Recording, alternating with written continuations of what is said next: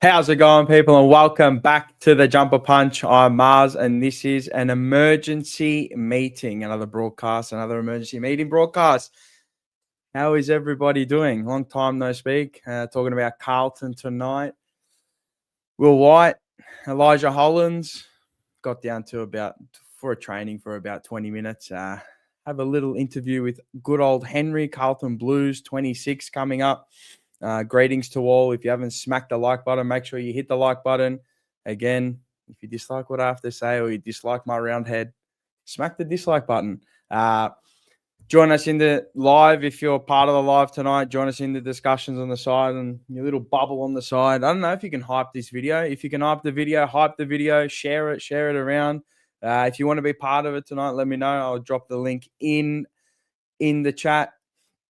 And you can join live. We've got a fair few people coming in and out tonight if they want to come in and out. But yeah, how we all been? Chat, Lou Folino, Jumper Punch's very own. How you going? Rob Galicchio, ciao. Mr. Folino and all of us in the chat. Yes, Nick, ciao. Yasure, Peter, Yasu, Edge. This is Zach R. But how you going? No WWE talk tonight, but I'm sure we'll get into it. TRW as well, if you haven't subscribed, if you love your WWE stuff. Afternoon, all Rockomoro, all the way from WA, and it's a nice 4:30 over there, so perfect time for you. Eating dinner. Hello to the Moro family as well. Again, only Elijah, Jacana, Profounds. Elijah, one more time. I hate your round head. Yeah, no, I hate it too. It's like a soccer ball, man. Go to Istanbul there. Nah, I like being bald. That's all right. You got to embrace it. CFC baggers, what's doing, brother? What's doing to you, cuz? Mars is bald again, Bo. Enzo Valentino, ciao. Good evening, everyone. Looking good, Mars. I'm definitely not looking good. I'll tell you that for free. Hey, Malakas. Hey, Malaka. How you going? Hey, Matula. Miss you too. The dirt sheets was right again. It's always right, isn't it? They never get it wrong in the dirt sheets. He's a warrior. Don't worry about it. I am a warrior. 100%. If you can give it, you should be able to receive it too. But yeah, I don't know. How's everyone been? It's been a long time. Carlton, I mean, there's been a lot of content being thrown about. Bucky's been doing the training reviews. Terry, I don't know where he is. I think he's in some southeastern country doing a Bali trip. Pommy keeps going with his stuff. I don't know who else is there. I don't know. CFC Bagger, old Dark Navy Blues. I don't know. We're shouting them all out today. Even the besties still doing their work with the players and what they like and what flavor ice creams they like, which is cool. Keep going with that. RIP, LA Night, 100%. But I reckon we get some people in tonight. We'll start it off with good old Schnapp, one of the bald crew. Charles, how are you? You going good? Hey, what's going on, Bay? I'm good, you? Not much, man. On the men's. Heard you were sick. Mate, influenza. Snapper told me you were sick. Yeah, influenza A, mate. Something that I wouldn't wish on my worst possible enemy, a.k.a. Michael Voss. I wouldn't wish it upon him, mate, because it's fucking killed me, bro. But we're here. We're back to work tomorrow, and thank God the medications work. Thank God for medication, and thank God for doctors, huh? Oh, yeah, bro. You got to thank all the meds out there, all the nurses out there as well. We'll thank all of them, all the NDIS workers as well that have come across the seas, the foreign seas. Thank you for all your help. But yeah, what have you? How other than your influenza, how you been since the last time we spoke to you? Yeah, good, man. Yeah, just working. Trying to keep busy, waiting for the Christmas period to come up, and then go on holidays. Watching the Premier League, A-League. It's just been all happening, bro. Man United are cruising well. Melbourne City, they got a big game tonight against FC Seoul over in South Korea at 9:00. So they're looking to do something. Yeah, bro. No Australian club has ever won 4 games in a row overseas. And are they on the verge? We're doing that tonight against FC Seoul. But that's about it, bro. And watching Carlton in that YouTube video they released, they did summer sessions and country, all this crap. Yes. And I think to myself, yeah, whatever, bro. Like, I don't give a fuck about this bullshit. All I care about is that they're ready to go round one or opening round next year against Sydney, and to make sure some cunt in the Sydney Guernsey cops are berating from the members that go up there. Wow. Players. Wow, the tickets did come out today. I don't know if you got your tickets. I got my tickets today. Get my tickets. You didn't get any? No, I didn't get any, mate. But did you want to go? I want to go, but I've been told just not to go. Okay, fair enough. Because if I did go, mate, I'll put it this way: I'd probably be facing a life ban. Yeah, you'd be behind bars, wouldn't you?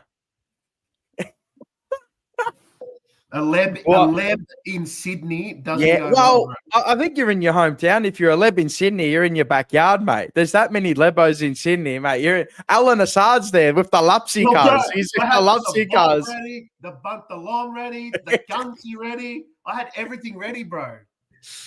Don't worry. If you're not, and again, if you're not going, make sure for those that are not going, don't worry. There will be a watch along. So Bo takes care of all the watch-alongs next year as well. Every single game he'll be on if he's not at a game, which is he doesn't get down to him, but we love him, and this is why we got him as well.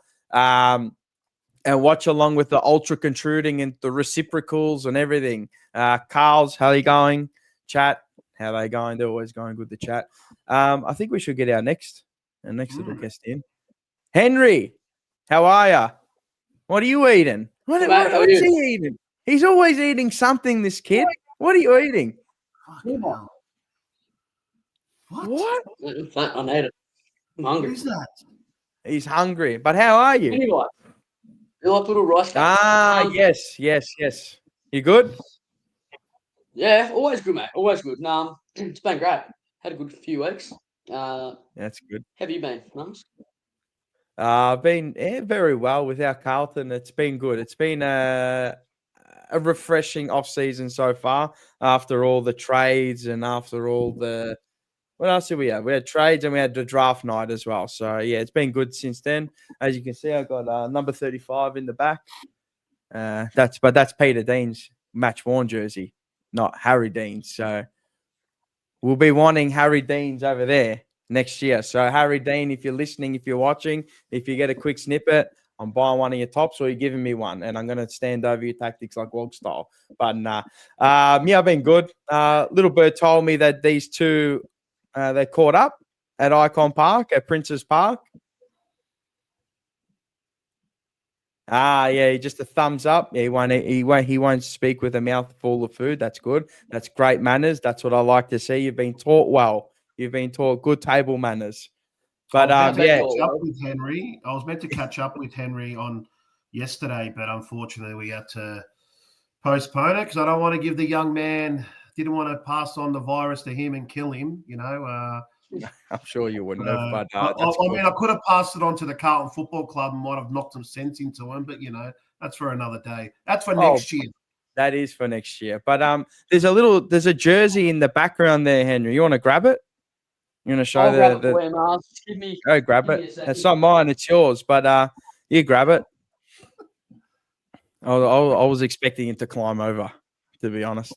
Just jump over the bed. Yeah. There's way too much shit on my bed, mate. I'd break an ankle. Here we go. You want to tell us the story behind that? Righto. So, for those who don't know, which is basically nobody in the chat, Mars and I, on Monday, we went to Icon Park and we filmed a podcast for my channel right before the ban comes into place. Also, actually haven't been banned off any social media, so fuck you, Elbow. So we got the jersey signed, got a fair few signatures, met a few nice blokes. One not so nice.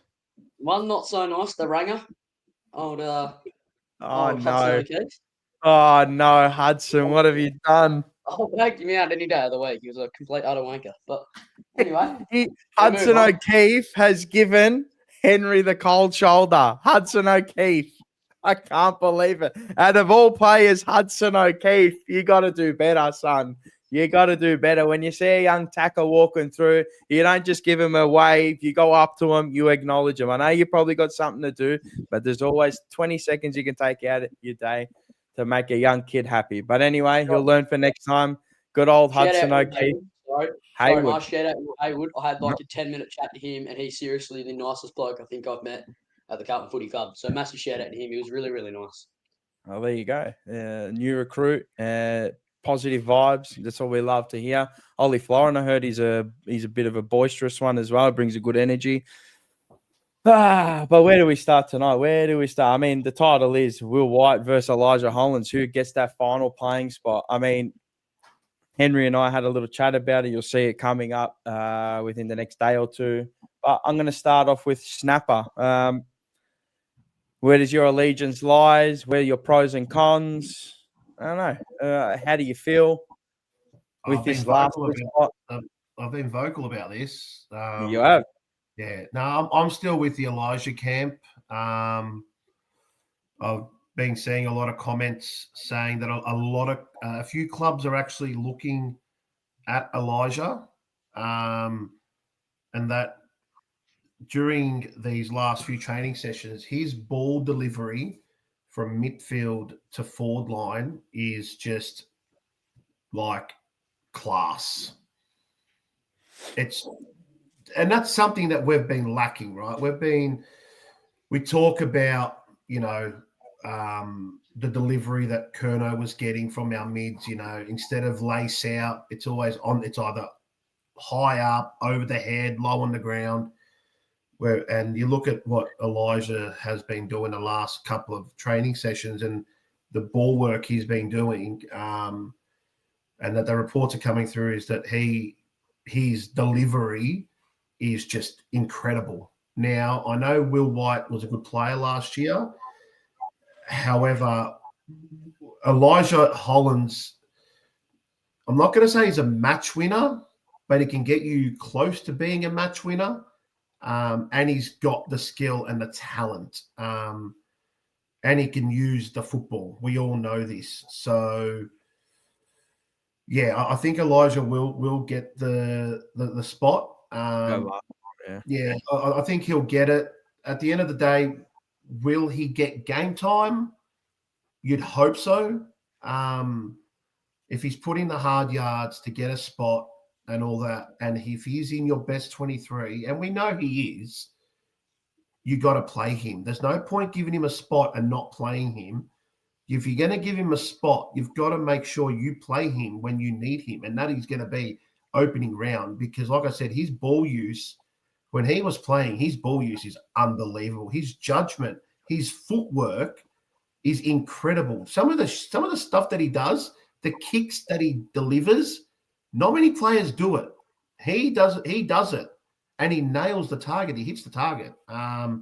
So, yeah, for me, it's Elijah. Look, Will White, wish him all the best. Hope he can get onto an AFL list. But, yeah, you can't beat the talent and the quality of what Elijah Hollands brings. Yes, we know he's off-field issues, but let's look at the brighter side and look at what he can bring to the team.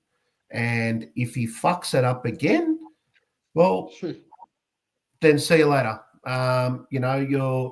Your supporters like myself and like a lot of us on the TJP are backing you.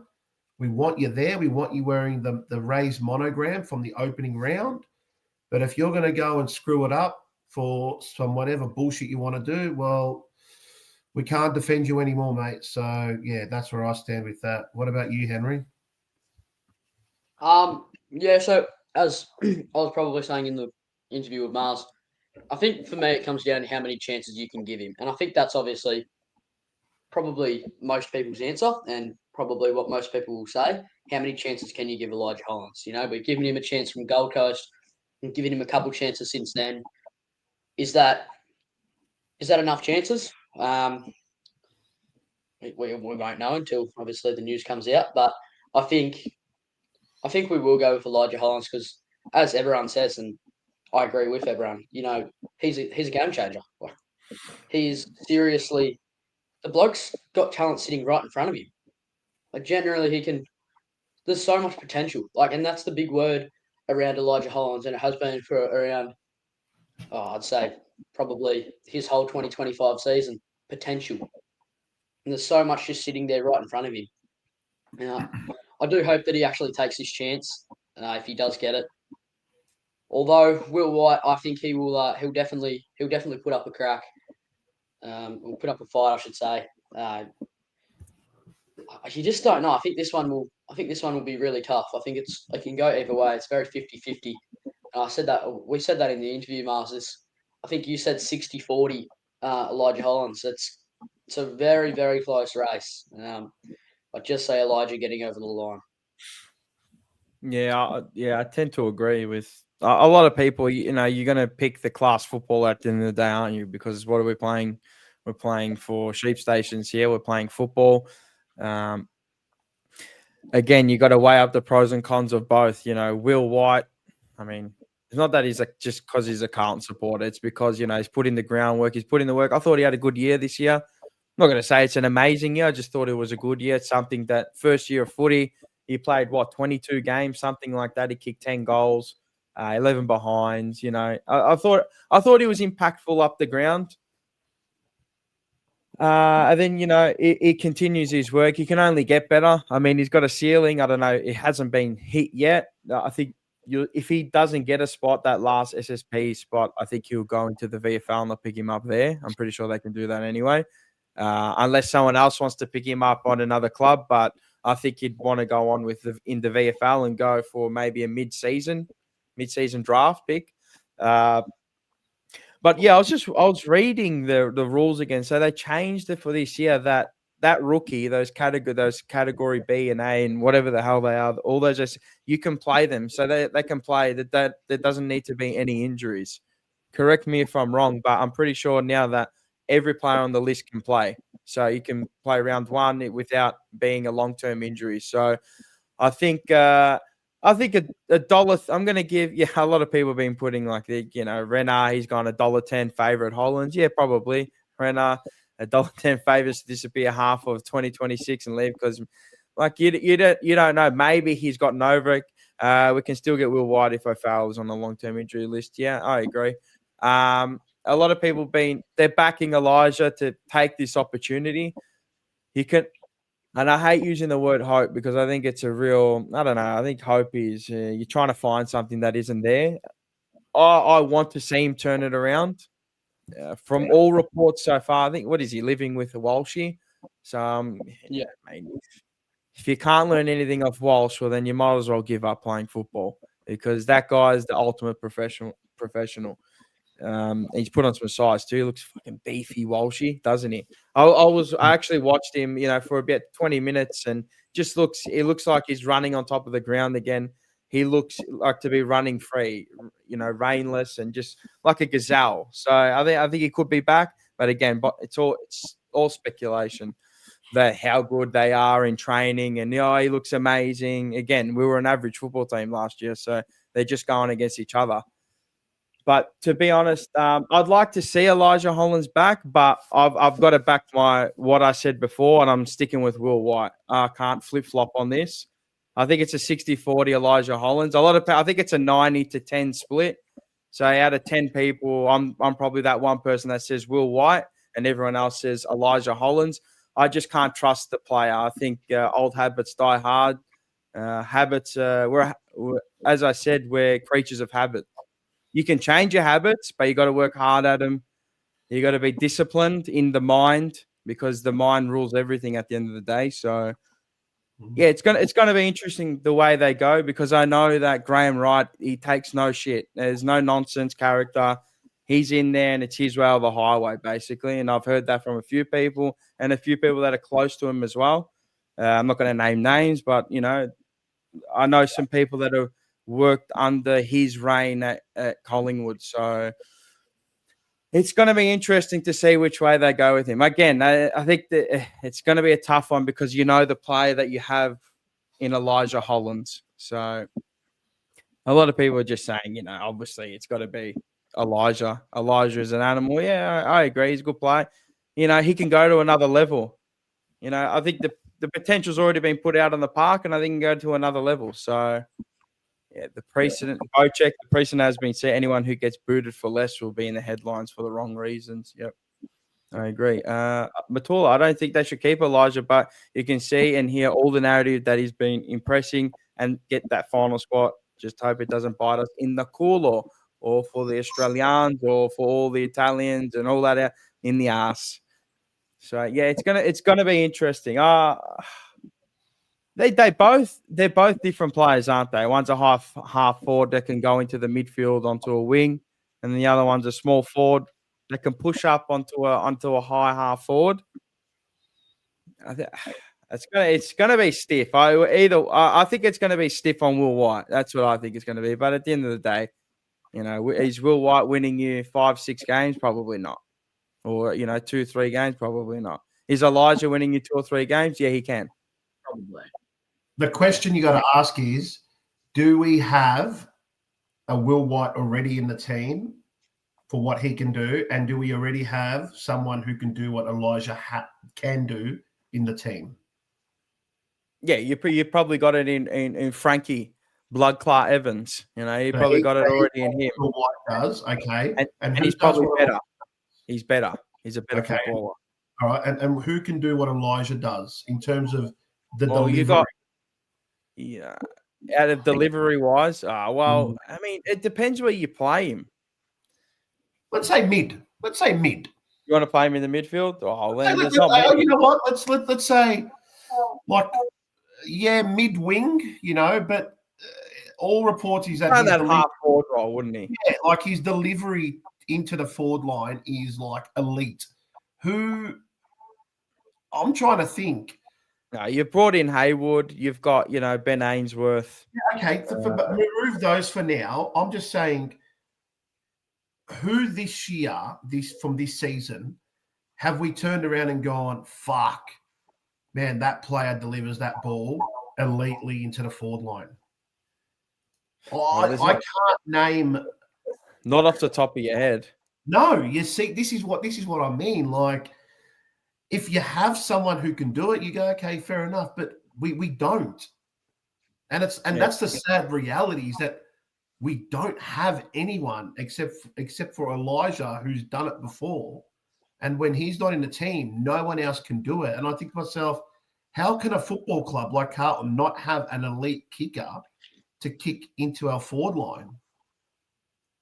It's an interesting one. I mean, now you've got the likes of I don't know what he's going to be, but Jagger Smith.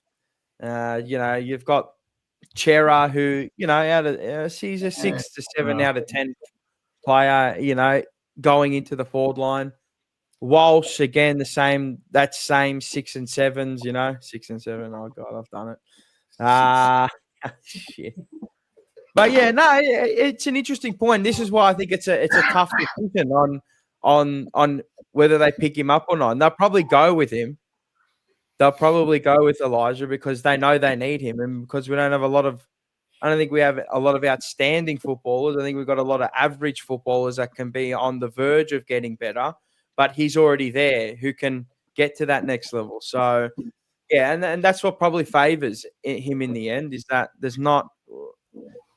You look at the team last year or last season, you just go, you're just you're crying out for some class, aren't you? And he's the class. He's the class. He's the class we don't have. So while we have him, he just decided to stuff up. Exactly. There was actually one player that I've seen a bit, and he's out of captivity. I can't believe he's appeared. They've let him out. They've let him out of a cage in a dungeon. Jordan Boyd. Yes, Jordan Boyd. Jordan Boyd has been spotted multiple times. I can't believe it. He has been let out of captivity. Man. I can't believe it. I don't know if he's in the plans.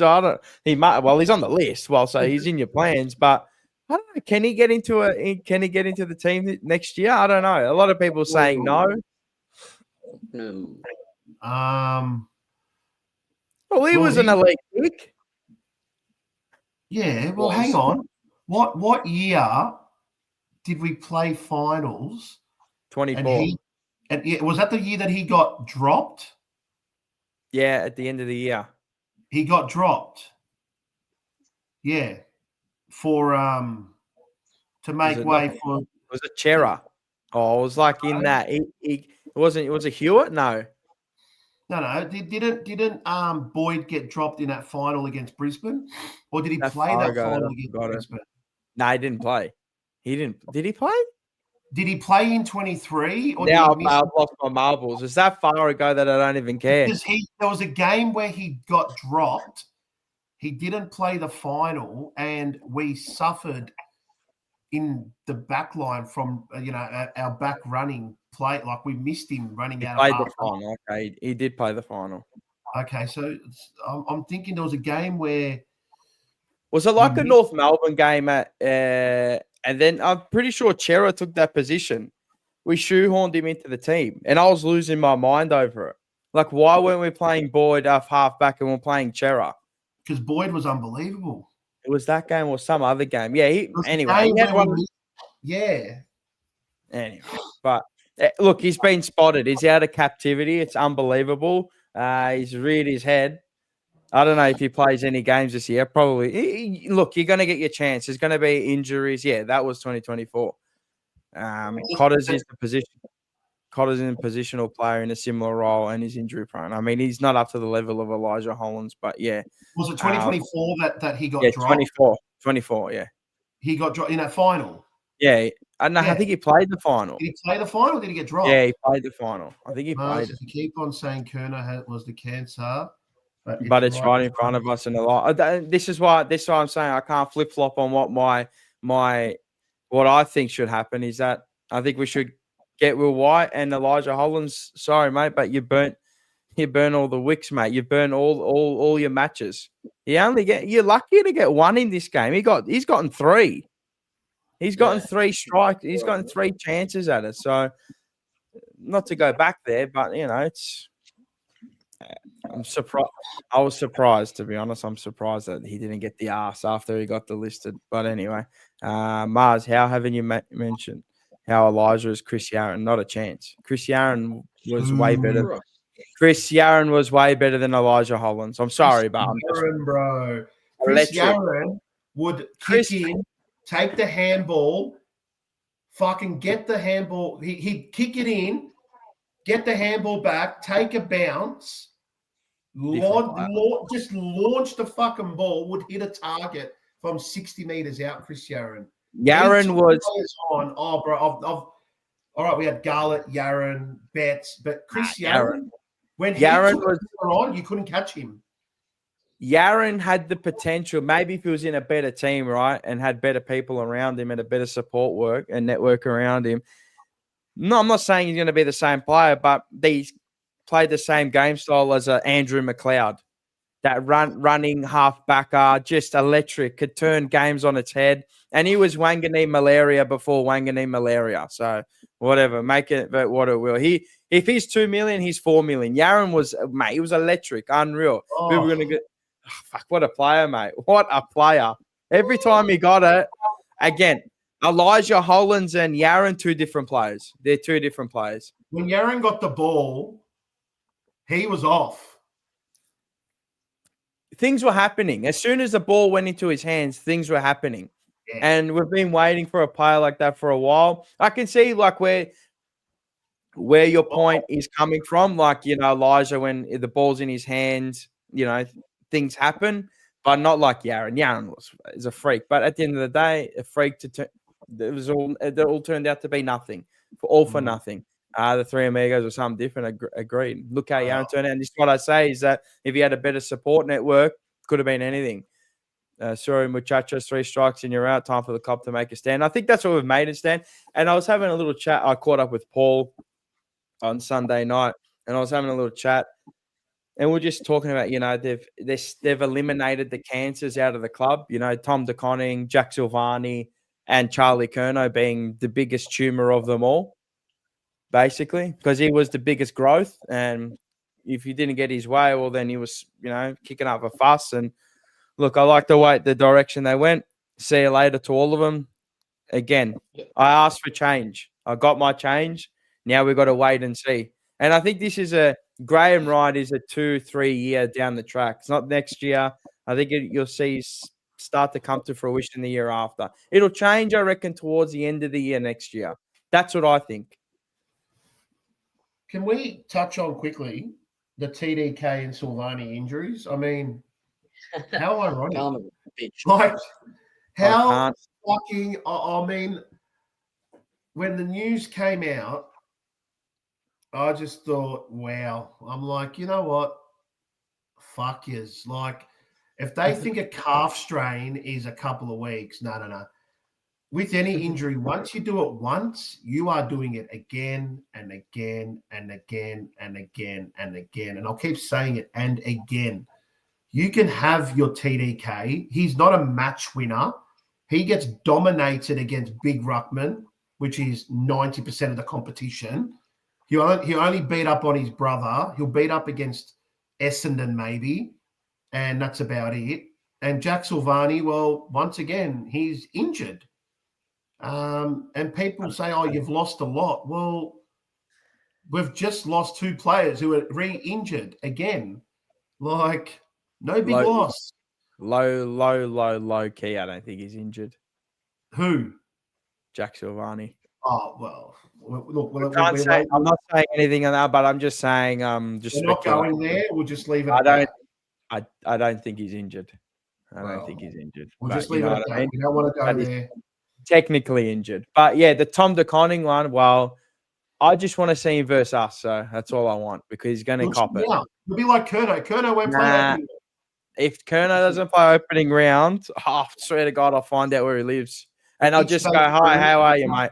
If Curnow doesn't play opening round, I will fucking go up to Sydney that night. I'll drive up and we will hunt him down. You can't hunt him down, can you? I'm that candy ass. But he'll definitely be playing because he'll probably kick 10 that night and Errol Goulden will feed him all night long. It'll be like the conservatory, mate. Silver service straight to your mouth like that all night to him. I can't wait. We need to sacrifice a lamb that night. We need someone. I'm telling you, Harry Dean, he's lean, he's mean. His name is Harry Dean. I'm telling you right now, run straight through the back of his ribs, straight through him. I reckon Nick Newman. Nick Newman. Yes, Nick Newman. Them 2 names. One's actually have balls. What do you reckon, Henry? Imagine going to Sydney and the dog doesn't show. He's not a dog. He's a rat. Dogs are loyal. We gotta change the naming of it. He's a rat. He's a massive rat. But what are you? Are you going up there, Henry, or nah? I'm considering it. See if I can get up with Dad and see if we can go up there and. Would you drive? You're closer than me. You're 4 hours closer. Yeah, I was about to say. I think we would drive if we went up there. Because we got family in Sydney too, so it would probably actually work out. I know if the rat doesn't play, then I'll just go onto his girlfriend's TikTok, send her a message, ask her where she lives. God, don't do that. No. I'm going to be the parent here and say, no, don't do that. Henry, best behavior. So strict. This is why you kids get kicked off the internet because of Albo, this rat. But where was it? I did. Matula, did you get 4 different seats rotating in the forward pocket? No, I didn't. Cost too much. It was like $100 a ticket, man. I got to feed myself. I'm not feeding that rat. But yeah, like $100 a ticket here and there, maybe Matula can sell that fucking lion, the real life lion, and we can all go up there and get like a whole bay in Sydney. Maybe. Can you imagine? Matula, sell the lion and we'll all go up. Yeah, she'll definitely sell it. Yeah, no worries. She's Greek, mate. That ain't sell nothing. You know who I'm interested about. Henry brought up a good point. Who are you most excited for? And after our little interview, Henry, I went back and I was driving back to work, and I thought, you know who I'm actually excited to see next year? Maybe he goes to that another level because I really think he's got a dogged attitude. Is Cooper Lord? Yes. Good, Cooper Mark, Lord. yeah. For me, I thought, you know, he caught me off guard with the question. And I'm like, and I went back and I'm driving. I'm like, I'm keen to see Cooper Lord. I'm keen to see what he can bring. What's his next onion layer? What does he bring to the team that we don't have? What has he gone away and worked on? He looks rip right fit. When I saw him there and I said hello to him, and I was with Henry and I said hello, and he looks rip right fit. So I don't know. I'm excited to see him. I'm excited to see him in the midfield. I hope he starts. I really hope he starts. So he's got to earn your keep, but I hope he starts. I don't know. That's just me. 100%. He looks a lot more fit than last year. 100%. He looks. He I looks know. We shredded. said this last year as well. I don't know if any of you remember this, but last year when, obviously the Carlton social media team posted something, and Cooper Lord looks unreal. Any of you remember that? Yeah. I reckon he looks about 10 times better this year, and he hasn't been spoken about. Quite personally. Yeah, no. I'm excited. Drinking. I'm excited to see him go to another level. Genuinely, I think he can go to that next level. Can really rubber stamp his name in that midfield. And you know, he's the next. I mean, what is he? He's only like 20. Is he 20? I think he's 20. Yeah, he's pretty young. Yeah, 20 years old. So to get that many starts last year, 23 games or 24. I know he played at the back end of 24, but you know, to play a majority of the year last year, which, you know, and he held his own. He didn't look out of it. So I think he's one that we can just, you know, keep going next level, and ask more of him and ask more of himself, you know. And don't hold him to this standard down here. I want to hold these players up here now. It's like none of this bullshit back down here and, oh, yeah, but he's young and, oh, I don't think he's that good. I want to hold you here and see if you can get there. And if you can't get there, well, next man up. I think that's it. We've got to hold the standards back. We've got to bring the standards back. And I think that's what they're trying to do. I don't know. Maybe. I've got Okay, three. go. So one from each position. I'll go back line. So I reckon Cowan has to go to the next level. He needs to take over, say, he needs to go over to Wiedering and say, sit back, let me, you know, be the man to cover you and take the lead role there, because he's obviously the young one. Yeah, Cooper Lord for me. I love Cooper Lord. He's my boy. Ever since he came to the club, I've wanted him to start playing, and I reckon he'll take it to the next level again. And in the forward line, Ashton Moyer, I think he needs to now really elevate to the next step. He needs to basically kick on from where he left off at the end of this season, but go the next step. You know, take on the big boys, take them on, body work. You know, don't be afraid to go one-on-one and be out of position. You're going to make mistakes, but when your opportunity comes, fucking nail it.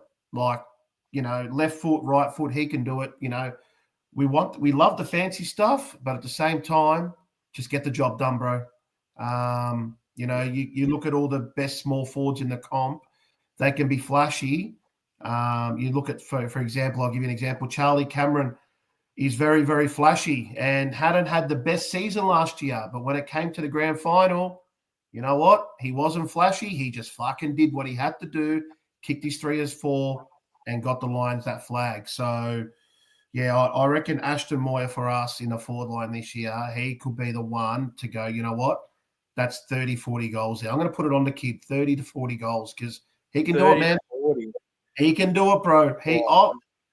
Man, I've been calling for this kid to be playing all year. And when he came into the team, that's the next level. That's the next level. How many goals did he kick this year? 10? Yeah.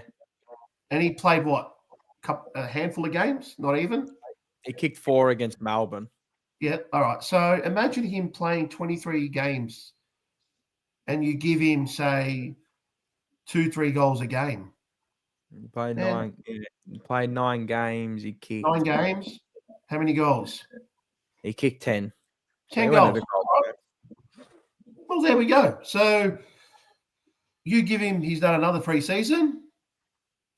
He can kick another 20 goals on top of that and play, say, 20, 22, 23 games.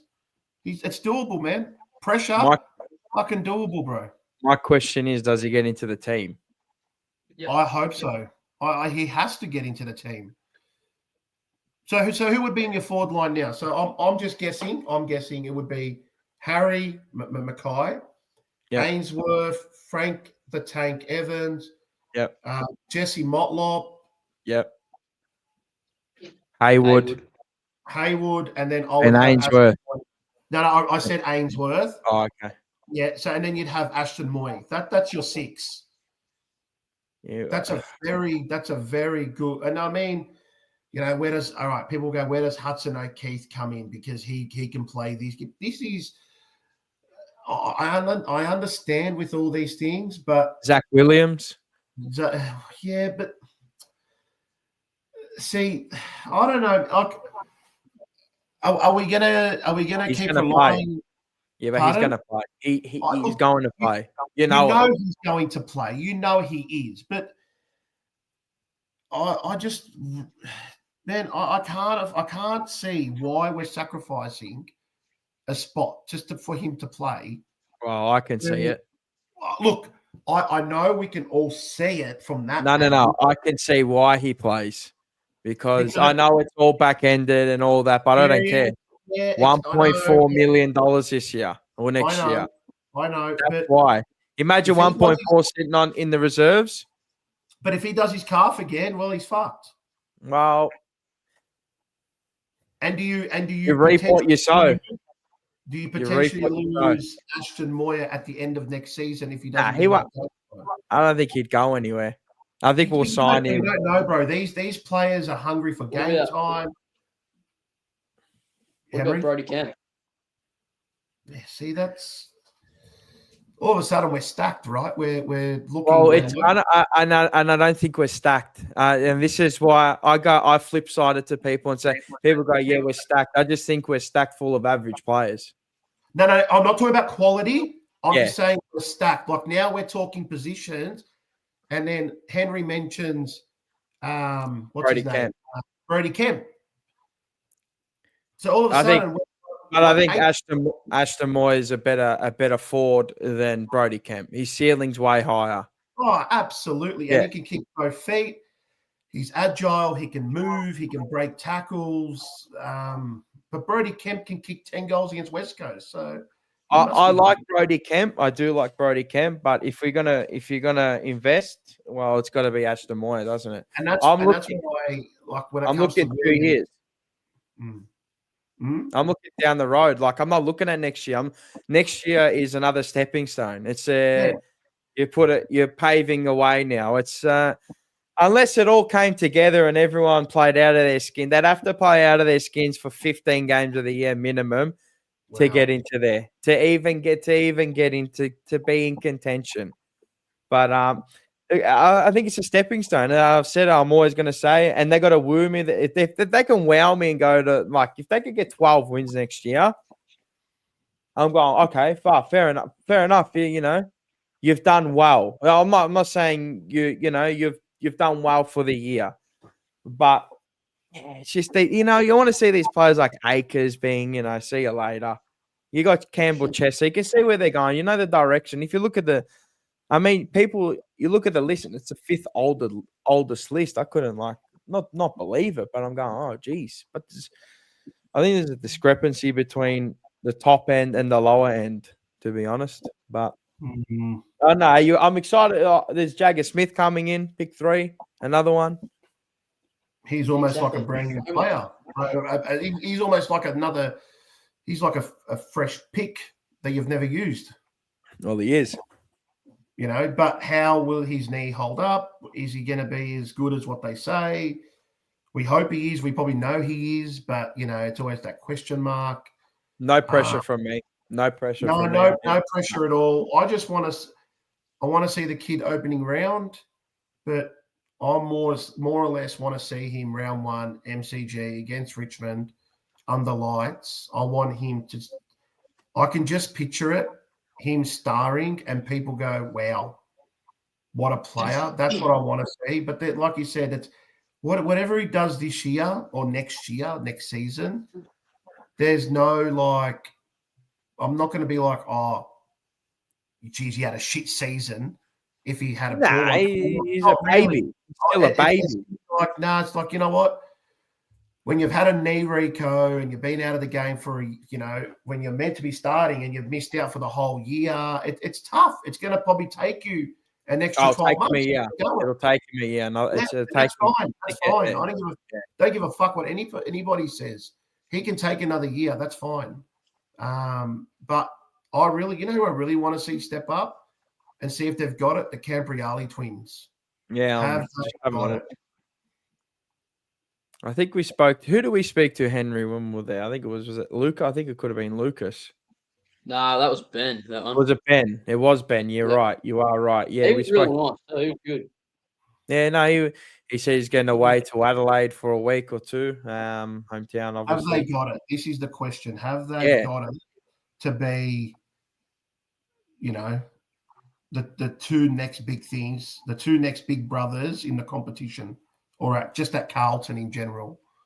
Are they going to live up to the father's name? Well, I mean, I never compare them to their father because I think that's harsh on a player. I know they come with the last name and all that, and you come with the prestige, and Campriali, one of the unreal winger, just running machine, wasn't he? But yeah, again, I think this is a good point by Carlton Blues. Campo kids need more development. Disposal needs a lot of work. Yeah, and I hopefully they've gone away in the off season and they keep continuing to do that. Because, if you got to hone your craft, right, and under pressure as well, that's the main thing, yeah? Like, you can work on kicking and just doing drills, but it's always under pressure. You want to see them, work under pressure. And you don't know until you put them in a match situation. So, yeah, it's going to be interesting. But Jagger Smith, look, I think you put a kid like that, pick 3, going so high in the draft, they put pressure on themselves, don't they, to perform every week. And even when they don't perform, they're down. I'd expect every player to be like that, but these kids more than others, just purely because talent they're so far above their class while they're their age. So look, if he puts the pressure on himself from the word go, and not stupidly amounts things that he can't achieve, but yeah, I think he'll go a long way. Look, we've got something to work with, but I don't think he'll be in the midfield straight away. He might, but I don't think so. I just don't want Carlton supporters to fucking slag him off because you know how some Carlton supporters are.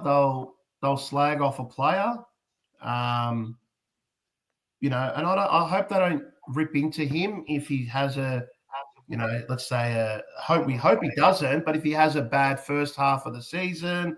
And people start saying, oh, what a waste, what this. You got to remember, this kid was meant to play this year, did his ACL. You got to give him at least 12 months and go, you got to get a taste of it again.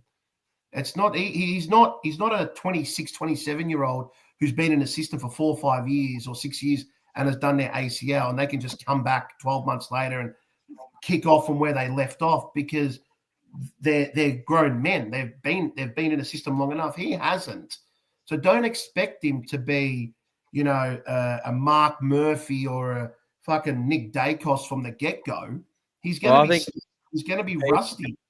People will compare him to, Will Ashcroft coming back off an ACL, winning a Norm Smith. But different. It is, and I agree because the pressure, the environment that we're in right now I don't think we're as desperate as we were this past season because of where we were positioned and where we said we should be, and where it ended was definitely not where we thought we'd be. Well, I thought we'd be where we finished, but a lot of the pundits and a lot of skeptics, had us from the 8th to, in that 6th range, and our own supporters, as we do, they're like our child. We overrate our own, and we had us top 4. We're singing flags and all this, but Will Ashcroft goes into a Brisbane team where you can ease into it, right? Jagger Smith comes in and we're desperate, aren't we? You look at that midfield and you just go, nah, it's not that good, is it? It's good. It's okay. Our midfield's okay. Of course. But, Carlton in the past have had some fantastic midfields, and starting groups have been phenomenal. I mean, yeah, we got a 2-time Brownlow medalist, but starting to, I don't know if he's teetering, maybe he's just on that trajectory of, he's hit the ceiling and he's just staying there now, which I think he is. When does he drop off? We don't know. I think he's doing less. Not less. He must be hot, must be cold. Henry, what are you doing, bro? I'm trying to get my fucking jumper on. I put it on the wrong What way. are you? What are you, cold? What are you? What are you? I'm crazy, mate. And the hair looks like shit. I need a haircut. That's all right. No one, mate. I need a haircut too. Just shave it, man. Yeah, I got no hair. It's a bit easier. Yeah. Cadrick, I hope Wilson and Carroll play at least 10 games. Can't prime them for 2027 if Sard and Newman play throughout. Well, I think it's a passing of the baton. And it's a weird year, isn't it? You don't know where you are because of the list changes. How many players have we turned over? Heaps. And you've lost, your number one ruckman, albeit I don't think. Yeah, I think he's a bit over. I think he's overrated. I think he's a good ruckman. I don't think he's that good. I don't think Sard will play. I don't think Sard will play every game this year. I think his hamstrings, I don't know how good they are now, but as you get older, they do tend to wear out. So I think there'll be a bit more of a precaution on Sard. You would hope so. I don't know about the Sard up in Sydney.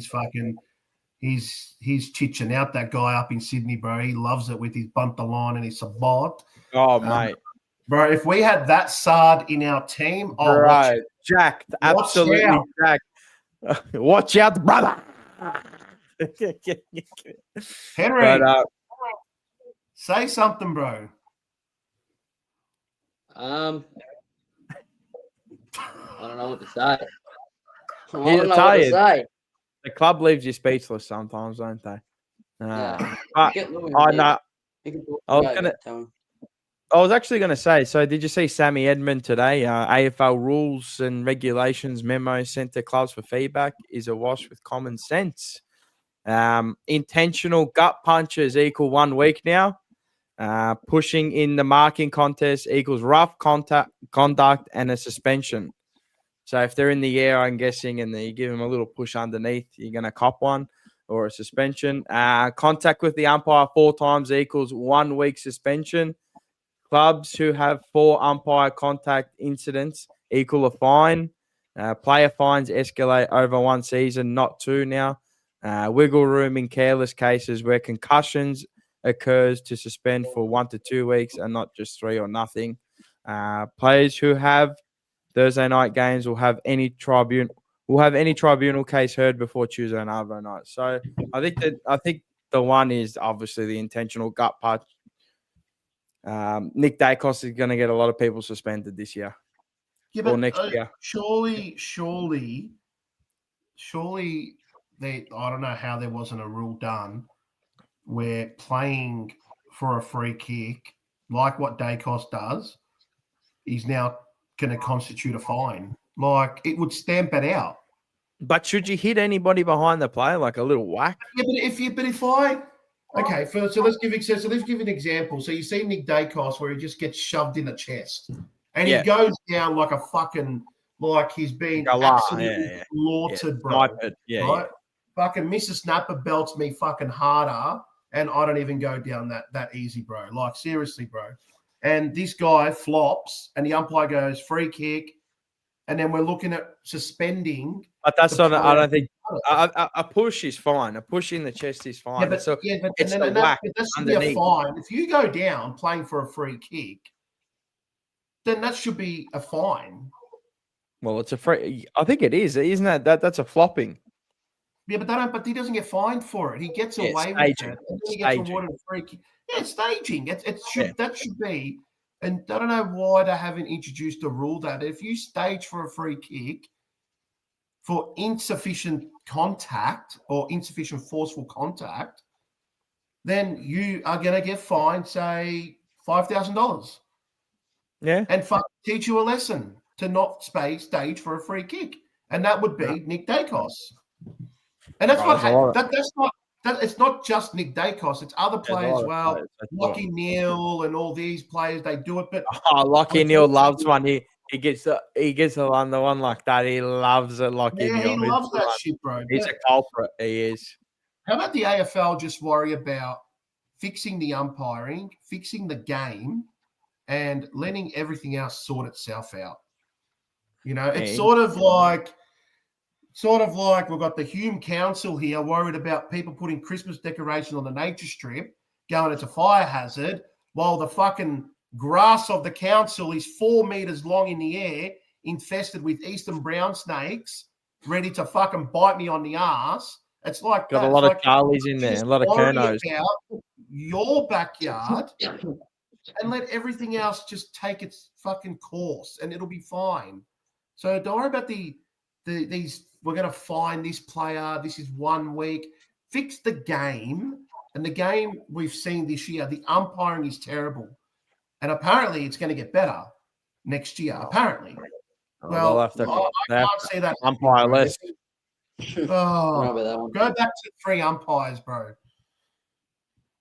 Mate, I'd rather AI at this point. Seriously, just have a camera, just watch over it. Far out, seriously. I think Travis Spoke did an interview or another champagne interview with the Carlton media team because no one's allowed to get these players and no one's allowed to other than Carlton in people can get them. But I just took it. There's a little line that they put up. Things I wish I did differently, which now I can hopefully implement here, working closer with the leaders, plus mentoring young guys in turn, that'll help the Carlton Footy Club win games of footy. I mean, that social media team. They're the best in the business. They've won 25 premierships in a row. But I don't know. I don't mind. I like the implementation of Travis Boak. I think we needed it because our on-field leaders are disgusting, to be honest. I don't think they're good enough. I think they're weak and meek leaders, to be honest. I think they're a bunch of bitches. I'll put it bluntly. That I think that our on-field leaders are a bunch of bitches. Yeah, you said it. I said it. I think they're a bunch of definitely a bunch of bitches. The game, it's good because he's fresh. Yeah, different look. Tell him a few home truths as well. And he came up against them last year when we versed him, right? So he'll know. Twice. Yeah. So he'll know. He'll know straight away, and he knows what he can put and instill into this playing group and instill into our leaders like Cripps, even Nick Haynes, people like that, Wiedering, Walsh now, who's getting older, Nick Newman. There's no more. They were a bunch of bitches. Now I want the bitches to turn to men now, to be honest. So I've got one waiting in the wings. He's a bit of, I don't know. I think he's a bit of a see you next Tuesday. Oh, no. I don't know, bro. Ask certain people and you'll find out. But how are you? Good by yourself? Only Carlton. Fantastic. I can't. You know what? I'll tell you what, and I'll tell you for free, right? I'm about 36, not even. I'm 34 hours away of being out of this shithole. I cannot wait. And when people say, well, if you don't like it, leave. Oh, fuck. Trust me, I would if I could. Trust me, I would if I could, brother. I would, brother. But, I can't wait. Friday, the 6 a.m., I'll be in Japan. I'll be on my way to Japan. I'll be going to Cairns first, but and then getting my ass to Japan. But anyway, doesn't matter about that. How are you, bro? How are you going? Long time no speak, even though I spoke to you today. But Yeah, I haven't jumped on the show a bit. Yeah, I missed it. Missed the emergency meetings. Love talking shit, especially about Carlton. But good to see the boys. Good to see Henry. Still here. I thought you would have died after the social media ban. I just about did. No, I did the facial ID scan, right? Yeah. And I go on my phone this morning. I go onto my actual normal account, and anyway, it comes up. You've been banned. Blah blah blah. And I clicked the I'm 16 or over. Did the facial ID scan. Bang! Straight back on Instagram. No Fuck shit. yours, elbow. Suck. Shit. Must have thought you were. Well, whose face were you using? Mine. Bullshit. I got through. Fucking, I got through. Who says AI is going to take over the world, bro? Fucking look at this shit. See this? Got through. Come on, get in. Get in, son. Get in. AI reckons he's 16 plus. I go to some bottle shops and still get ID'd. With that thing hanging off your face, yeah, you look 40 with about 5 different wives and about 28,000 kids. Come on, man. No way. No way. No way. Look at this. Look at this bloke. No way. Why are you looking like a fucking minion, bro?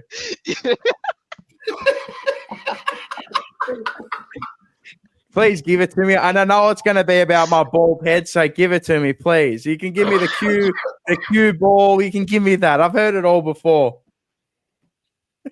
But how are you? How are you, brother? I hate only Carlton. That's the only reason I'm here. Shows face just to give shit. I wish I saw him join. I said, fuck this guy, man. He's been giving you shit in every chat. Now it's time to give him shit face to face. Nah, what do you mean, bro? I said I love him. Last couple of shows, I've been like, nah, I'm happy to see Bo here. No, we had a good fucking chat the other night for 4,000 hours. It was all right.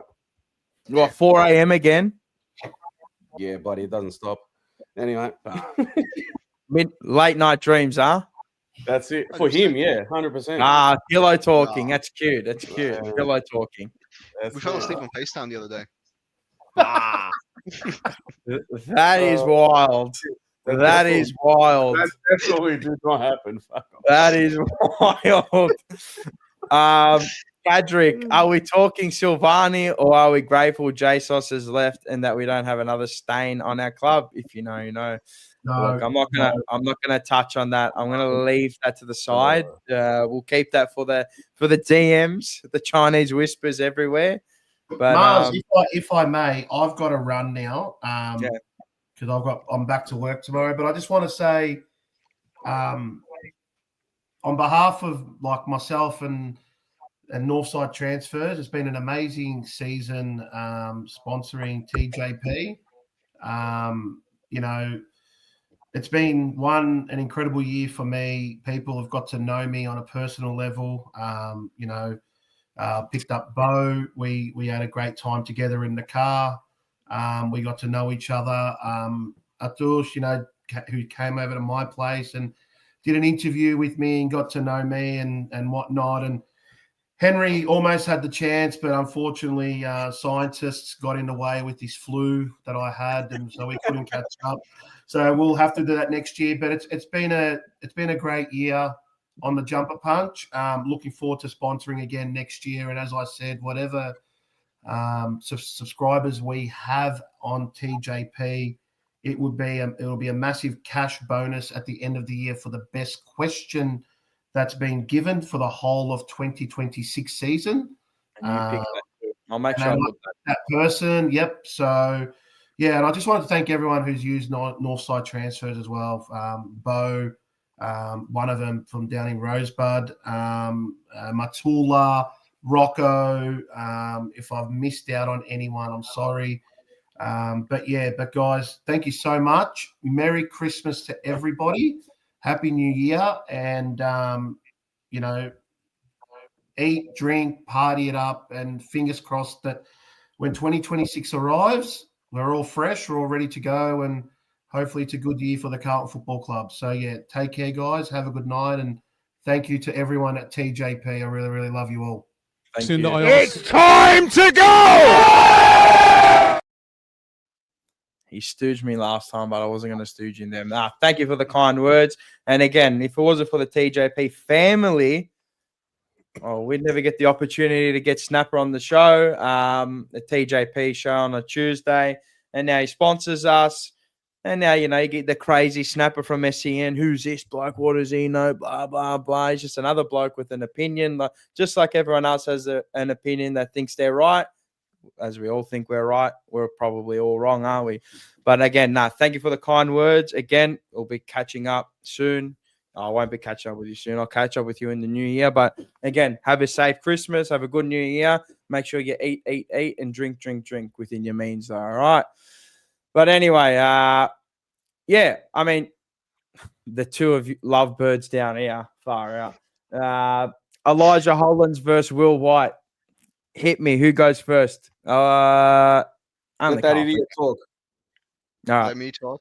All right. I'm not going to talk that fuck, bro. You know what? We're sitting in silence. All right. What about if I brought up if it was only Jesse Motlop versus Elijah Holland? There we go. Yeah, the guy will pop off, mate.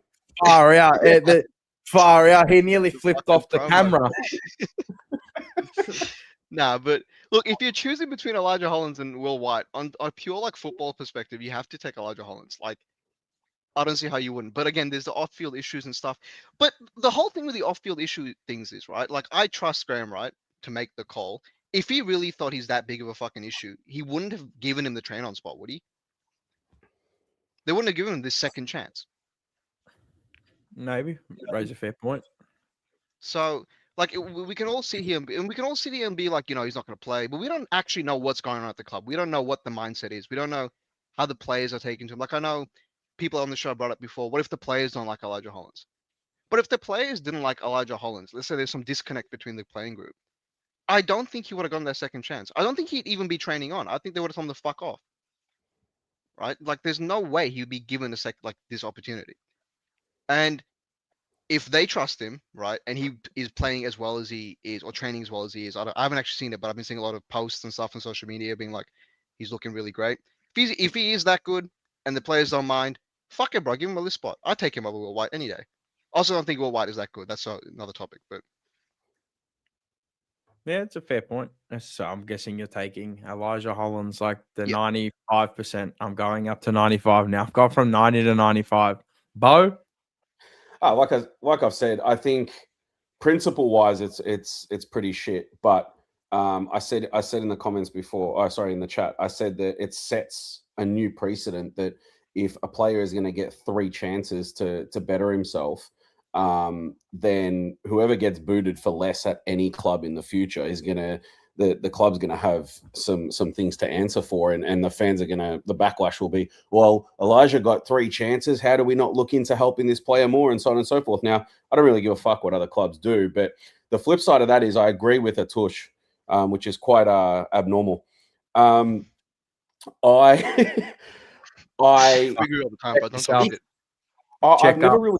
I'll give him credit for that because I've never really thought of it that way. If I don't think he's a cancer at the club, I saw there was a comment before. Someone said that there's still one cancer left and that it's him. There's no proof of that he was an issue to the playing group or anything. He had his own shit going on personally, and he took time off to deal with that.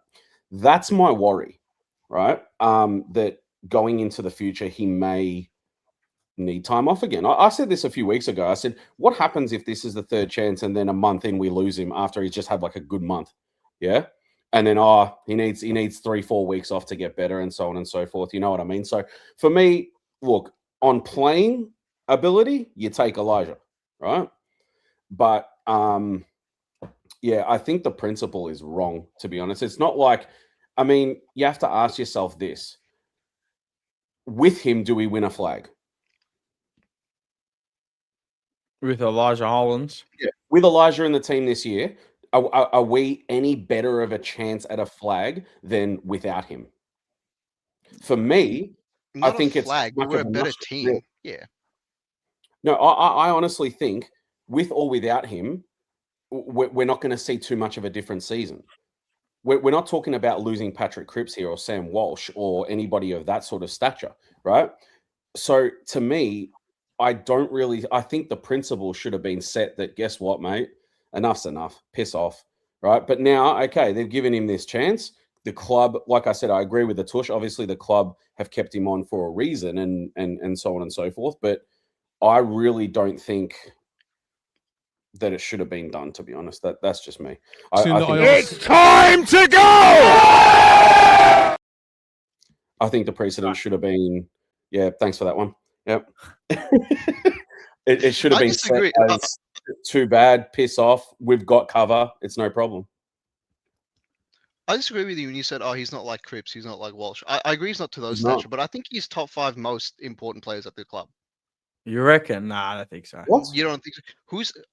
So it's Cripps, Walsh, and Wiedering and Mackay all above him, yeah? Like in terms of important for that role. Then it's him. It's him. Bro, nah. Oi, So donate me a bucket or some shit. I'm going to vomit all over you, you fucking. All right, so listen to me. Listen to me. What was the biggest issue we had this year? Nah. Kicks into delivery. Okay, so like the mid-forward connection, yeah? Like and role, the list is about this long, though, by the way. Yeah, okay, but like one of the main issues was that we didn't have Contractual this year, who is not the greatest player, but he filled that role pretty well. Then it was Elijah. We lost both of our half forwards, like those high half forward roles. That's why we were so shit. That's why Motlop moved into that role. Jagger Smith went down. He would have played that role. I'm not saying he's good, but we had no one in that position all year. Kicking inside 50. We never had Cripps kicking inside 50 last year, bro. It wasn't him kicking that last kick in the 50. It was either Elijah, it was Cottrell, or it was like maybe George Hewitt. George Hewitt. George Hewitt was the outlet.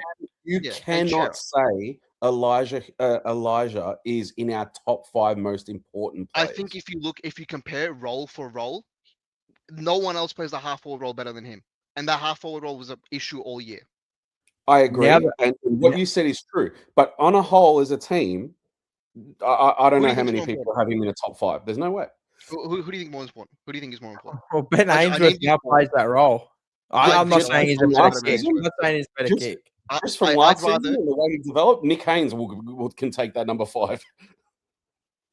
But do you think there's someone else that can play Nick Haynes' role just as well, or do you think no one else can? Yeah, Harry Dean. Yeah, of course. Yes, of course. But that's what I mean. There's no one that can play Elijah's role as well as he can. So then you have to. Jagger Smith is unknown. You have to nuance the conversation and say, in terms of a role player and what we're lacking in half forward, he's probably at number 1. No, because like the game style as well. No, I'm not backing that. No, I stand by what I said. I think he's top 5. I'll slap you in the head. I don't care. Whatever. That's not. That's not. That's just. I don't think that's a hot take. I don't know. Let me read the chat. But Mick Mudfoot is a good one. I've been waiting to read this one. Member for 32 months, legend, nearly 3 years. Bowen only Carlton spooning would be like a twisted chocolate and coffee swirl ice cream. Raw, love is love. Now we're going into business together. Fucking hell. Shiny blue boots. What are we eating these days? Snapper, well, he's gone now, so we can't. Obviously, Atush is going to boom in 2026. He's going to pass TJP and Will Broad, Motlop, Atush, 100%, cuz 100% with the Lupsy. Really, Elijah will get the gig, in my opinion. Yeah, we're talking about that. I'm just trying to find this. Atush, take off your Snapchat filters. No man has perfect skin and perfect beard like that. No filters here, bro. Half Albanian, half Indian. 10 years old, his skin's fresh. Hollands in all the way. Fuck me. Did he murder Rob or rob a bank? Him getting blah blah blah. Okay, fair enough. I mean, all right. But if he could, what the hell was that? Was that rap names? Be pushy, pushy. Yeah. All right. Whoever that is, you're my best mate now. That's it. Yeah. I agree to say goodbye to Hollands. Oh, he's one of the one out of 100. You're kidding. Elijah is a star. He's an X factor in the middle. 100%. I agree. If he proves himself over the summer and gains respect of the players and give him a go, I mean, he's only had a go for 2 years and he's had a real good go at it too. What are you smoking? Only Carlton. Elijah is definitely a risk that he may again default, but yes, with him we have a greater chance of a flag than without him. White doesn't improve that position, but Elijah does. I think they're different roles, to be honest. One's a Chipata role and one's a Tiger role. I mean, yeah, they can both kick goals, but don't. Like, they're different. One's a small forward and one's a high half forward that can play through the midfield. You know what I mean? They're totally different players. But look, no, I don't think Will White was out of his depth when he played for us. I think his mind goes a million miles an hour. I think if he can just taper it down a bit, breathe, count to 1 and maybe 2, get to 2 or 3, he'd be a better player than he was. Again, it's his first season, so Motlop's had 4 goes at it and 4 real good goes at it. I'll tell you that for free. Debatable. I think one of those goes was about 6 games. Are you including his injured year? No. You don't get what I was saying. I went straight over your head. Did I miss something there? I was reading comments. Nah. Nah, I was just saying. I said he had 4 real good goes at it. Yeah. If you know me, you know. If you know, you know, cuz. Straight over your head. You're bored. Anyway. But oh, he did, and he got another chance. Hey, he got another. This is payback for not bloody messaging me for 2 days. he got a chance, but I was cooked, bro. I was at my Christmas party all weekend. I was cooked, bro. But yeah, I'm still sticking with Will White. Yeah, I know that I'm not in denial that Elijah Hollands is a better footballer than Will White, but I'm going off principles and my morals. And my morals say, and if it's Carlton first mentality, well, sorry, Elijah, you fucked up. It is what it is. You're a team at the end of the day. So, and it is, and you know what? If both of them went, all right, yeah, Will White, if he was delisted or not picked up on the SSP, you go, no, okay, yeah, whatever, we'll find another Will White. If Elijah Hollands went, you go, yeah, all right. But you can understand why they let him go. Yeah. No, 100%. There's some people that obviously he's harder to find in our list, I think. I think he's a bit harder to find in our list. But there's somebody always waiting. Everyone's replaceable, I think. And you just got to find it. That's it. Fact of the matter is, you got 2 choices now. That's it. You take Elijah. I don't know many that would take White. That's it. I'm just principled based, and I'm sticking with Will White, and I don't care if I look dumb, well, then so be it. I know my morals at the end of the day, and that's what it is. I'm not moving the goalpost, and I'm not moving the goalpost because somebody fucked up 15 times, right? And then go, oh no, but now we're going to get rid of all the cancers, but keep one in there. You know what I mean? So you make your decision. Do you know for sure he's on cancer? I don't know. Maybe he's not. Maybe he is. Maybe he isn't. But of what we've heard, and people go, yeah, but it's only speculation. But where there's smoke, there's fire, right? Yeah, I agree. Yeah. Like if you're going to hold that principle to everything, then you have to hold it here. I mean, everything is different. I think right. Yeah. Fair enough. I agree. If you select on principle, it's 100% Will White, and that's what I've been pushing for about a month. But at the same time, do you look at it like that, or does the club look at it on playing ability? That's what's going on. At the end of the day, we're playing football here, and we're here to win flags. So you're definitely going to pick it on the footballer. So it is what it is. Yeah. I mean, that's it. You know, what can we do? Yeah, this is a good point. Bugs Bell, Stengel. I mean, yeah, he fucked up, but once did he fuck up once? Or was it once? Once he went to Geelong, he locked the fuck in. So. That's right. And again, I think you're a byproduct of your environment as well. Yeah, that's what I think. But do you think this new environment now? But is it new? I think it's new. Well, we don't know yet. We don't know. We don't know until it hits the field. We don't know. Yeah. We got no. Everything we've seen so far. Like, when was the last time you've seen our CEO or whatever? Graham, he's a CEO, yeah, Graham, right? Yeah. Yeah. When was the last time you see CEO be like, oh, you know, if players don't want to be here, they can leave. Carlton first meant to, like, I don't know, it's a buzzword. It's probably for marketing, whatever. But again, like, you can be skeptical as well. But sometimes you can't be skeptical about everything. Sometimes you got to take shit at face value. No, I agree. Yeah. I agree. And I think he's a no-nonsense operator. Yeah. Like, that's what I think. I fucking laugh. Sorry, I have to put this up. What does Walter White bring to the table besides crystal meth? Sorry, I had to bring that up. It was too good not to. Of course, from Rocco. It's so contradiction if they pick Elijah Hollands. Well, maybe it is. And that's I disagree with that. Okay. Because our club builds its foundation on giving people a chance and participation awards and shit like that. We are a soft club. So they're not contradicting any precedent that they've set in the past. Yep.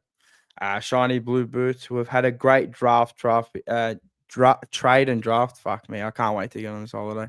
And I think we're all loud in loud in front. Like what is loud? Please enlighten me. Well, we're in a position to take a risk on Elijah. Of course we are. We're on a position where we always can take a risk on anyone in life. It's whether they want to pay you back. And how many chances do you give and you give and you give and they take.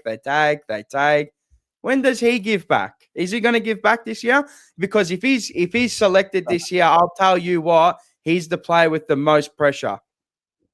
Yeah, correct. 100%. Yeah, 100%. And that's what I believe now is that if he gets picked, my crosshairs are firmly on Elijah Hollands. I got big crosshairs. Whether the season's bad or not, I want top minimum top 10 in a BNF. Just going off a BNF. Yeah, That's fair. That's fair. Where did he finish in 24? He would have finished top 10 or close to it. Oh, yeah, close to it. I think he did. I got fuck. That's sus. Fuck. Well, I don't know if you know, this guy's Albanian. Fuck. Hey, me and Aiden were on the phone for 3 hours just before. Talking about what? Like No, talking about what? Carlton. Yeah, Carlton. Straight up. All right, so enlighten me. Hi, Aiden. I haven't seen your face for 2 weeks. It's good to see your face, brother. I'm glad to see you bought a Rays monogram, which you said you weren't going to buy. And you said, fuck the club, and you bought it anyway. Have you bought the away one yet? And how much did you spend on a membership? Spent 1.2K on upgrading my membership. There it is. Fuck Carlton. I love it. I love it. They reel you back in. The conveyor belt of garbage and you buy it. I love it. Oi, I never said I'm never going to buy my membership. That's the one thing I always said I'm going to buy. It's not my fault. My dad's like to me, I'll pay for it. We're going to upgrade to Legends Lounge.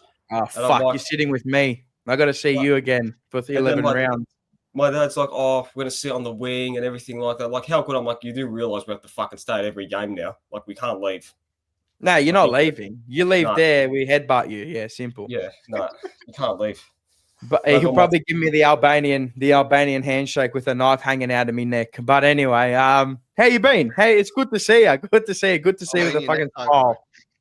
Yeah, I'm a bit sick. So you've been. What are you sick with? Sick of what? Friday I went clubbing, so I mean I probably caught something from there. You hook up with a chick or something? No. UTI or transgender? No. Okay. I thought you. Maybe swings both ways. This bloke, like fucking Glenn McGrath. He got a ball reversing the other way. No, that's all right. All right, but I'm going to ask you, Elijah or Will White? I mean, it's a dumb question. There it is. Yeah. You must have been with him on the weekend then. Good night. Good night, he's a beautiful kick. He's a good link-up player, and that's what we like. So, I mean, but to be fair, we have given him 2 chances. But, I mean, if he's going to prove himself, then you may as well just give him one more chance. If he fucks up again, then he can piss off. But, I mean... Isn't that what we said the last time? Yeah, I know, but, I mean... Okay. Yeah, it's always no. But is it like time heals all wounds? Is it like one of those ones? Yeah, I know, but I mean, 6 months heals the wounds. Yeah, but you don't know what he's done over the off season. That's the thing. He probably magically just he's got the Colombian flu, mate, not the Hollywood flu. He's got the Colombian flu. I'll tell you that live and free. Look at him. But yeah, sorry to cut you off. No, but he's probably, I don't know, who knows what he's done over the off season. He's probably, gotten the real help that he needs. Hopefully, I hope. Mate, if he has, how old are you? I mean, when he's played, he's been very important. Like last year when we went on that 6-game run, he was an informed player in the competition at a point for 3-4 games. And even this year when he's played, like against Geelong, I remember he was pretty sure he was our best on. He was one of our best on that. Yeah, he was best on. So he's a very important player. Like he can play, but he just needs to fix himself up. And if he has, then that's great. So, but I mean, yeah, I'd definitely choose him over Will White because I think we've already got enough small forwards, to be honest. I think we lack that poison class. Do we have enough small forwards? Pure small forwards? Who we got? Well, Evans, Motlop. We've got all Australian Motlop. What are you talking about? We need 40 goals there. That's 40 there, guys. 40 goals, yeah. Other than him, yeah, 45. We just keep upping it every time you mention it. Fuck, 50 Coleman. Fuck it. Don't worry about it. We have Motlop. We got Frankie Evans, who's probably going to play high up the ground. He's not going to be a deep small forward. We got Lockie Fogarty, who's fucking useless. He does suicide. Williams, Ainsworth. Williams I count him as a small forward. He can play there. So Williams that's isn't a 5. small forward. Williams is not a small forward. Well, I count him as How small many forward. actual small forwards do we have? It doesn't We matter only how have- much actual small forwards we have. If they can play the role, then they can play the role. Yeah, but you need We've got depth. enough. You need depth though. Yeah, we've got We only have depth. fucking 2. No, we don't. No, Not a small forward. we've got Evans, 3 or 4. Evans, Frank- Motlop, Yep. Flynn Young. Yep.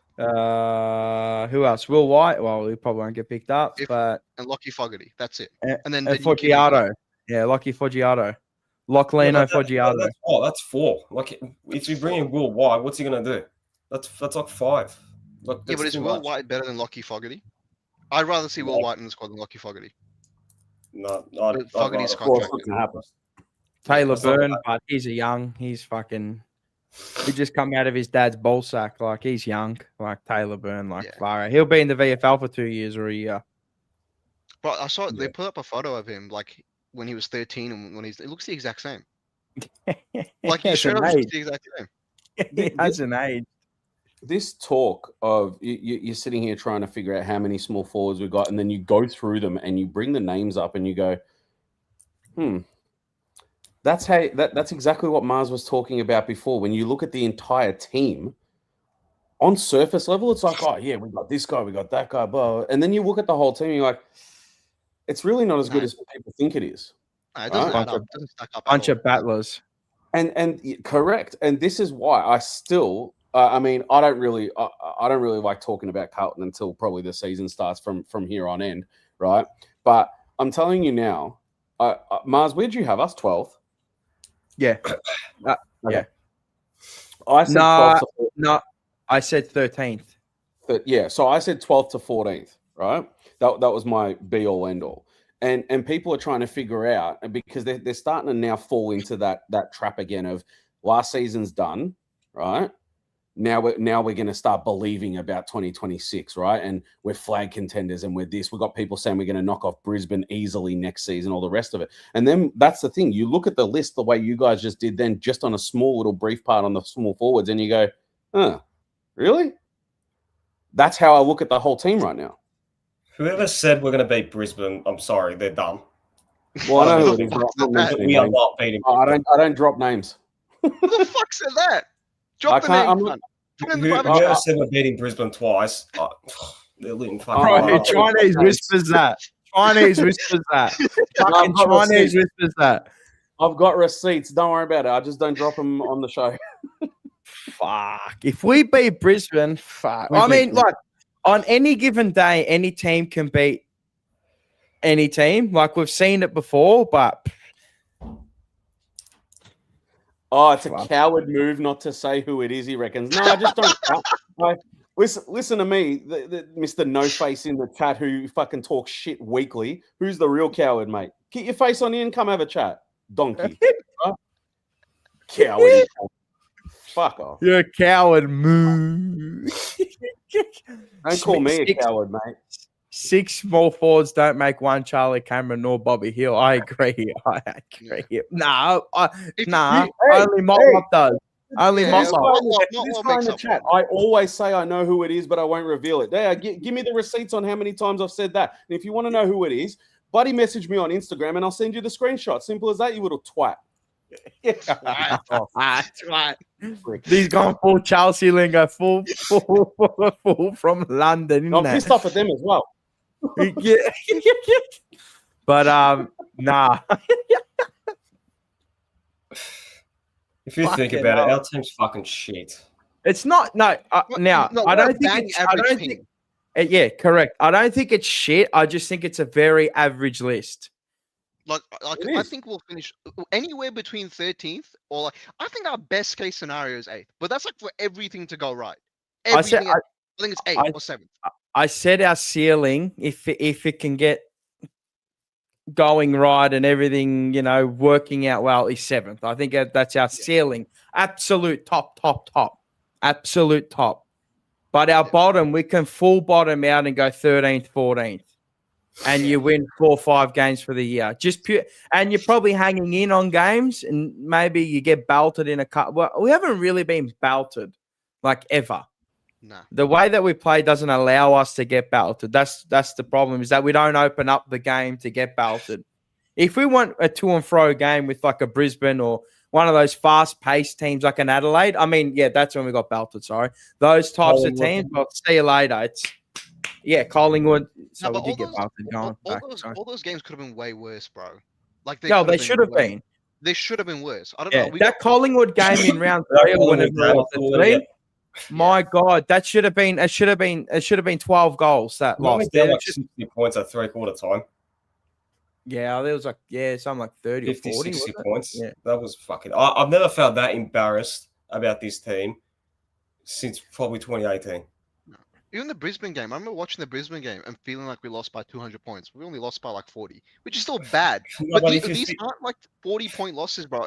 It's like I'm watching my team get cucked. Like they're just watching the ball get moved around. Like, well, no, it's like if you think about it, those two teams in particular and Adelaide, they put their foot off the pedal. If they really wanted to, they could have made it 100 or probably even more, but they didn't. Even Gold Coast to a point. Yeah. No, definitely. Yeah, it's They let us back into the game. I don't know. There's something about like I was going. Remember how we're going line for line in the back line? I'm just going like they're C grades and D grades, and you got your S tier player that can drag them through the shit, which is Wiedering. But other than that, even the midfield, all right, you've got maybe 2 A graders. One is S tier because he's got 2 Brownlows to his name. But I think it's just an average team. And they've tried to fill a lot of spots like holes this year. I think Ben Ainsworth, Haywood, a lot of experience. Who else are they bringing now? I forgot. Oh, Liam Reedy. I mean, Campbell Chesser, nobody's spoken about. I think hopefully he gets the fruits of life and he's given an opportunity if he can earn it. I want to see him kick out fucking Blake Acres. I don't want to see him in the team anymore. If he's there at the end of the year, I know we're nowhere. Again, if Blake Acres is still getting a game to the end of the year, I know nobody has pushed him out. On pure footballing ability, no one's pushed him out, and I'm sorry, it's not good enough. You've got wingers everywhere. I don't want him in the team in general. Can't fucking stand him. Again, now I just think skills-wise as a footy, like, not it. He's just not it. He doesn't have the polish, not poised with the ball under pressure. Again, if he's match hardened, he's got that body that can go for days. He'll give you 23 games and, mate, warrior. We know that. But I'm past the warrior. I'm past the Ed Curnow types and all that. I know you need him in your team, but, mate, just fucking give me Campbell Chesser or Campos, one of the Campos. Like, fucking, where are you? Like, what? Where are you? Where are the Campos? Like, you're not good enough? Clearly not good enough. So even Sard, I don't want to see Sard playing. I don't think you will.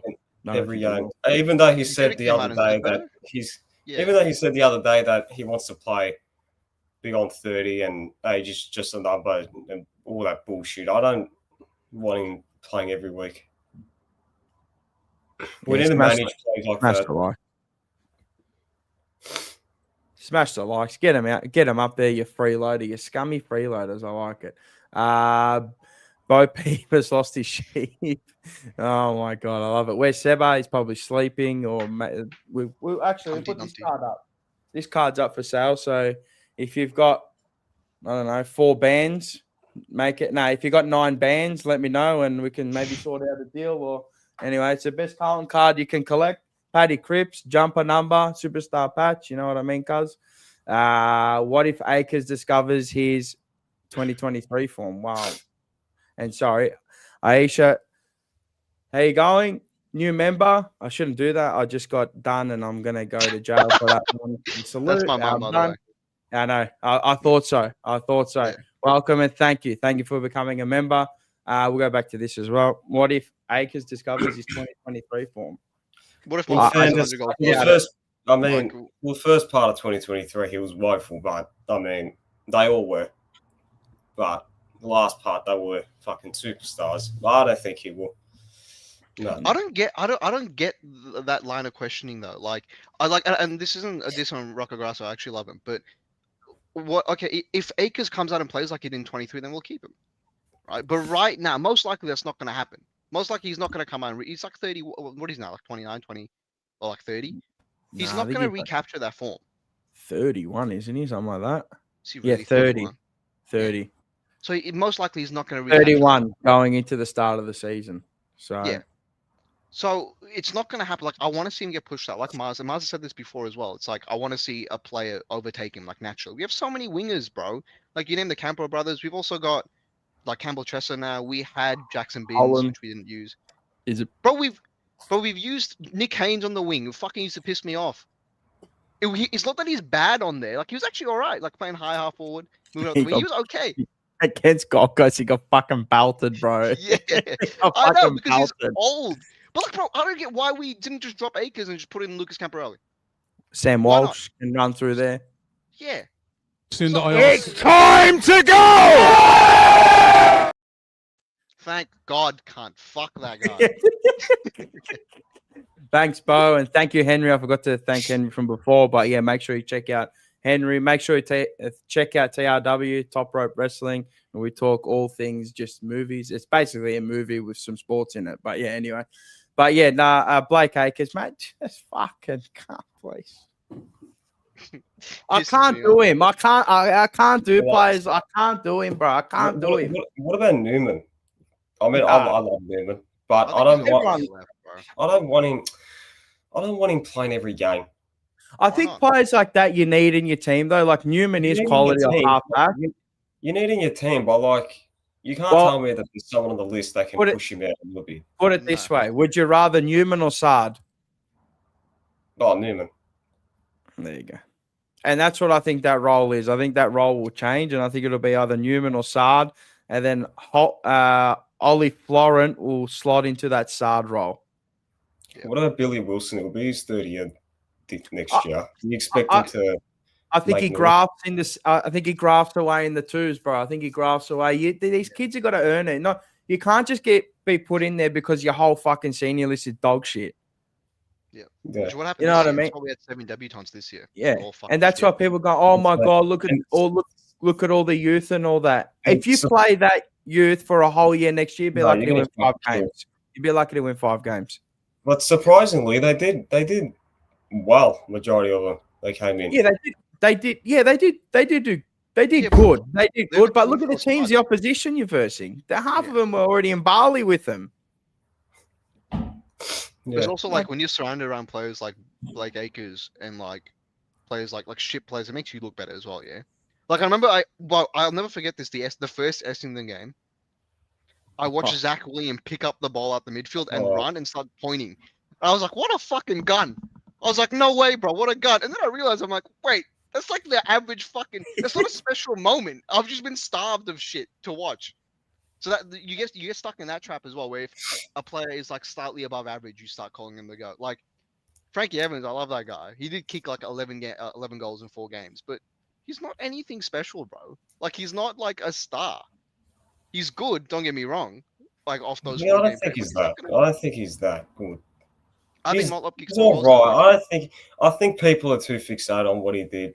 I mean, it was good. Don't get me wrong. He deserved a new contract out of it, but I mean, like. It's the same thing with Matty. Are we going to see that consistently next year? I don't think so. I think everything that we see from these players will be in patches. That's it. I think we're just a patchy team, moments team. Yeah.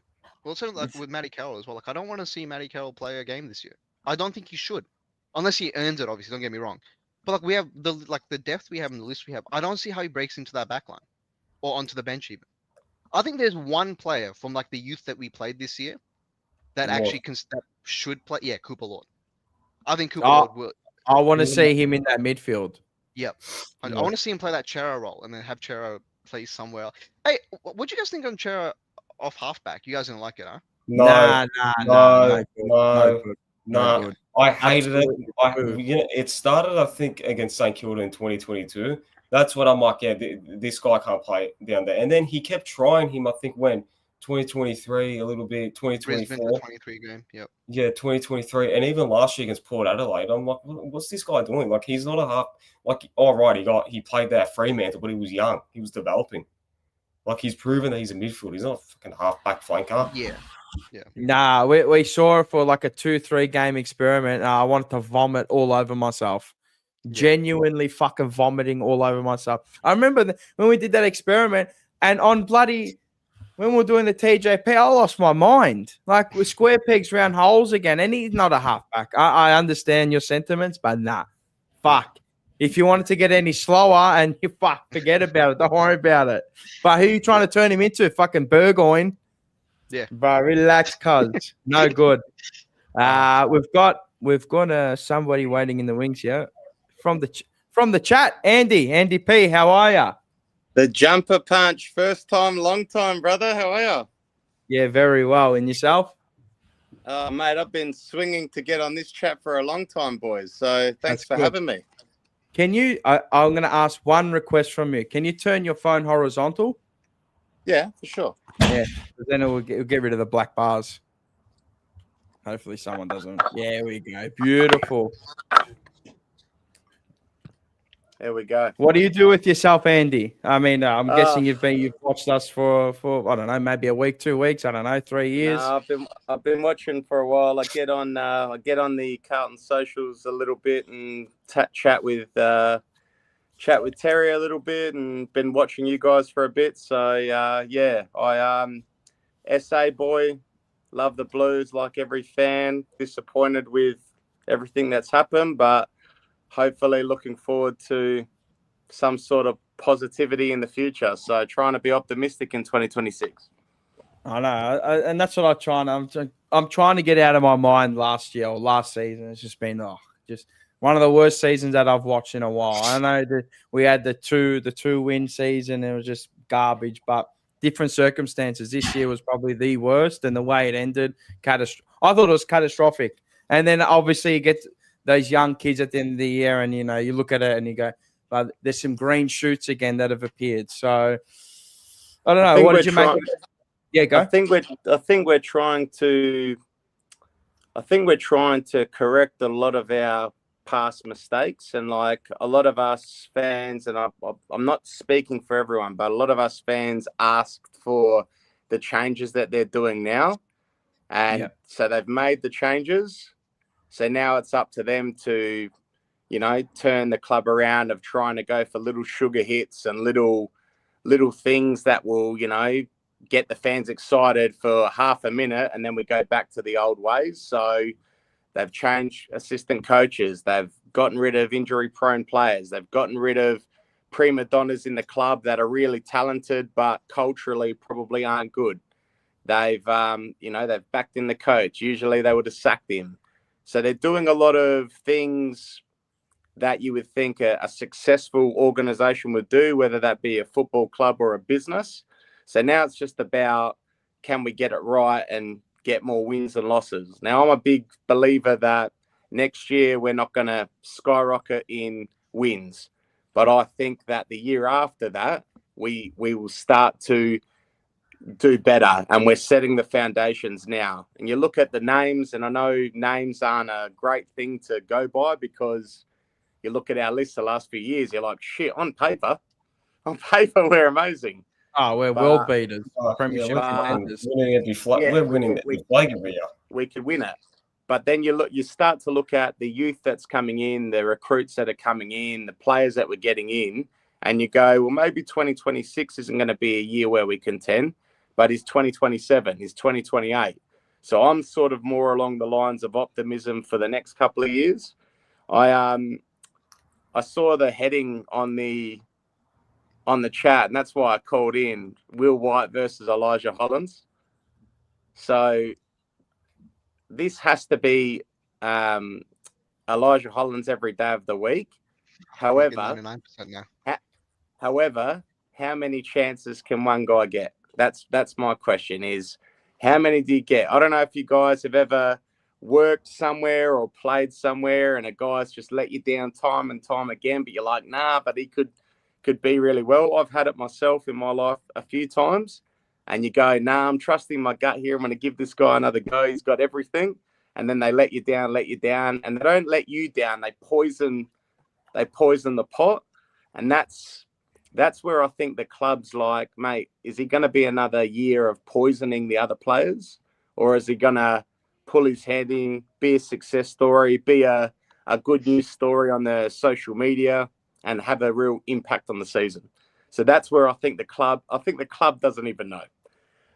Yeah, it's a conundrum, isn't it? I think, and I agree with you. I think that's their conundrum. We know the player that he is.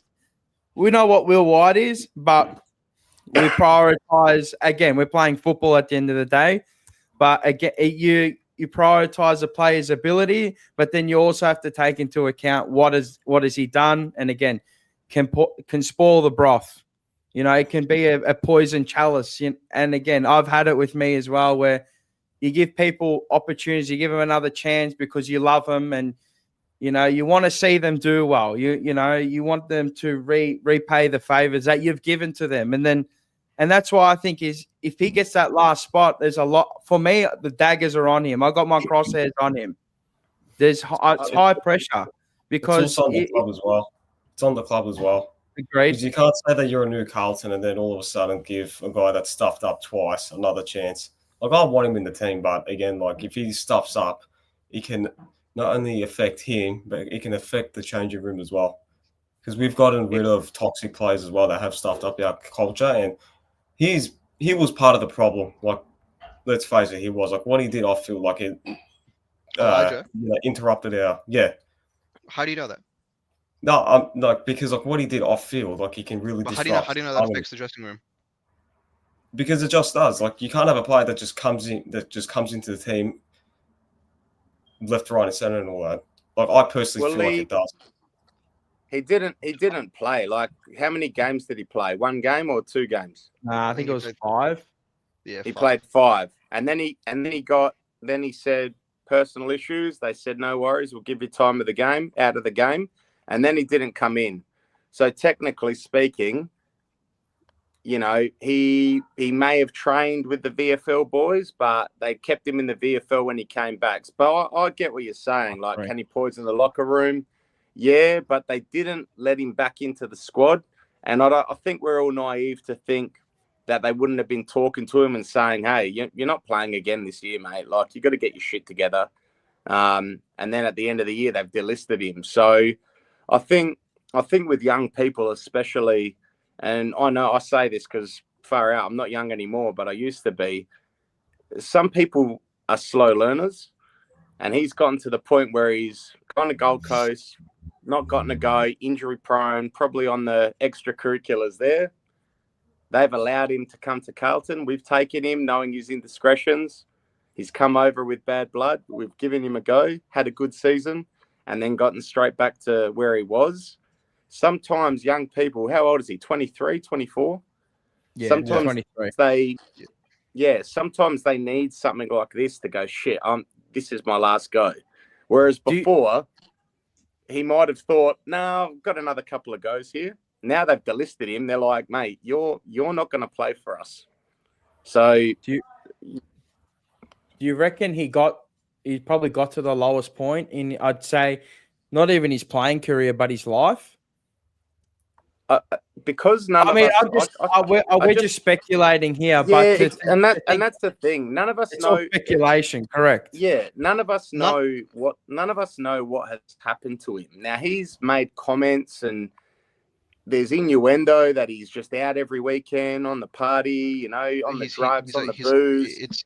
He's an we don't know. High-functioning alcoholic. High-functioning alcoholic. Like, you know what I mean? Yeah, like, we don't know what else he's doing. You know, we put one thing, like, I mean, at the end of the day, you're a professional athlete. If you're on the gas, you know, 6 out of the 7 days, there's not going to be any benefit for you playing in our football club or any football club. But he's just saying he's got a problem with alcohol. He's got a problem with mental illness. So we don't know what else extends from that. All we know is if you're going to become a successful athlete, you can't behave like that because you're not going to go far. But you're going to burn both ends of the wicks eventually, and for sure. So I look at it like this, boys, and correct me if I'm wrong, right? I look at every major decision of anything with pros and cons. So if you go pros, you go gun player without even thinking, can be a real weapon between that half forward line and midfield. feels a need for us, right? Then you go cons. How many times has he burnt us? How many times has he said he's going to be good and he isn't? Can he poison the locker room? Can he be signed for a year contract and then burn it? So is there a loss of money? So you've got to weigh up the good and the bad. If the good outweighs the bad or the bad outweighs the good, that's where you make your decision. And again, we've got to back the club in. But I know if I was making that decision, I'd be writing a list, both sides, and whichever outweighs the latter is the decision I'd go for. So they've delisted him, meaning his contract that they were going to pay him, they don't have to pay him. Oh, sorry. No, they can outpay him, don't they? But if they re-sign him, if they re-sign... No, it's max 200 grand or something. So he'll be on a rookie contract or whatever. Sure. So if he gets re-signed, they can pay him at a lower wage. So the pros and the cons. So let's say they go, Elijah, you want to stay in our club. Number one, you've got to finish in the top 5 of all the training, all the pre-season training. Number two, we're going to sign you to 150K for the year that we give you. And then after that, if you do well, we'll make a decision on if we re-sign you. So they can make any condition they want. And all he has to say is, I agree or I disagree. Now, if he's not going to get another chance in football, would you take the 150K? Or would you go get a job? Yeah, you know what I mean? So the club's smart and going, nah, we're not letting players run us. We're going to run the players, right? So this is what I'm saying about pros and cons. They can make all these conditions. So with the cons, we can go, signed him on a lower wage. If he doesn't work out, we can not let him come and train with the club. We can make him train externally. We won't let him poison the locker room. If he works out, we get X, Y, Z, and it works out for us. So I just think, do you take a chance on the guy again? I love how they put in the socials that he's killing it. Yeah, with the rookie list as well. With the rookie, he can only play if we have a long-term injury, by the way. No. So I had a look at that. That's changed now. So he can play any game. This year? He can play from round 1. Yeah, he can opening round. Yeah, he can play now. Okay. I had a look at that. Yeah, because I wanted to see, and I'm like, because I heard something that they might have changed, and just to confirm to myself that they did change it. So yeah, now those lists, that everyone you can play. There's no long-term injury, any elevation. Okay. Nah. If he gets the last spot, he's in the team. That's that. Whether they play him or not is up to the club. But yeah, he can play every game if he wanted to. To me, look, might be harsh, but there's not much real upside to Will White. Will White's Will White. Will White's a last resort signing because of all the issues we had with Elijah and Jagger Smith going down, and he was just the last resort. He was an SSP signing. Exactly. So, is he good enough to be on an AFL list? He made it on our list, but in any other team, he probably wouldn't have gotten that much of a go. So, I didn't think it was awful for the amount of games. He's given us 14 games last year. I think he kicked 10 and had 11, and then he kicked so many out of bounds on the full as well. But I didn't think he was bad for when he came in. I didn't think it was awful. I think it was just good. In some games, he played he's just erratic. For me, he's very erratic. I don't know. That's how I see him as a footballer. But again, I agree that Elijah is the classier footballer. You're going to take the classier footballer at the end of the day, aren't you? He provided a lot of energy. That's how I saw him. He was like, mate, we've given you a go, fulfill your dream, and he played like that, which is a testament to him. He didn't get a go, he didn't get picked up, and we picked him up. And he played with energy, had some real blunders in front of goals sometimes, but he provided a bit of a spark. But I think what people forget, right, especially with our list demographic and what we've done in the off-season, to me, what the club has done is buried a lot of dead weight. And all we've done is elevate. We've gone D grade to C grade and C grade to B grade. So Ben Ainsworth, Florin, Haywood, they're replacing your Durdens and your Boyds. So, we're not full of A-grade talent. We're full of role players that can play consistently well. They're not going to win you the game every game, but they're going to keep us in the game. Whereas the other guys, they'll have one good game out of 5, and then you got better don't see- level. Your levels across the board out of 23, you're getting, let's say you get 16 or 17 good games instead of getting, maybe 8, 9 or 10 good games. 100%. So you're playing averages at the end of the day. Yeah. So if you pick Elijah, for example, right? All that does, let's say hypothetically speaking, he gets the last list spot and he pulls his head in and he's like, nah, guys, not going to make any mistakes. I'm going to really try. Going to pull my head in, right?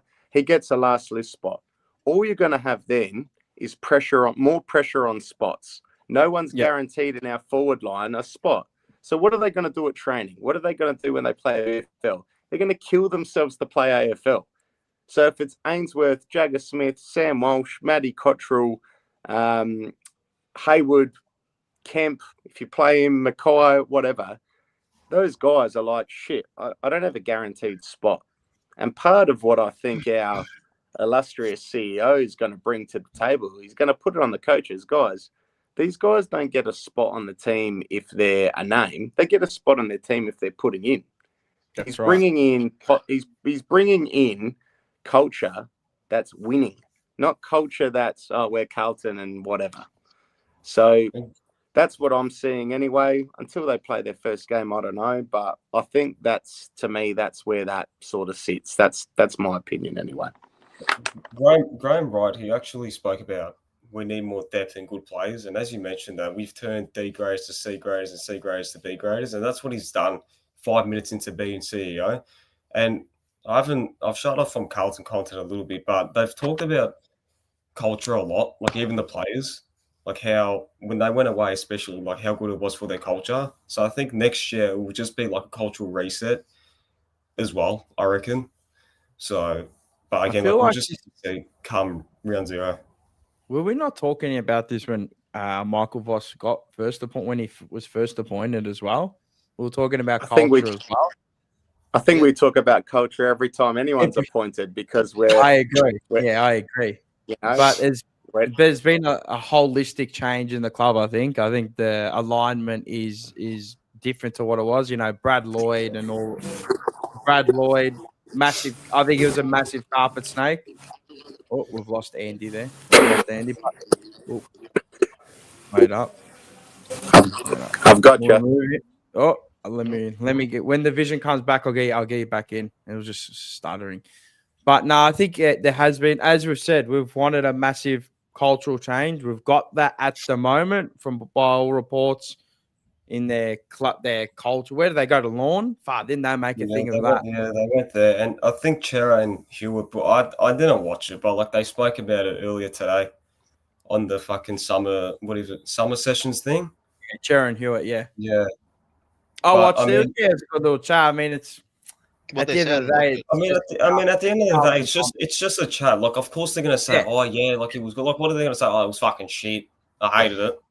Yeah, you're not going on an open thing. It's like at the end of their careers, they come out and say what they want to say. And that's how it is. You're not going to disrupt the change room. No, I mean, you take it for what it is. Yeah, you try and pick up on little things though. I mean, you'll see everything come when we play Sydney. That's it. Well, yeah. Well, you'll see that and St Kilda as well. You'll see if they go after these players, and I think they will. I don't think they will. They won't. You don't think that any of not one of those players will go after him? I don't think. I mean, probably the new one. I don't think any of them will do anything. I think we've got soft players, to be honest. If it was Collingwood, you'd see Maynard go full on into Silvani, De Koning, and Charlie. I don't think we have players that are like that. I wish we do. See, I hope we do. You're wrong. You know what? Newman's one of them. Newman and Cowan. But like, will they really do that?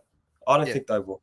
You're telling me Harry Dean? What about Harry Dean? I know he's brand new, but it doesn't mean he's not going to go in. He's going. Yeah, he doesn't know Curnow. Yeah. He does. Yeah, he trained with him, but he doesn't know them. I get what you're saying, but like 90% of the playing group, they've played with them for like 8-9 years. I don't think that all of a sudden they're just going to grab them by the throat. I disagree because I think. Nah, not throwing hands. We're not doing like fucking Suplex City like we're Brock Lesnar here. but no, they'll get stuck into him. 100%. They'll get cracked in 100%, mate. Because when you got to, if they can't stick up for a player that just got knocked out, like we saw with Frankie Evans, what makes you think they'll do that with players that have left the club? I can't see that happening. And this is what I was saying and I'm attesting to Andy's point as well with the cultural like reset, whatever you want to call it, whatever buzzwords you want to use, right? Is that Travis Bowe coming in, I think is a good appointment because we've identified an area on field in leadership wise where we've lacked, where these players have got mauled all year. Like Tom DeConning got smashed, Haynes got smashed, Chera got smashed, Evans got belted. You know what I mean? And you look to your leaders and you go, oi, come in. And this is where I think the appointment of the Boke, he goes now to the Cripps. He now goes to the Hewitts. He now goes to, Chera and Walsh and maybe Ollie Hollands because I think he's a future captain, to be honest. I think the way he goes about it is he's unreal. Like the way he sets up things and all that. But a lot of people disagree with that. That's fair enough. Right, I see things that other people don't see. Maybe I'm wrong. He'll be in the leadership group. He'll be vice captain. I think he'll be in the leadership next year. What I'm saying is that the Travis Boke appointment, I think he adds a bit of see you next Tuesday in the leadership group. I think he does. You hope so. Yeah, I think he does. I think he does. So, well, you're not appointing these people in these roles that you've identified that need work for no reason, not just to pay someone another $200,000-300,000 for no reason. I think it's good that we appointed him, but at the same time, I think it's a concern that the club is basically saying that our leadership group can't fucking lead. And we need someone in there to help him out a little bit. Like, it's a good thing, but, I mean, they should have identified this last year, the year before that. But, I mean, at the same time, we got him in now, and let's hope he brings something. I'm sure he will because he's got experience and he's played in big games and was he captain at Port for a little bit? So yeah, there you go. Like, he knows what it takes.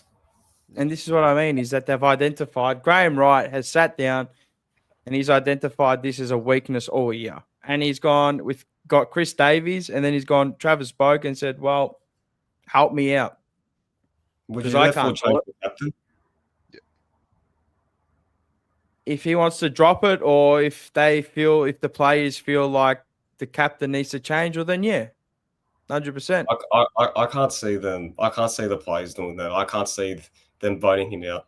Well, don't they pick the captain?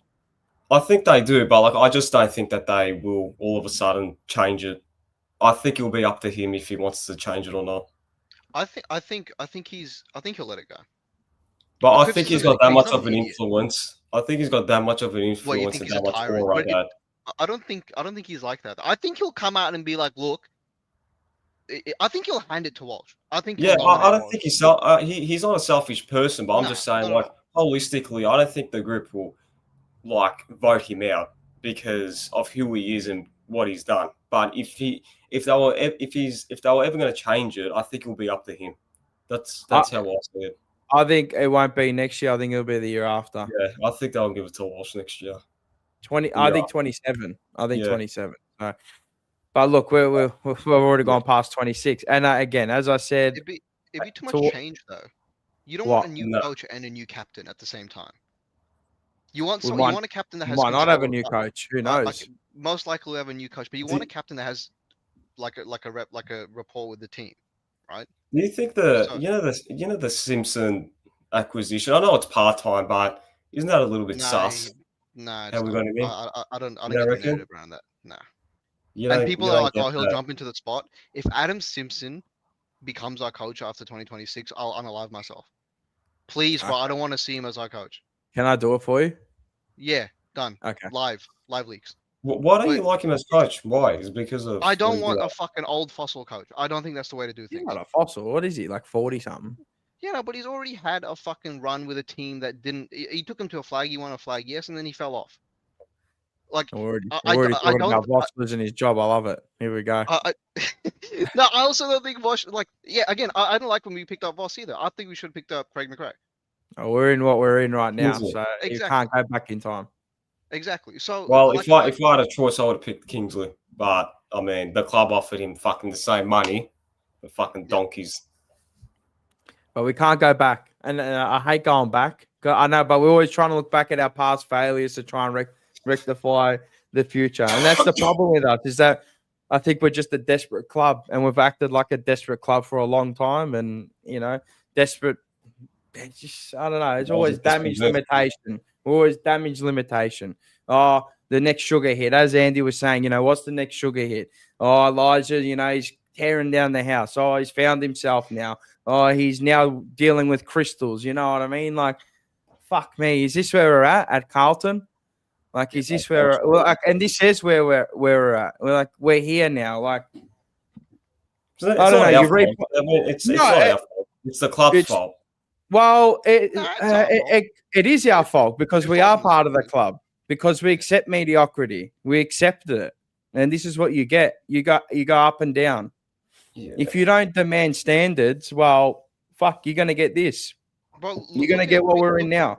Look at the people that called out Curnow last year for being lazy. Like, I know for a fact that the Monday Blues called them out. Shout out the Monday Blues. They called them out. They're like, they called them out 2 years ago. They said that 2 years ago. That's what I mean by last year, 2024. They said that last year. They said that last year. Then people were them lazy. Hammering them all year. They're like, what the fuck are you talking about? You're this, you're that. And then who had the last laugh in the end? They did.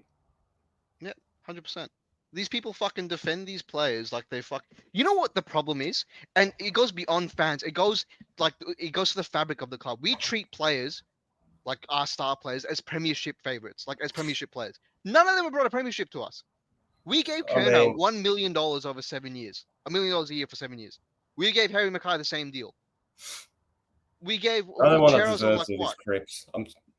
Exactly. No one deserves a Chris. We give I understand this, but you got to pay your own to keep them. If they're performing, 100%. At the time, you've got to reward the effort too at the time. Yeah, I know people are going to say, yeah, but like I've said, like a million people have got a million things right, and you've got a million things wrong, right? But it just got so bad so quickly. That was the problem. Is that now it's fuck him, and he's a rat, and I agree, he's a rat. He's I get that you need to pay your own, but at the same time, you don't stab the club behind your back after they did. Put him on a pedestal either. You don't do that. Yeah, but were we breaking the bank really? Like Curnow at the time when we paid him, were we really breaking the bank? He's probably at the time it's probably worth more than what we paid him. Well, you reckon $1 million a year off 2 years, 2 good years to pay him $1 million a year? I think he was out of contract though. Back then, though, Mars, there wasn't that many. But here's the thing, every other team would have paid him though. You're gonna get one. He'd get 1.2. He would have got 1.2 back then. 23. Yeah, 100%. Paid $1 million. Not 1 year. Not 2 years. 1 year. He had that one good year in 2022, and then we just paid him for that. Oh yeah, at the end of 23, we gave him a contract extension. Nah, 2022. Again, you're gonna. Yeah, but we were talking as if he was a top three, probably best forward in the comp for 3 years. You know what? He might return to that this year. New environment. I think he'll go on to kick 60, 65 goals again this year. He will. That's what I think. I don't think so. And he's a rat. Trust me, he's a fucking rat, and I can't stand him. But his footballing ability. You can't underestimate that. Like what we've given up 60 goals a year, just on the average, right? Let's go 50. I'll give you 55, right? So now it's finding that. And people got to remember, we've lost Charlie Curnow. Like, fuck, they've just got this bloke. They just got this bloke. He's a superstar. He's a top 3 forward. If anyone could have afforded him, they would have. If Collingwood could have afforded him, they would have taken him. They would have given the whole world for him. Yeah. But who doesn't? Who wouldn't want to take him? Everyone's got Geelong tried, but they could. That's the best they could offer, if not a player. But they're not going to give up players, are they? I feel like that we're gonna miss it. We're gonna miss Charlie a lot next year. 100%. We're gonna miss him a lot. He's a gun footballer. He's a gun footballer. Yeah, I can say, oh fuck him, he's this and that, but I guarantee you now, he will turn that Sydney side into top 4 contenders. Right off the back. He fucking won't, bro. What the fuck am I hearing? He will. He will. No, he won't. They've lacked the forward for 2 years. By him being that team, I can guarantee you now, he'll make an impact on that team. I can guarantee so they finished what? Just above us this year, 12th? Yeah, but how many games they win? But before that, last year they finished first with 2 shit fucking forwards. They've brought in a superstar forward who's proven it in 2 years that he can instantly be one of the best players in the comp. Line him up with Golden, Heaney, and Warner. Fucking forget about it. If that clicks, I'm telling you Campbell. And fucking players that can kick. Blakey, I'm telling you right now, I'm going to say minimum 60. I've already put him on. I'm saying 80 goals next year for him. All I'm saying, I can't stand the rat, but he's going to win me money next year and go close to the Coleman. That's all I'm going to say. Next year. I'll guarantee you he will make a fucking impact on that team. People won't like me saying it, but he will. He just will. He will make an impact, and they'll be better. I don't think he'll kick 60 goals. I don't think he'll fucking do that. No, you don't think he'll kick 60? No. Bro, they got donkeys in their forward line. He will. Have you seen the way that they kick the ball inside? In their forward line. Have you seen the donkeys they got? Amadi, Logan McDonald. They put McCarthy. Like, they got donkeys in there. Yeah, they got no one. Yeah, so it's just Charlie Curnow in that forward line. What happens when he gets double temed?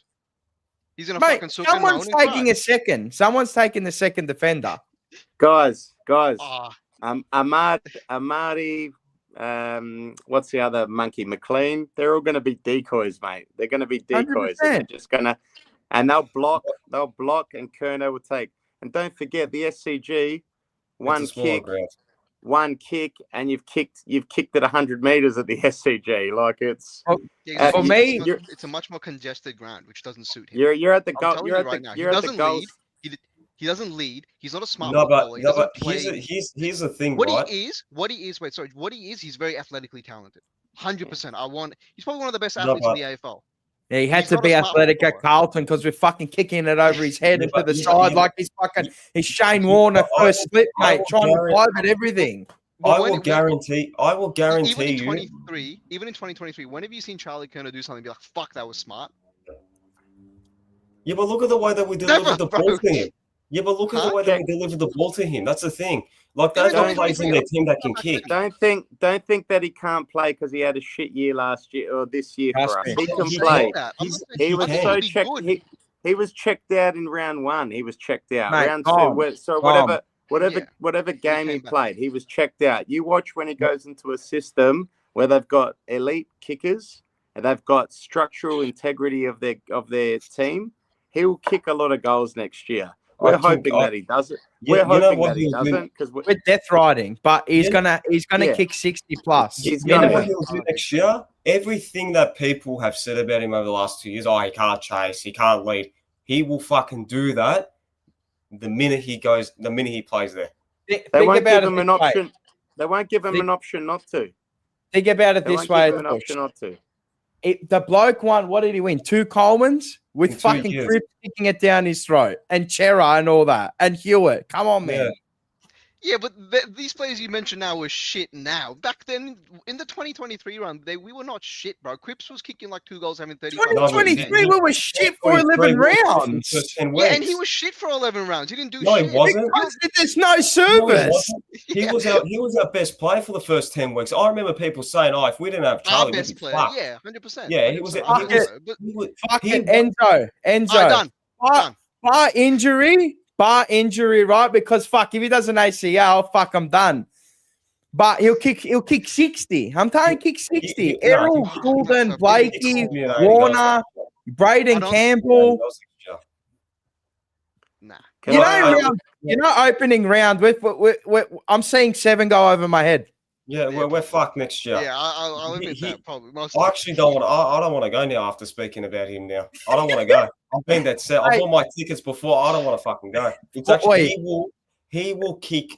He will fucking kill us. Come opening round. And the thing is, this is like a Mo Salah type. Not with the issue at the moment, but what I'm saying is that when you got players around him that can do the dirty work for him, so they do the defensive grunt work, and he doesn't have to do it, knowing that he won't defend, and they got the players to do that for him, and you can leave him there on the island. Good luck. That's all I'm saying. We don't have players that can do that. Here's a question, boys. Here's a question for round 0. Who plays on him? Harry Dean. No. I prefer who plays who? Jacob Wiedering. Go round the table. Who plays on him? Wiedering. Who would you put on him? Wiedering, by far. Wiedering? I mean, they all play that. If you're going to start 1-on-1, it'd probably go Wiedering, or I'd go Nick Haynes. Yeah. Who would you play? Probably get bodied. Yeah. bro. So I wouldn't play Wiedering because he's too slow. Yeah. Wiedering's too slow. Wiedering won't get him. I can guarantee you. I reckon they'll play hands on him. Yeah, Bro, that's all I reckon. I saw Nick Haynes Or- get killed by Cam Zerha, bro. Please do not put Nick Haynes on fucking Carlton. Please, bro. I had a front row seat to it. They don't usually play him 1-on-1, but you need someone athletic that can run with him.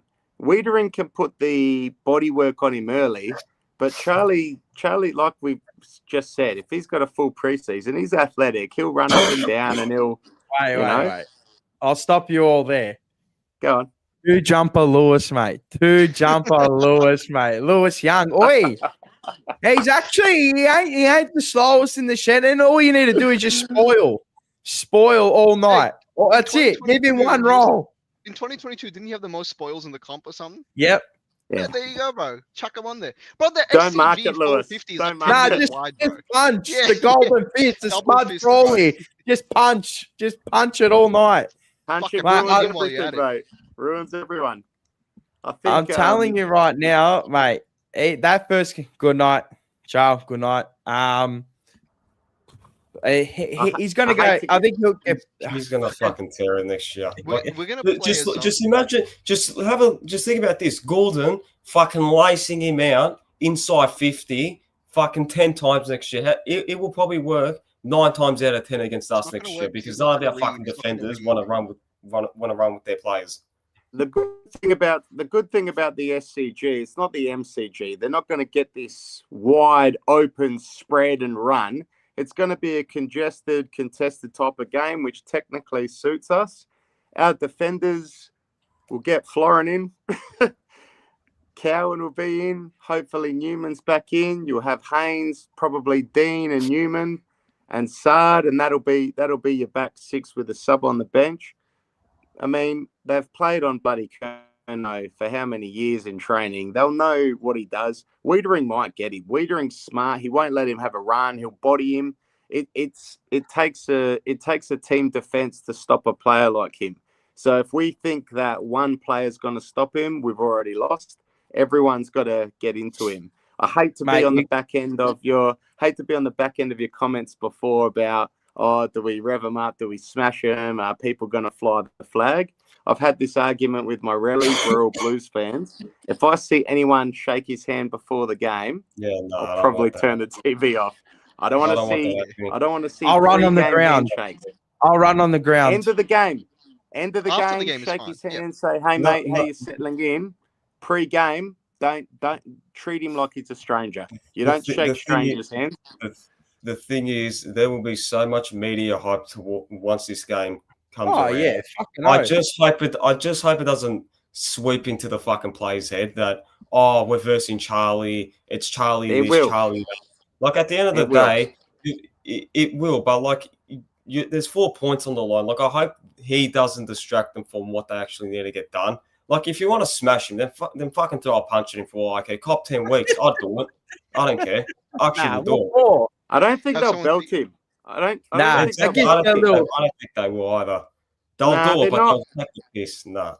The big thing for a game like this, and it's always funny when you hear coaches talk about it. It's like if you're the coach, because they're going to ask Voss 1,000 times leading up to the game, oh, your thoughts on Charlie and what's your relationship like? And Voss will, hey, we've got a game to win. He'll brush it off.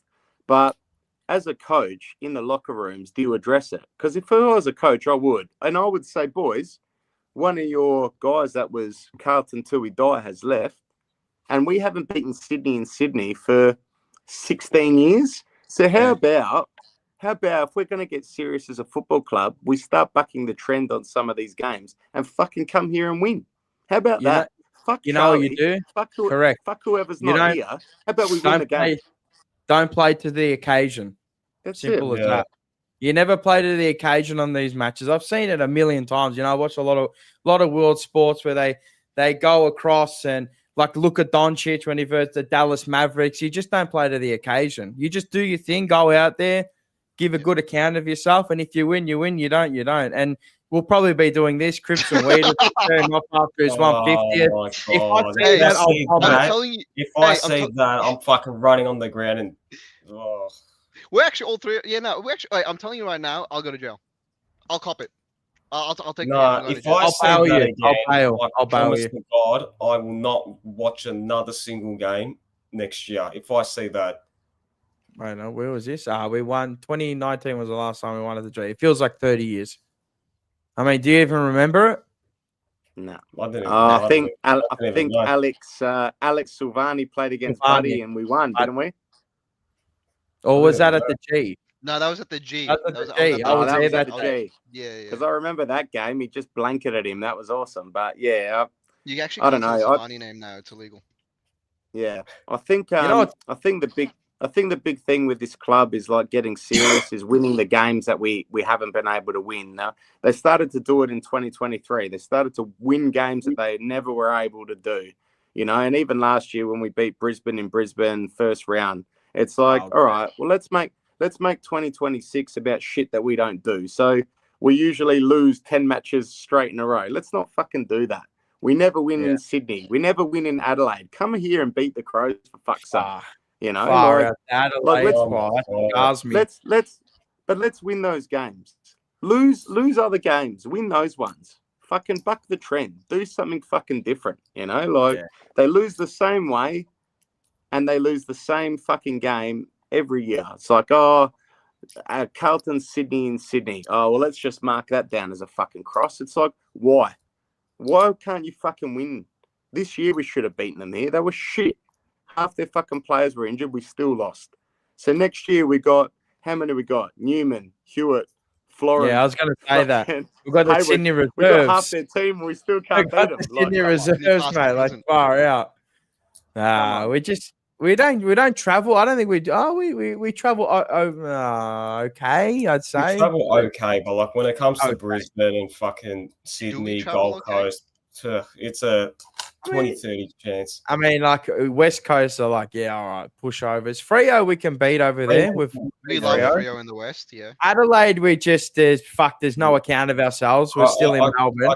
I can't understand how we're still playing them in gather round. Port is just another one. Sydney, when was the last time we won at the SCG, bro? I can't even remember. 2019. GWS, we win up there. We do win up there. Yeah. We win up there. Brisbane, I mean, yeah, we've beaten them once last year. I was there that game. Look, the teams that we lose against when we play away, most teams lose against them. So it's not like it's just a Carlton exclusive thing. No. Right? No. Because if you go to Sydney, in Sydney, most teams are losing. You go to the fucking GmbH against Geelong, most teams are going to lose. And if you go to Brisbane, most teams are going to lose. What I'm saying is I'm making it exclusive to our club. We don't ever win at the SCG, and we have never beaten Adelaide at do it. Yeah, you just cut out and cut off. Yeah. Keep cutting out. Oh. I'm back. I can hear. Sick. Bad connection. Yeah, it's a false. Carlton's tapped you, mate. They've tapped you on the shoulder. Speaking too much logic. Yeah, nah, we don't do common sense here. About Sydney is that last 3 years we've matched up well against them. Like there's been tight games, but for whatever reason we just shit the bed. 2023, we played absolutely horrible up there. We just couldn't kick properly the first time around before that final. I think last year we got thumped. Fair enough. This year we were up, and then the way it ended was just a disgrace. So I mean, next year, I mean, you'd hope that the players will be up for it to play against their mate Charlie, but at the same time, you don't want that to, don't play the occasion. Just play the fucking game. Just play the game on its merit, and then when it's your time to fly the flag and go in and smack him, then you smack him. But yeah, it is what it is. But what can you do, man? We're just. I think it's a stepping stone. Yeah, that's what I've put it down to. I mean, I don't expect. If you look at the start of our season, let's hypothetically say we got an upset win. We're flying at the start of the season. We're playing all bottom 8 sides, and we've got a pretty freaking easy. I still wouldn't be excited. After Sydney. If we beat Sydney, I still wouldn't get excited because Richmond, I mean, let's face it, that was probably an outlier, the way that we lost to them. Yeah. But again, like Melbourne. The games after that. So our first 5 games then, so we got Sydney opening round, then we got Richmond, then we got a bye. Oh, there you go. Bro, we can start the season fucking 4-0. Like we can. Yeah, we can, but realistically, like look at the teams that we have after that. Adelaide, fucking that shit team, then Fremantle, and then you got those dogs, St Kilda, Brisbane. Do you want to go through it? Do you want to go through? Do you want to go through the first 11 rounds until the bye? Yeah. All right. Wait, no, there's no bye there. Now we'll just go through the first 10 rounds. So Sydney, are we winning that? No. Richmond. Nah. You hope so. Fuck. You'd hope so. You'd hope so. Yeah. Okay. So we'll say we're 1-1. We'll beat a bottom 2 side, hopefully, inshallah. Melbourne. Yeah. Okay, so 2-1. North 3-1. Not even gonna fucking ask you. North. Adelaide. Yeah, we'll fucking beat North. Oh, I'll be careful. Nah, we'll beat North. Cunt. No. Everyone said Andy, you're like on mute, Andy. Second time around, we're gonna go 6-6 and this and that, and fucking got punished. Yeah, but nah, we'll beat North. I think North will be good next year. Fuck you. Why? What has made you think I can just see them beat. I can just see them fucking doing something to us next year. That game, that scares me. This is just Carlton's fear. I don't think it will be like the last 2 years where we just smash them by 60 or 50 points. Yeah.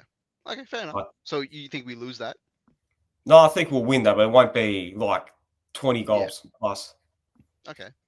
So that's 3-1. Adelaide, we'll chalk that up to a loss. So 3-2. Collingwood? Win. Really? Yeah. 50-50. That's a 60-40. Them, man. Yeah. No way we beat Collingwood. No way. I'm sick and tired of losing to them. All right, so that's one win, 2 win, 3 win. Freo? No. St Kilda? Yep. Yeah. I hope they kind of get smashed in the face. St Kilda we beat. Wow, that's a 50-50. That's a tough game. St Kilda have recruited a bunch of D-graders. I agree.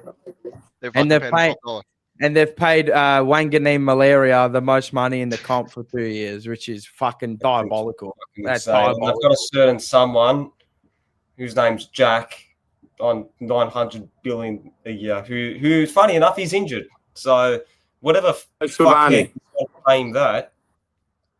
Yeah, it's been a rough year for that entire family. Yeah, I know. All their brothers. No, anyway. Don't say anything because you can go to jail. Can't. Don't say anything. Show your mouth.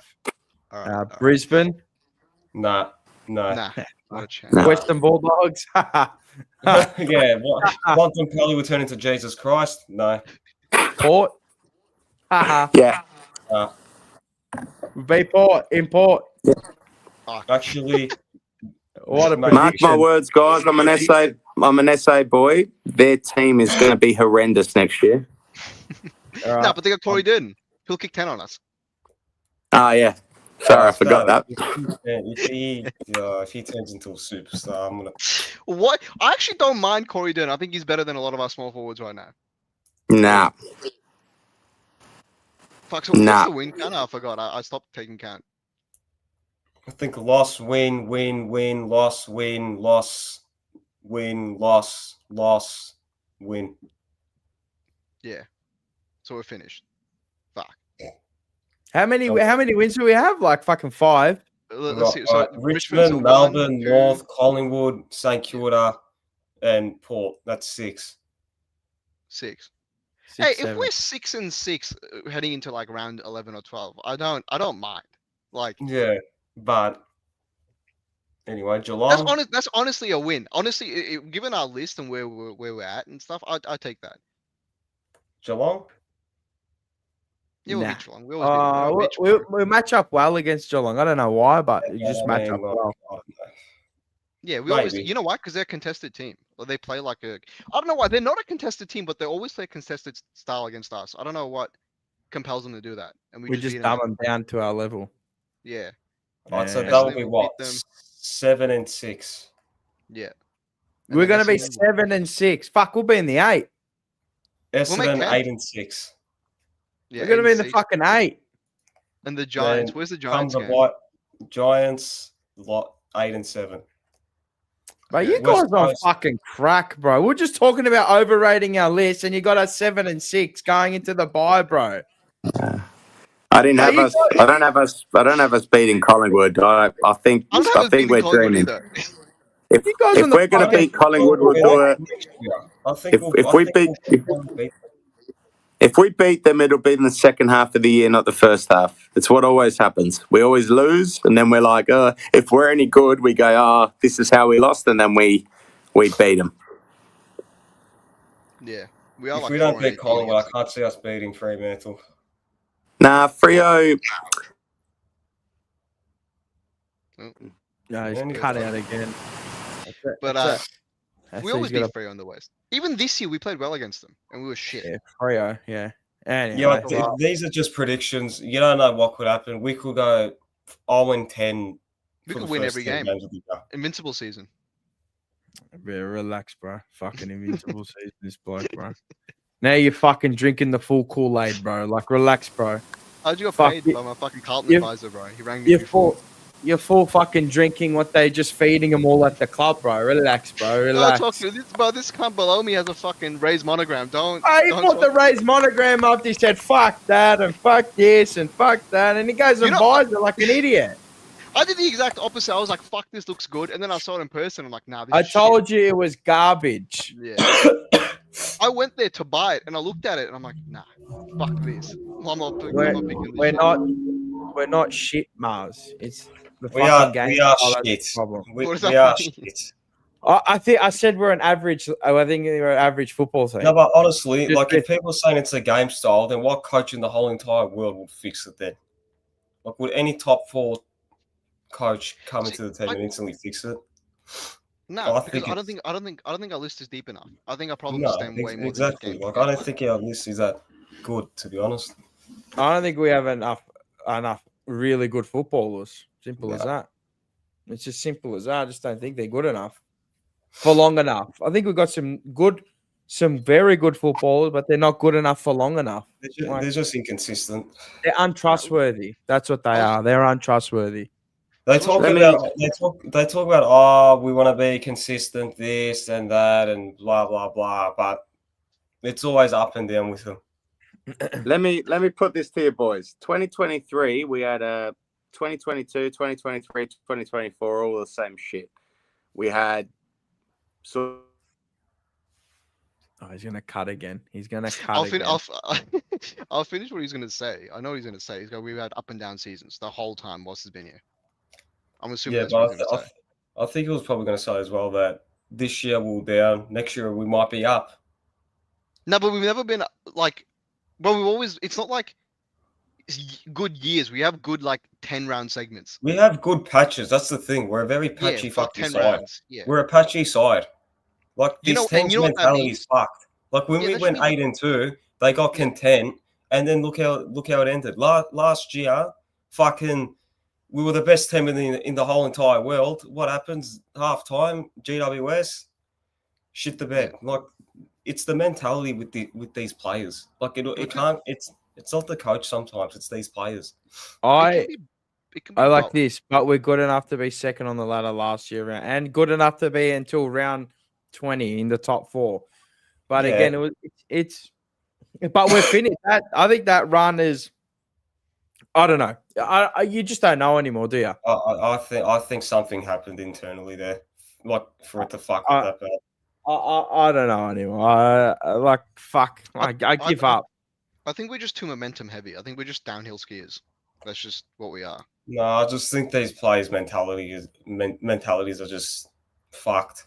Yeah, that's what I mean. Yeah, like downhill skiers. Like once the going gets tough, everyone fucking quits. Imagine Young playing that Bruce Stroll and kicking 60 and being, if he does that, bro, you won't even see that on your pillow in your dreams in the night, mate. That is like never gonna happen. It could, but it's never gonna happen. It's never gonna happen. I don't know. No, you can speak into the universe. I reckon, bro, we should be a lot more positive and just start speaking shit into existence. Oh, you're gonna get some fucking crystals out and shit. Yeah, 100% start manifesting, bro. Yeah, okay. No worries, bro. All right, relax, bro. Fucking Adele Marie here. Like, relax, bro. Like, come on, bro. Like, seriously. Sorry. I just had to. Carlton Flaggers. Evening all, watching from Mannarola Cinque Terre in Italy. Ciao. And that is no way. No way. I think that's that could be Louis. Isn't that Louis? That is Louis, yeah. That is Louis. How you going, Louis? I think I'm waiting for one person to get on before we go off, because I want to go and I need to go finish packing my bags. Andy P, there's some real issues with my connection. Sorry, lads, but I didn't see that and didn't hear that. No, but you know what? I appreciate you coming on, Andy. You had some actually really good, insightful thoughts as well. Again, if you want to come on, more than welcome to come on. Make sure you smash the like button. I don't really ask of you a lot to do. Make sure you hit the subscribe if you're not subscribed. Hit the dislike if you hate us hating again or having just an honest and deep and meaningful conversation with Aiden and only Carlton. And, you know, Bocek slating, and the next person that comes in is going to give his mind. And, you know, smack the like button. Share it around. Share it later. Stuart McQuaid, here we go. Yes, but wouldn't you expect the mentality to change over the summer and the preseason? I hope so. I hope so. I hope so, but they talk the same shit every year. That's the thing. Oh, of course. What else are they going to put out? You know what I mean? Fucking, they talk, but they don't walk. Here we go. Give me 1 sec. Andy, I was going to say we have more role players and we have lost some names that we always used to rely on. It might be better off without those names and play better with people that we brought in. And that's what I think that's the sentiments of a lot of people as well, is that, okay, yeah, we've lost Curnow, we've lost TDK, and we've lost Silvani, albeit 13 games he gave us. Curnow's the big one, isn't he? Curnow, 60 goals goes out, right? But it's TDK. I think the Cunning's a big loss as well. And TDK, we'll say he was our number one ruck. With the ruck rules, I think he'll be great. I think he'll be a lot better. Yeah, I've said this for a long time. With them changing the ruck thing where you can do whatever you want, I think he will be beneficial from that. Yeah, and now you can't get a run up. You just jump. He's a natural. No, he's a natural athlete. Yeah. So he probably has some fucking crazy hops. Yeah, he does. You've seen it in the ruck when he can fly over them. So it'll suit his a lot. It's going to be interesting to see us next year. Liam Reedy, I mean, he's an unknown. Yeah. Unknown talent. He might be good. He might take a whole year to come on. Chesser. They might not play. They might not play round one. We just don't know. And I think we're the team with the most unknown in the competition next year. Like a lot of teams. A lot of teams have moved. Like a lot of teams have, they've made some moves and not a lot of. We've had a lot of list turnover and star players as well to go. So I think we're the unknown. Yeah, not just playing list, coaching staff as well. Yeah, coaching. That's it. Like 7. I think 7 coaching staff. 7. What is it in total? Players and coaching. I think it's like nearly 20. That's fucked, bro. Fucking that's what I said. Renfield.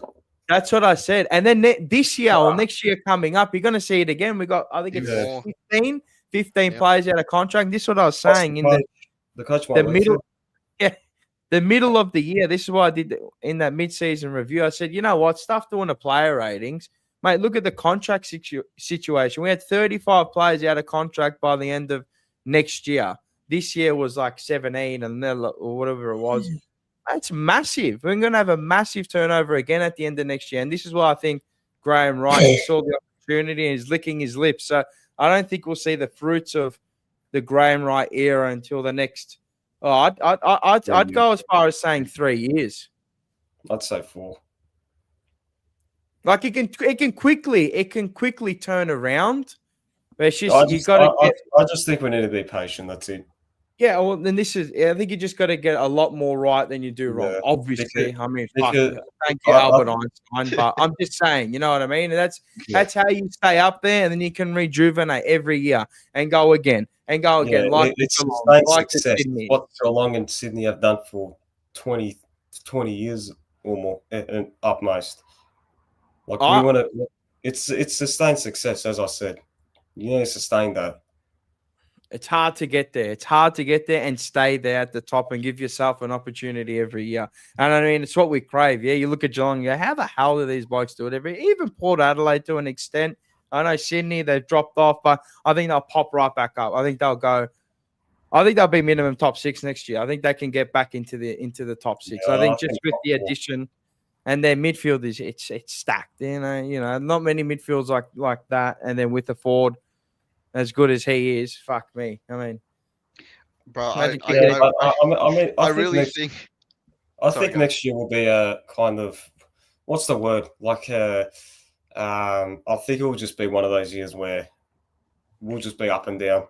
I think we'll finish in the same spot, but I think the year after that, I think that's when we'll get our shit together. I'm not saying top 4 on a flag. I'm just saying get back into the finals. But I'll be content with next year. I'll be content if we get to that wild card spot because that's technically a finals position. But I don't know. Like I don't know what we'll do.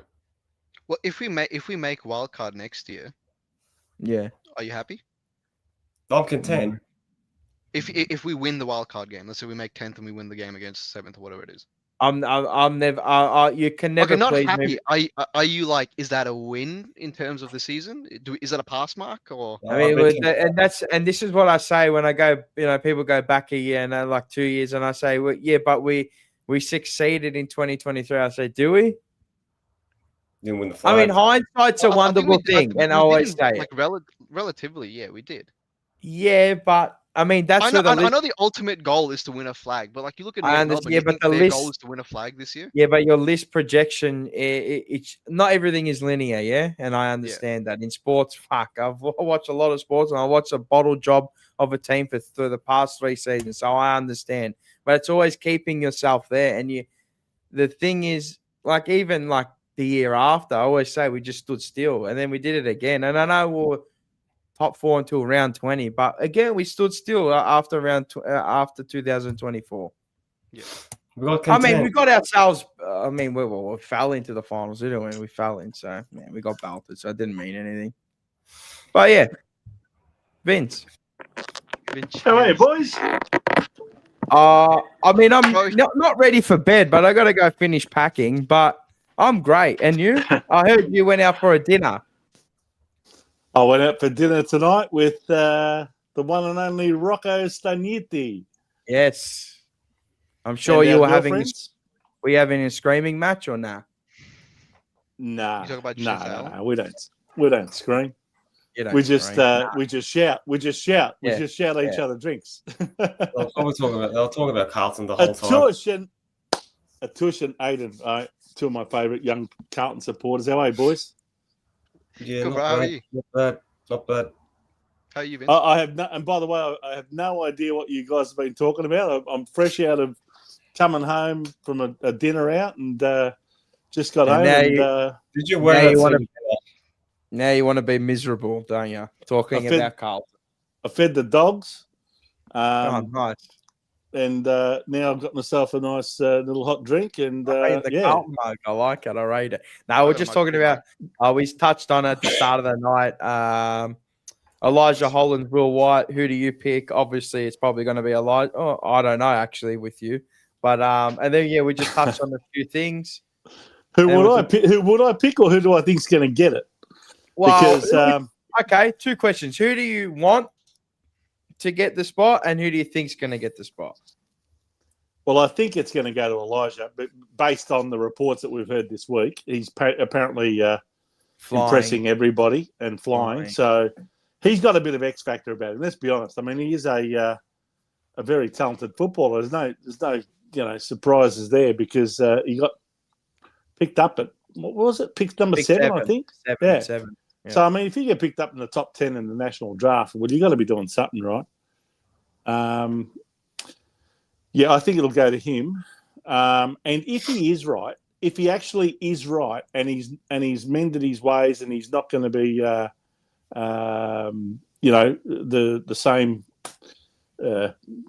I guess, troublemaker that he was in previous years, and he's seen the errors of his ways, well, then, yeah, he is the one I would want. But that's what I don't know. I don't know whether it's going to last. That's the big question mark now. Is this just a one-off? Is this just to get his position back? I don't know. But I hope that this is not just a flash in the pan. It's an interesting conundrum that the club has, to be honest. And I feel for Will White, because I think, what did he play, 14 games? He played a lot more games this year than what Elijah Hollands played. Yeah. He even played more games than Harry Mackay, can you believe? 14. Yeah, 14. Yeah, and Harry played about 12. So, I think he's very stiff to miss out, Will White. And I wouldn't mind betting that someone picks him up from one of the other clubs. But if not, well, then he might have to do a year in the VFL somewhere, or, maybe go to a state-based league like the Waffle or the Sandful or one of those. Who knows? But I think he's got too much going for him not to get another opportunity at AFL level, Will White. Yeah, I think so too. I think he can be utilised in a team somewhere. And I mean, it goes until the end. At the end of February. February the 20th is the cutoff, so that's when they can make the decision at the latest. I think they'll make it. I actually don't know. I think they will make it at a real late date. I reckon they'll both play him in games in the scratch match. I know we got our game against Freo. Not Freo. Against Geelong. Keep them hanging. Don't make them feel comfortable. Just I think I'll be like a little tryout, to be honest. You've done well pre-season, but prove it here now against an opposition team. Yeah. No Christmas presents. I don't want to see you awarding it. You go into the new year. You'll get them thinking and get them training in the off season. Because I know they got a 2-week break now, don't they? Before they return or something like that, 2-3 weeks, and then when they come back, the intra matches, your scratch matches, and then you go into that community series with Geelong, and then you make your final assessment on after that game, I think. So, well, if the club gives Elijah Hollands the spot before Christmas, they're crazy. Yeah, no, they can't. That would be like giving Michael Voss a new 2-year contract after round 4. Yeah. Right? Just because you've beaten Richmond, Melbourne, and North Melbourne, and your only loss was to Sydney. That'd be saying, okay, Michael, that's good enough after 4 rounds. Here's another 2 years. That's not going to happen. No, I feel like what Graham Wright. Who controls the contract? Is it Graham Wright? Does he control it? Graham Wright. Technically, it's Chris, not Chris Davies. Well, I mean, Nick Austin's in charge of list management. Chris Davies. He would have to run things past people like Chris Davies, and probably Graham Wright would want to have full knowledge of what's going on from a contractual point of view. No doubt. I feel like Will White and Elijah. I feel like their last chance will probably be that scratch match. To be honest, I don't think they'll give it to them before then. And I feel like that's a good idea. Is it possible to say to someone, let's just say they go for Elijah, could they say to Will White, look, if you get an opportunity elsewhere, that's fine. But if you don't, we're happy to put you on our VFL list. And if a player goes down, we'll bring you on, right? And I said that before you came on. I said that's what I would do. I was saying that to Snapper is like, put him in the VFL. If he gets picked up by an AFL list, and obviously he's gonna take that opportunity. But you go in the VFL, and then if something arises, like unfortunate happens, you get elevated. And we know every year that someone's going to be on a long-term injury list. So, great minds think alike, Mas. Great minds, thank you. But then we'll just what else were we speaking about? We just how we do it here. Just talk absolute gibberish. We love speaking with people in the chat. If you haven't hit the like button, make sure you smack the like button. It's free, as what's Mick Marcucci said before. Hit it, you bunch of freeloading peasants. Do you know Mick Marcucci? Yeah. I've got a feeling his birthday's on the same day as Rocco. Did you know that? the 14th of. Is he watching? December. No, I think he's on the 3rd of December. Oh, that's the 3rd of December. Sorry, I'm thinking of Dylan. Dylan's the 14th.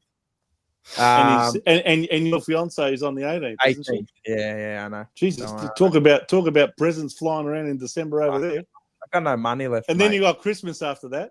Yeah. No.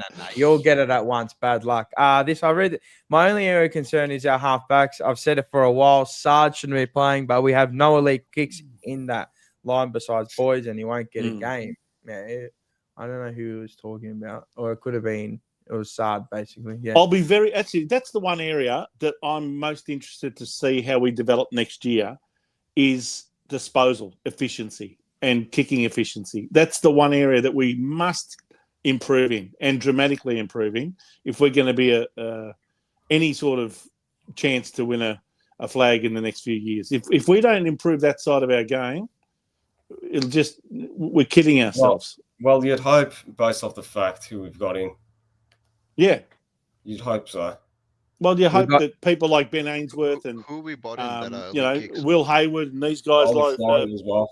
Yeah, elite will be better and improve our kicking efficiency in that respect. He's a good kick. I don't think he's elite. No, I don't think Florence just saying like good kicks because majority of the players that we have, they can't, for whatever reason, they can't kick properly. But I mean, you'd hope Ollie Hollands improves his disposal next year. Yeah. He has to. Yeah. Well, like this year, our most efficient kick inside 50 was Cripps. Do you know that? Stat. What the fuck? You're kidding me, aren't you? Are you serious? You're taking the piss. No, that's a stat. I think it's like Cripps, and then it was Hewitt. And then Hewitt. What was it? Yeah, what was the percentage? What was Cripps's percentage? 60 something. 65%, something like that. 64. That doesn't say much for the rest of the team, then, does it? Well, who else do we have? It was our worst. Who was our worst? Probably fucking Blake Acres. Yeah, Blake Acres probably didn't even chart. All right, all his kicks were out on the full, so it was all just NA. Just didn't count. Actually, Blake Acres' kicking efficiency to his parents in the 7th row of the stand was 100%. Hey, Mars, can I just give a bit of a shout out because I haven't had the opportunity to do this? Yep, go. Big shout out to Carlton's AFLW team. They did so well this year. They won 2 finals and unfortunately did the same thing as the men 2 years ago, went up to Brisbane for a prelim and lost.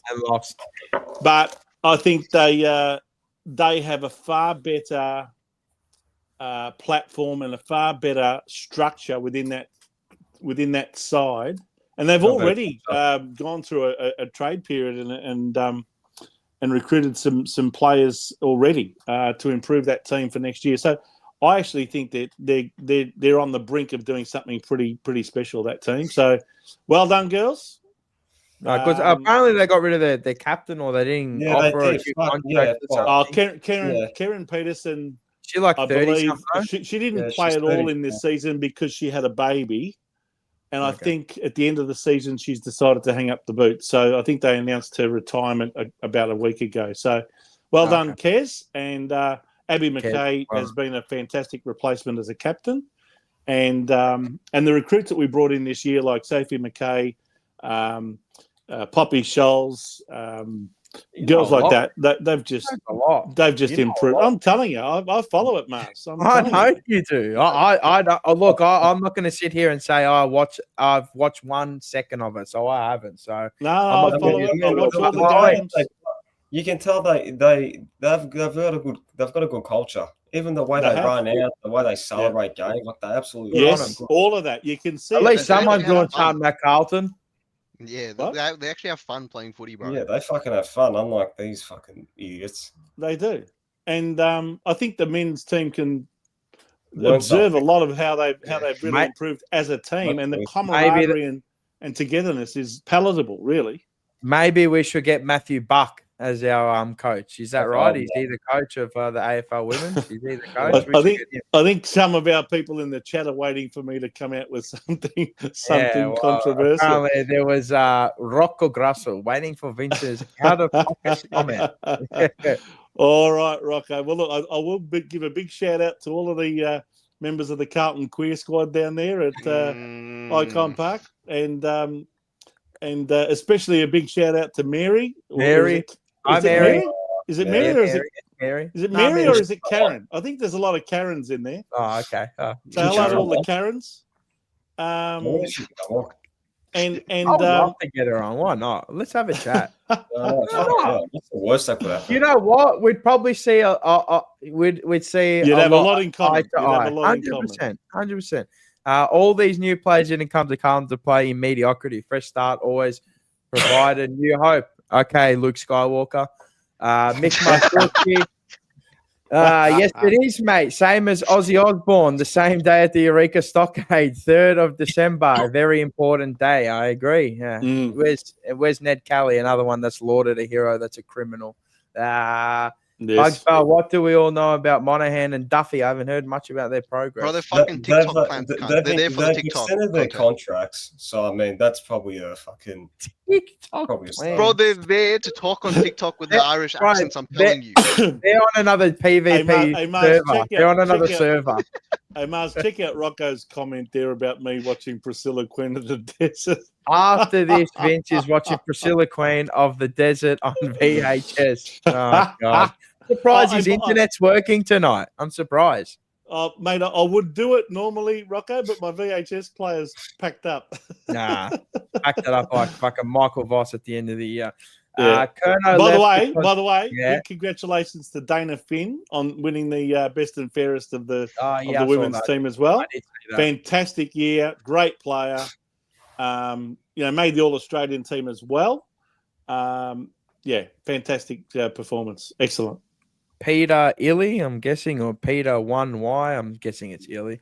Curnow left because Voss can't coach. You watch him chase at Sydney. Culture is cooked at Carlton. Voss should not be there. Simple. If you think Curnow's going to go to Sydney and change his attitude, you're cooked, bro.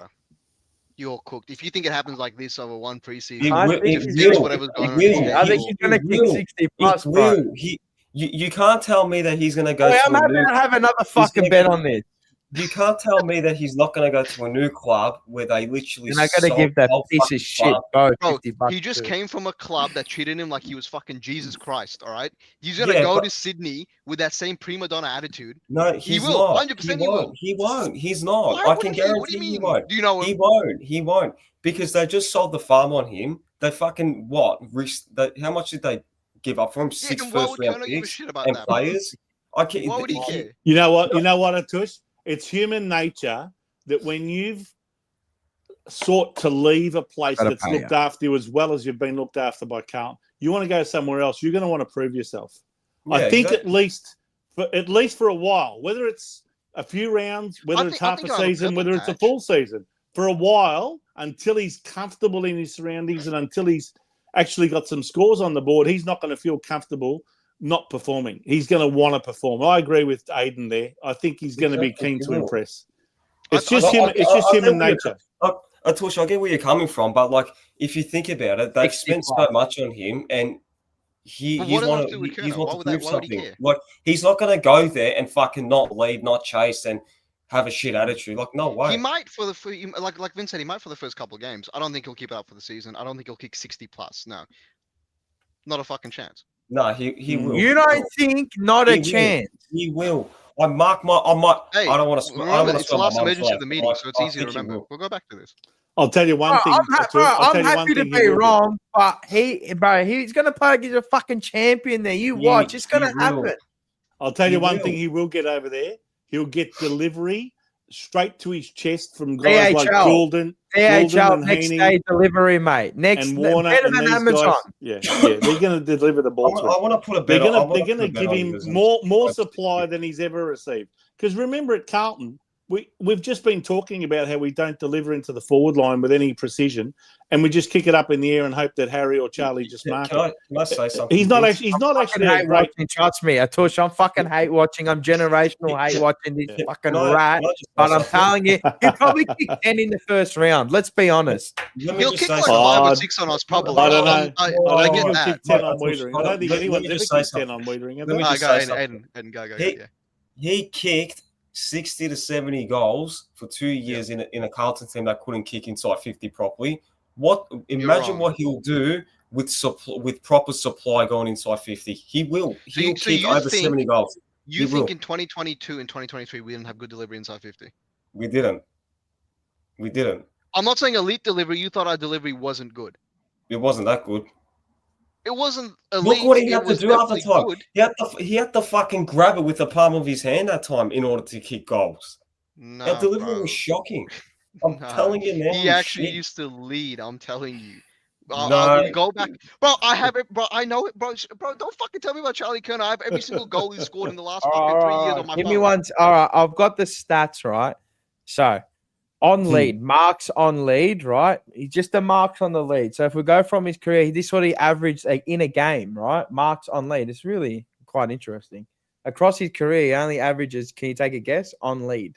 2. 1.5. Yep. So his best year was in 2018 at 2.2, right? And then his year where he kicked 64, where he won the Coleman, and 81, where he won the Coleman, was 1.9 and 1.5. Yep. What else would you like to know? Inside 50 contested marks. Do you want to know contested marks? Yeah. Oh, fuck, that'd be lovely. So he averages around 1.9.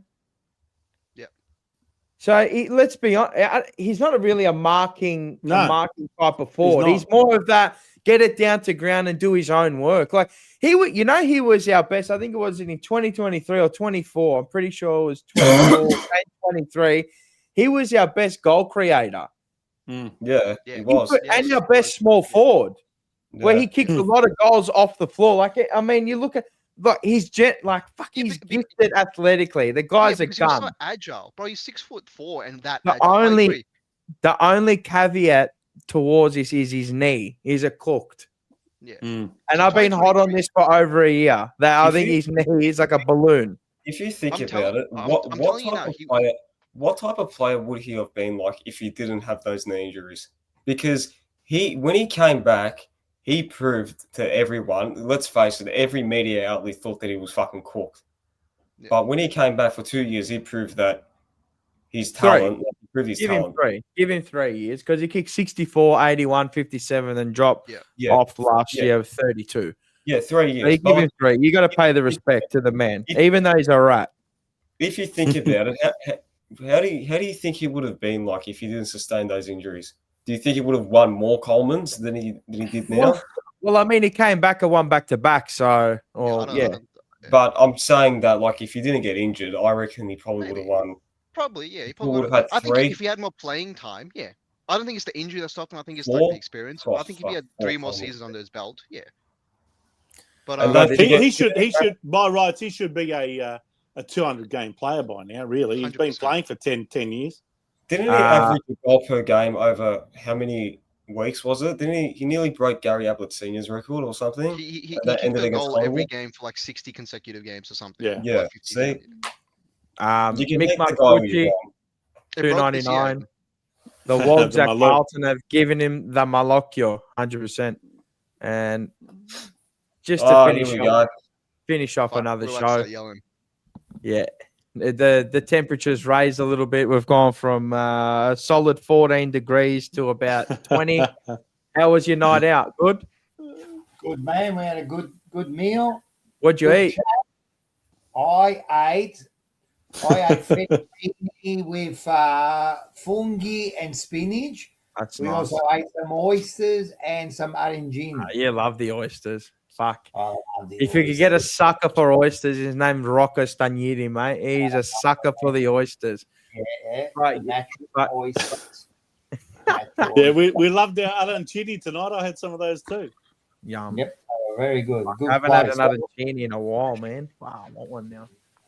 Anyway, we're talking about Will White. We're talking about Charlie Curnow, how we're going to be D1 generational haters of this rat because he's not a dog, make sure it's a rat, right? And a Tush reckons he'll only kick 30 goals next year. I think he'll kick 60 plus. I think Max will kick. If you think he's going to kick less than 60 goals, you're in fucking la land. I'm sorry. He's going to kick over 60. Who were their targets last year? McLean and fucking Amadi. All right, so now he's going to be their number 1 target. He's going to be exactly like Jamie Elliott, man. He's going to get that much delivery going to him. He'll kick goals, bro. Do you think he'll kick 60 That's what plus? I said, Rocco. He's going to have guys like Chad Warner, Well, who else are they going to kick it to at all? And they're all Gordon decoys. They're all decoys. They're all decoys. Passing the ball down his throat.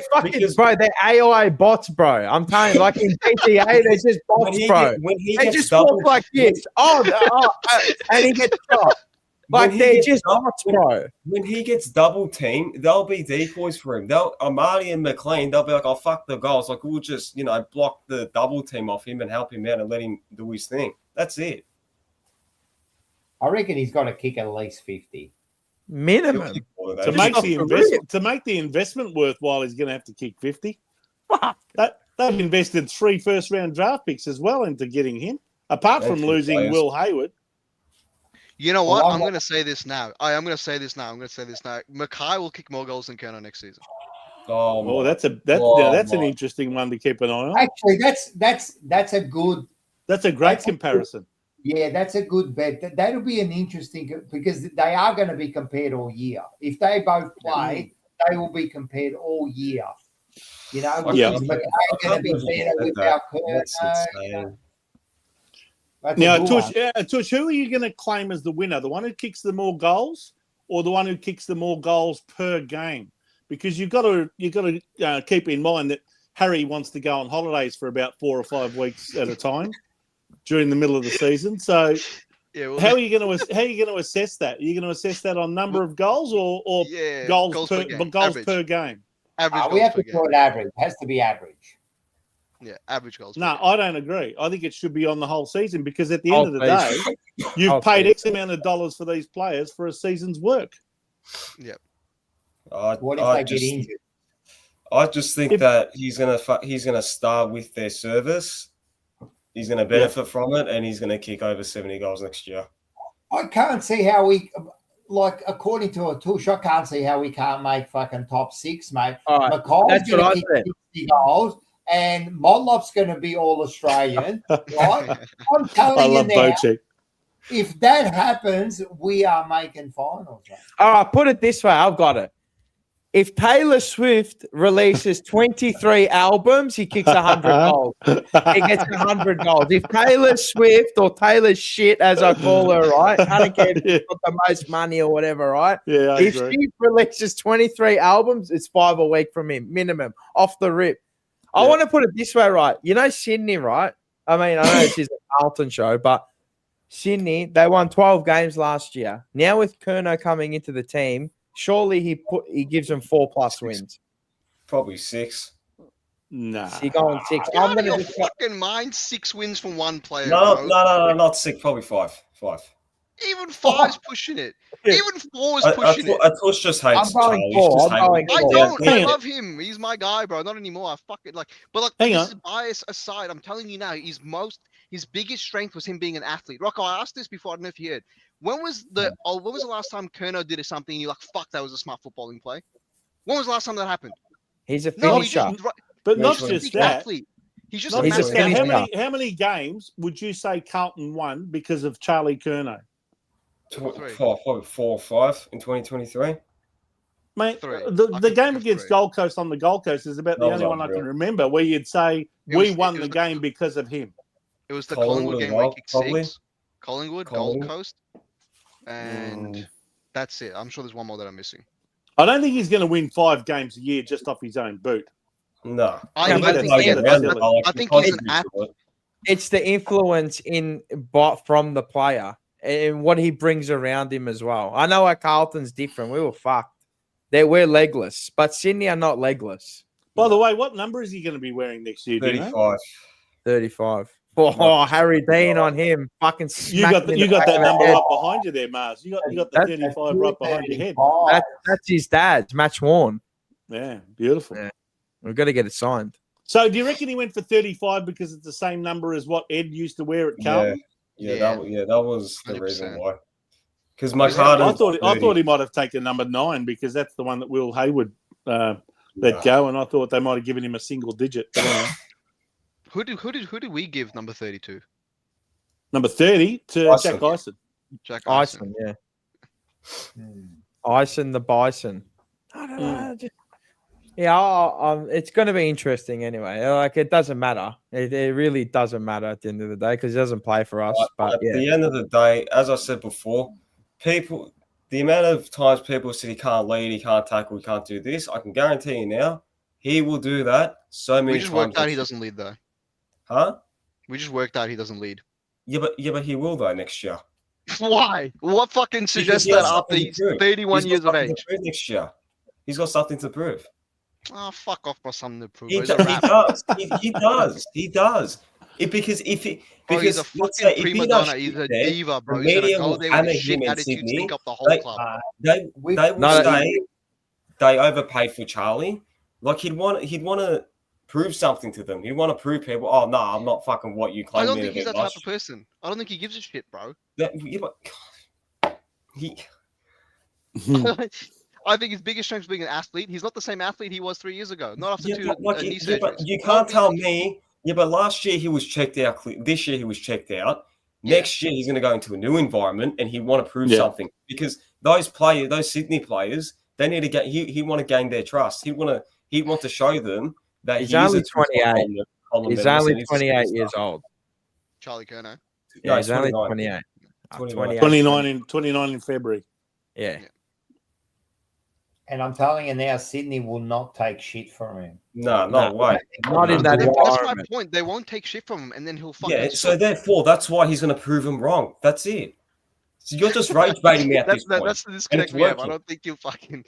I don't think you. Don't get sucked into the bait. Don't get sucked into his bait. Can you imagine? He knows he's going to kick 60 plus. He knows he's going to have. He knows. Hey, Mars, imagine if he gets to the end of next year, he hasn't performed, and he asks for a trade to Geelong. Imagine that. He's a fucking idiot then. Then he should pay his bills. He's a fucking idiot then. Yeah. Charlie has 3 years left on his contract. He's got nothing. Nothing to prove. He doesn't give a shit. I'm with a tush. It's with the attitude, his personality base. He is a shit bloke who's selfish as fuck, and his attitude follows suit. Yeah, people can say that, but I can guarantee you now. I don't know if he would want to prove people wrong. If he was going to like a club like St Kilda or something like that, yeah. If he got traded to North, bro, Sydney is like they are like the peak of professionalism. Yeah. Sydney and Geelong, those two teams have made more final series than any other teams by a mile over the last 25 years. And you're meant to tell me that this guy is going to come in and do fuck all. No, I agree with you, Aiden. I think he's going to want to prove himself. He's going to want to prove himself. And plus, they're already saying, "Oh, fucking, he's like, you've got Lockett there, buddy," and now like he's in that bracket of forwards, like albeit like he's not like them two yet. High profile. Yeah, high profile player, and he'd want to kind of emulate them two. Well, now now it's Harry's forward line now. Prove your worth, brother. Prove your worth, brother. Simple as that. Yeah. Play 23 games next year. I don't want to see you go and take your fucking leave with Taylor Swift hanging out of your ears. If that's what gets you going at night, fair enough, mate. He wins the Coleman, if he plays 23 games next year and wins the Coleman, I'll buy a fucking Taylor Swift top and I'll wear it on every meeting after the season next year. I'll second that. I don't have to buy it, so it doesn't cost me money. We'll go to a concert, all of us. We make a final. And I agree with Lou Foligno, man. Fuck Curnow. Fuck him. Right? I don't really give a fuck. He could kick 100 goals. It doesn't bother me, man. It doesn't make any difference to our side. It's all about our side. And I think what we've been saying about Curnow, I think the same goes now for Mackay. He's got something to prove next year, mate. Mm-hmm. He is now the only big forward, except for Hayward and all that, but he's our main forward there. He's going to have something to prove, man. Everyone's almost put him in second spot behind Curnow. He's kind of been in Charlie's shadow. Well, exactly. Well, maybe Charlie leaving the club could actually work for both players. I mean, it could end up benefiting both of them. And here's the thing. I get it was 2 games, 3 games, but like when Charlie wasn't playing, we actually did fairly well with Harry. Yeah, he won a Coleman the year before when Charlie was out with the knee injury. Again, where they're looking again, and I think it works for both teams anyway in their futures, in retrospective futures, because theirs is right now, and they need a player right now, ready-made forward right now, and we're looking down the track 2-3 years away, and we've got picks along the line. That's what we've banked on, is that those next 3 first-round picks, they help us to get to where we need to be within the next 2 or 3 years, because that's what it is now.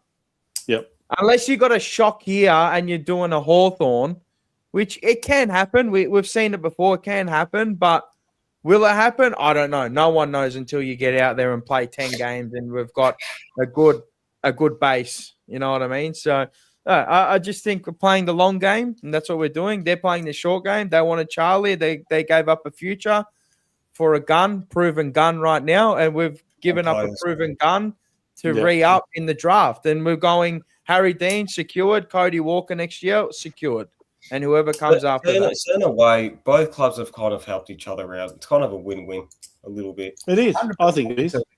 I think it is. We got very well compensated. I think that was a great deal that Nick Austin did there. Really good.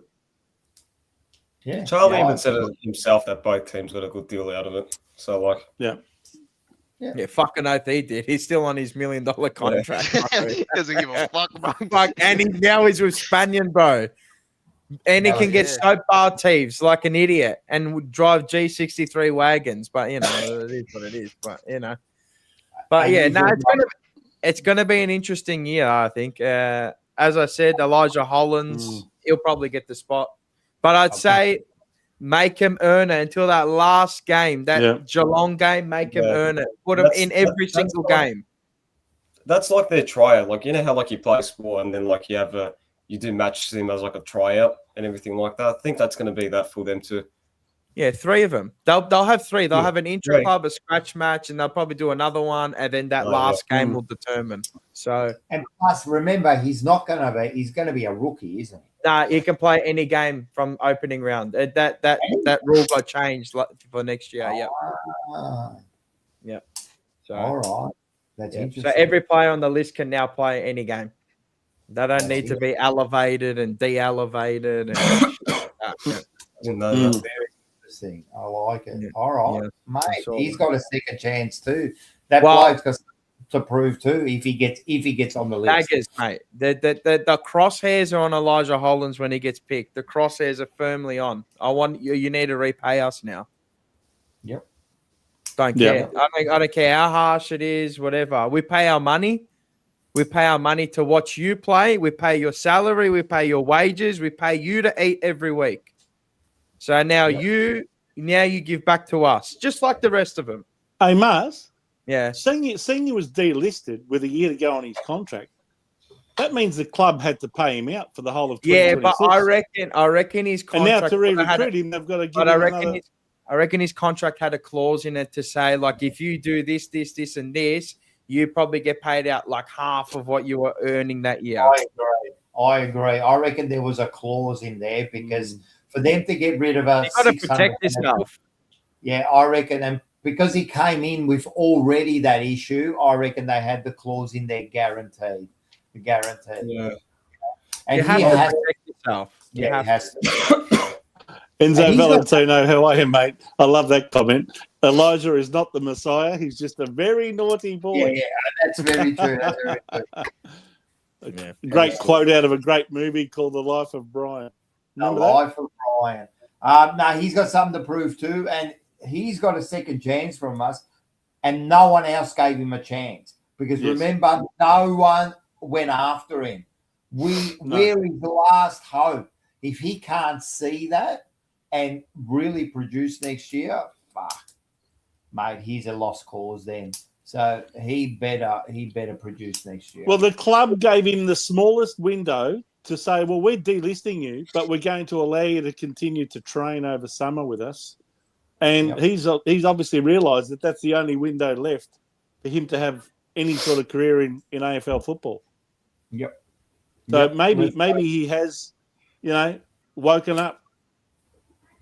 Hopefully maybe it was a smart move by Carlton. They kind of knew this was the only way to wake him up, you know what I mean, and give him his last chance. Hopefully it works. We know he's got talent. We talked about this last night. When he came on this year, he was the difference. Like he is the X factor if we can get him up and going. And that's why I reckon that they'll choose him in the end, because he's proven that he's a very good player. Like he can play, and he's better than the others, isn't he? Huh? He's better than the others that are trying. 100%. Like last year, like I've said it before, he was one of them. He was an informed player in the competition for 4 or 5 weeks in our run. Yep. And we lack that link-up play and that poise as well. So I mean, well, if you agree that the Carlton win over Geelong was our best win for the year, he was pivotal in that victory. Yeah, he was our best player. He was our best player. Yeah. Well, let's hope he's changed his ways, because I'll tell you one thing: if he hasn't and he stuffs up again, there won't be any more chances next time.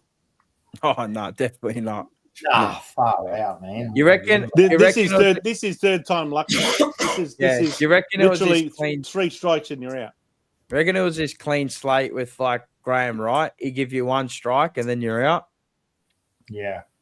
Well, don't forget, his first strike was technically when he was playing with Gold Coast, and then his second chance was when he came to Carlton, and he stuffed that up, and now he's on his third and final strike. 1 more, and you're out of here. No, I agree. The Some like people need that. Some people need that backs to the wall to get the best out of them. Fucking hit the like button. Hit the like 119. Hit the like button. Fucking.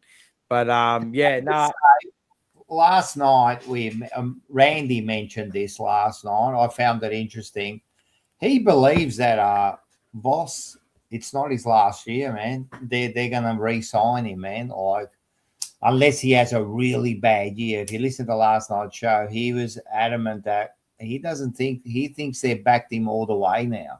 Well, even if they don't make the top 10. Well, he said unless they have. He said if you have the same season as this year, which is 9 wins, which won't be enough to get you in the top 10. He reckons it'll be enough, because what he's saying is, well, you've given him a whole new, like coaching. You've got new players, so it's almost like he's starting again. Come on, Rocco. There's no more new players than any other year. Wait a sec. Don't give me fucking no, come on, Rocco, because I'm not the one saying it. I'm telling you what was said. I'm not necessarily agreeing with Pakistan forget. I do. Honestly, I can see where it's coming from, and I low-key agree with it. If we've changed all of our assistant coaches to all of Voss's mates, like Chris Davies, Travis Boak, all these Port fucking coaches, right? They've obviously got a plan with them.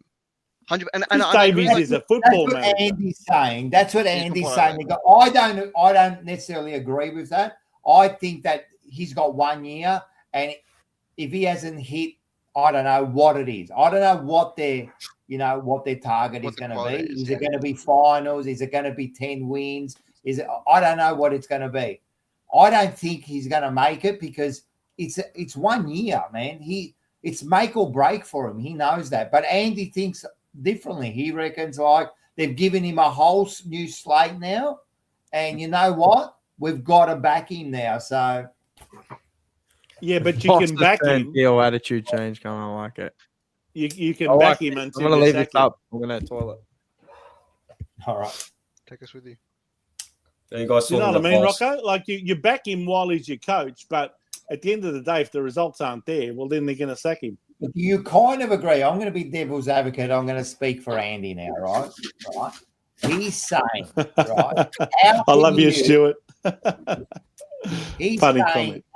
how can you, right, just judge him on 1 year when you've now given him a clean slate, new coach, new, new GM, all of that, new players, rejuvenate the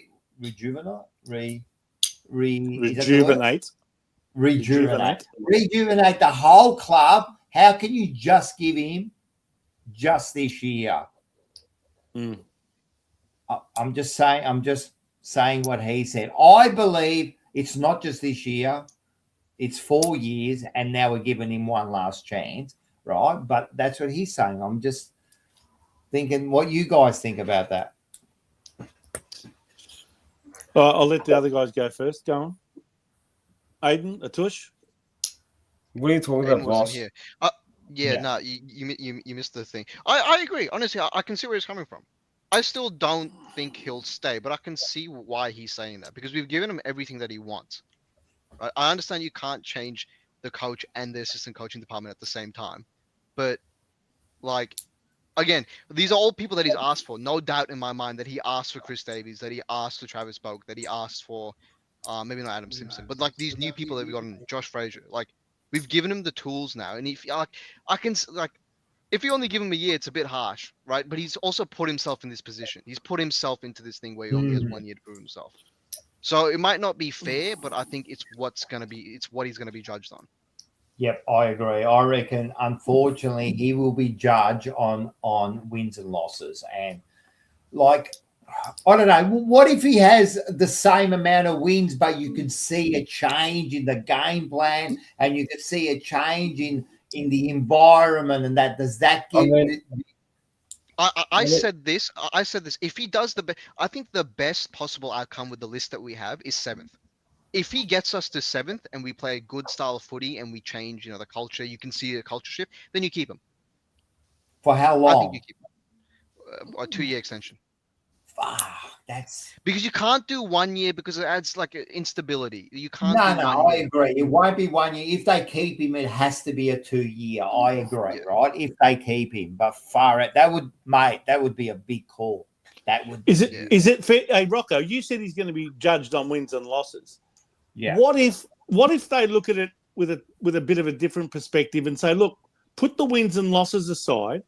If the team is playing with more confidence, more flair, a better brand of football, a far more watchable and enjoyable brand of football, and there's a definite feeling that you can see the players backing the coach and playing the way he wants them to play, I think that's going to count for a lot, isn't it? Whether we win 9 games, 7 games, or 11 games, or 12 games. I don't know.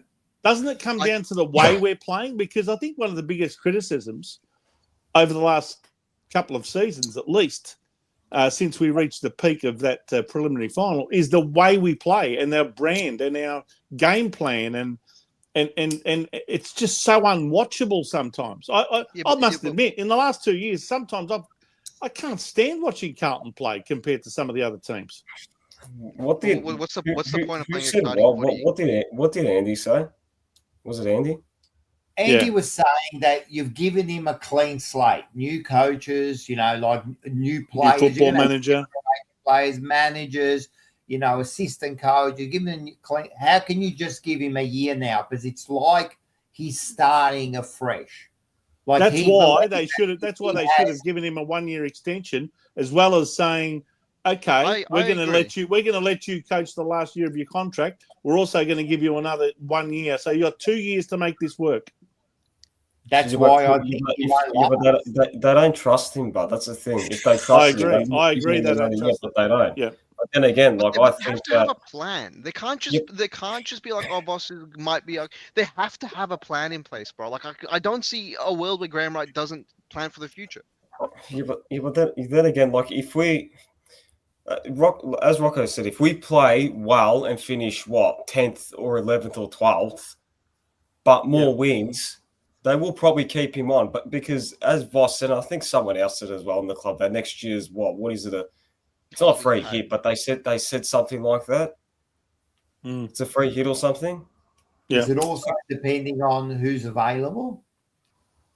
Well, that's true too. Like at the end of the day, rumor has it that they went searching for a different coach and no one wanted it, so they stuck with Voss for another year.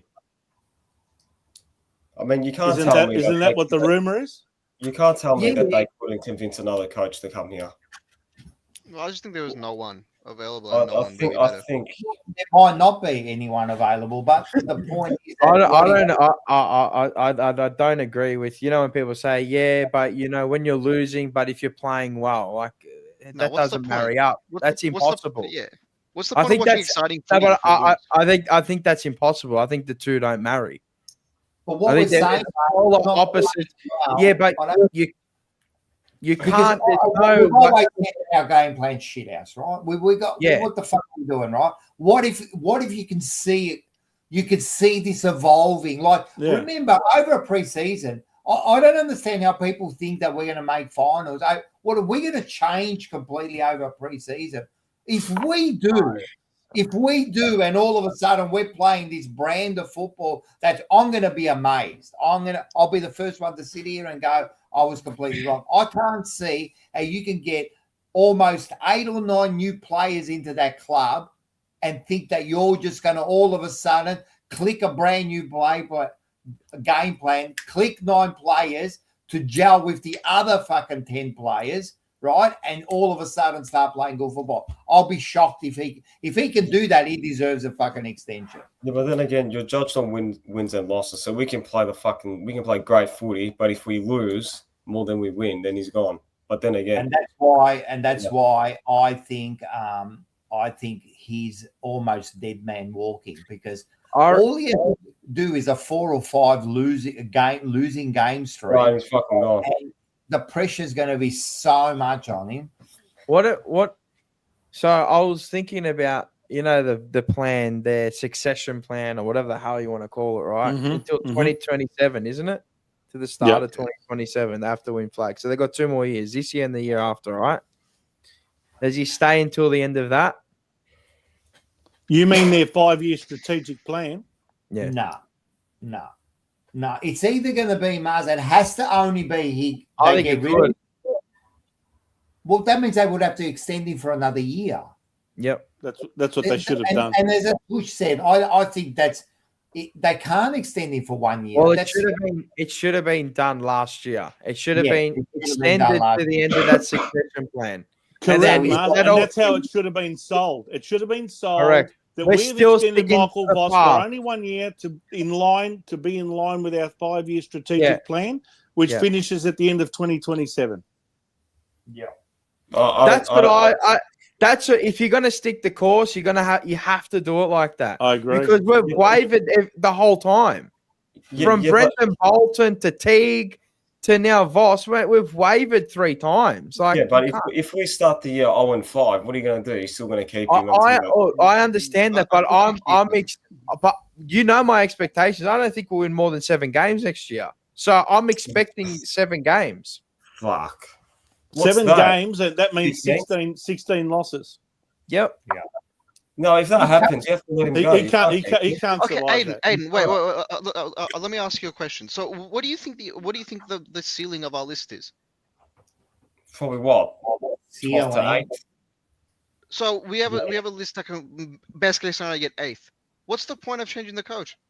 No, but I'm saying if you start the year shit and end the shit. But what's the point? Well, you just get another coach and you play more shit, and now it's an entirely new system. Yeah, but you don't know. You don't know that. You don't know that. Yeah, but you don't look at it like that. But you just said. You've got to look at it like it's not just that our like our ceiling is 8. You've got to look at it. You've given him 5 years. And I agree, Rocco. I agree. But then we can't, and I agree. I don't think he'll stay there, but you can't be like, oh, if we lose 5 games next year, we sack him. Because what's the point? So, what do you do? You think that's 7 wins? No, I'm saying if we start shit, like 0-5, and we're fucking 5 and, 10 come the bye, you're keeping it. Yeah, keep until the end of the year. I've always been like that. I don't think there's no point getting rid of a coach. Yeah, but you can't keep. Yeah, but you because can't. It's not going to be a coach, bro. If you're going to keep him to the end of the year, and if you finish 15th, 16th, you have to get rid of him. You can't keep him for another year because what's going to be? Yeah, 100%. We're going to get rid of new players. We're going to bring in him, that, she, them, and then what? Yeah, it's not going to. Yeah, I agree, but you don't sack him mid-year. There's no point. Okay, if you're not going to sack him mid-year, Aiden, what you're going to find is because the AFL's extended the finals to the top 10 instead of the top 8, you'll find that it'll be a lot later in the season before you know whether mathematically you can make the finals or not. So even 5 and 10 after 15 games, you've still got 8 games to go. Yeah. If you have a bit of a run of 3 or 4 wins in a row, all of a sudden you might actually make it into the top 10. I mean, fair enough, and that's why I've said that maybe the club have said just make the wild card or whatever it's called. If you make finals, you'll get a guaranteed contract. But if you make the wild card, then you can stay. That's what I think they've said. I don't know. Make no mistake, it's not a wild card. They're calling it that. What they have effectively done is extended the top 8 to the top 10. And the week one of the finals is 7th versus 10th and 8th versus 9th. That's it. Yeah. It's no different to having the semi-finals in week 3 where the winner of one game versus the loser of the other game and two of them get a rest. The top two teams in the qualifying finals get a rest. It's the same thing. Not every team has to play in every week of the finals. So if we make that wild card thing, do you keep him? Yeah. I think it all depends on whether we have a win or not. If we just make it into 9th or 10th and then get done in the final and we're out, I can't see how that can be seen to be a successful season. What if you finish 10th and then do a 60-0 fucking first half, like then what? Then you're back in the same spot, like you haven't really. But Rocco, if you finish 9th or 10th and then you win a couple of finals in a row, that's different, isn't it? I don't know. Two final wins is huge, man. If you get two final wins, I'm telling you, it's going to be hard for them to get rid of him. Well, last time we had two final wins was when we beat Sydney and then beat Melbourne in 2023, and he got himself a 2-year extension. He got himself a 2-year extension at the end of that year, even though we lost the preliminary final. I don't know. I don't know if anyone has asked this question, but what are your expectations for next year? Because I know all of us, we're not going to fucking do anything special, but what will you be content with then? What do you just want to see change? Is it the culture? Is it how we play? What is it? My thing is more about how we play. I haven't got any great expectations about finishing top 4 or top 6 or top 8 or anything. I think it'd be, if we can't make the finals now that the AFL's extended it to the top 10, well then, you don't deserve to be there at all. And he probably doesn't deserve a contract extension if we don't make the top 10. But my expectations are that we should be good enough to at least get into the finals and at least win a final. We've got to do that. Well, do you think we're good enough? Well, I think I tried to make this point, and I know, Rocco, you disagreed at the time I made this point a few weeks back, that I think you can expect an increase in output from the existing playing group now that there's a change of environment, change of personnel, change of assistant coaches, and new players coming into the team that have come from successful clubs like Sydney. I think that there's a potential there for us to improve as a squad, even though you've lost, the De Connings and the Charlie Curnows. You can still look forward to having an improved performance if the environment and the culture is a lot better at that club. And it's amazing what a positive environment can do for individuals. Isn't that a concern that culture and alignment is the main focus in his 5th year? Yep, and that's the whole issue. Yes, but I mean, we've identified at the end of his 4th year, or at least Graham Wright has, that it's not just Michael Voss that's the problem. It's all sorts of things, and they've tried to address that. And you got to take your hat off to them. They've actually made some changes. Apparently, who was it? It was either Mars or a Tush. They said we got rid of 20 people in the club. Yeah. It's like 17 people. That's insane. Yeah. And I'll tell you one thing. I'll say about Graham Wright. He's made a lot more changes in 3 or 4 months that he's been there, than what Brian Cook did in 4 years. No, he was just collecting a paycheck them tenfold. That was always a mistake. Cook was always a mistake. I don't believe our people thought that was a good move. When you get someone out of fucking retirement, pay him $1 million a year, right? No, what I'm saying, how do you get someone, he's ready to retire. He's thinking about Hawaii, right? He's thinking about drinking pina coladas on the beach, and all of a sudden they're going, no, stay for another 3 years. We'll give all right, mate. That's not the right attitude to have. But Rocco, like you said about putting on Greg Williams onto the board, they did it for all the wrong reasons. Luke Sayers wanted a big-name CEO, and that's why he got Brian Cook, and he attracted him with the checkbook. He basically said, what do I need to pay you to get 3 years out of you? And he said, well, if you pay me $1 million a year, I'll come. Well, that's exactly what he did. Well, that's the only way I'm going to say it. That's the only way Luke Sayers does things.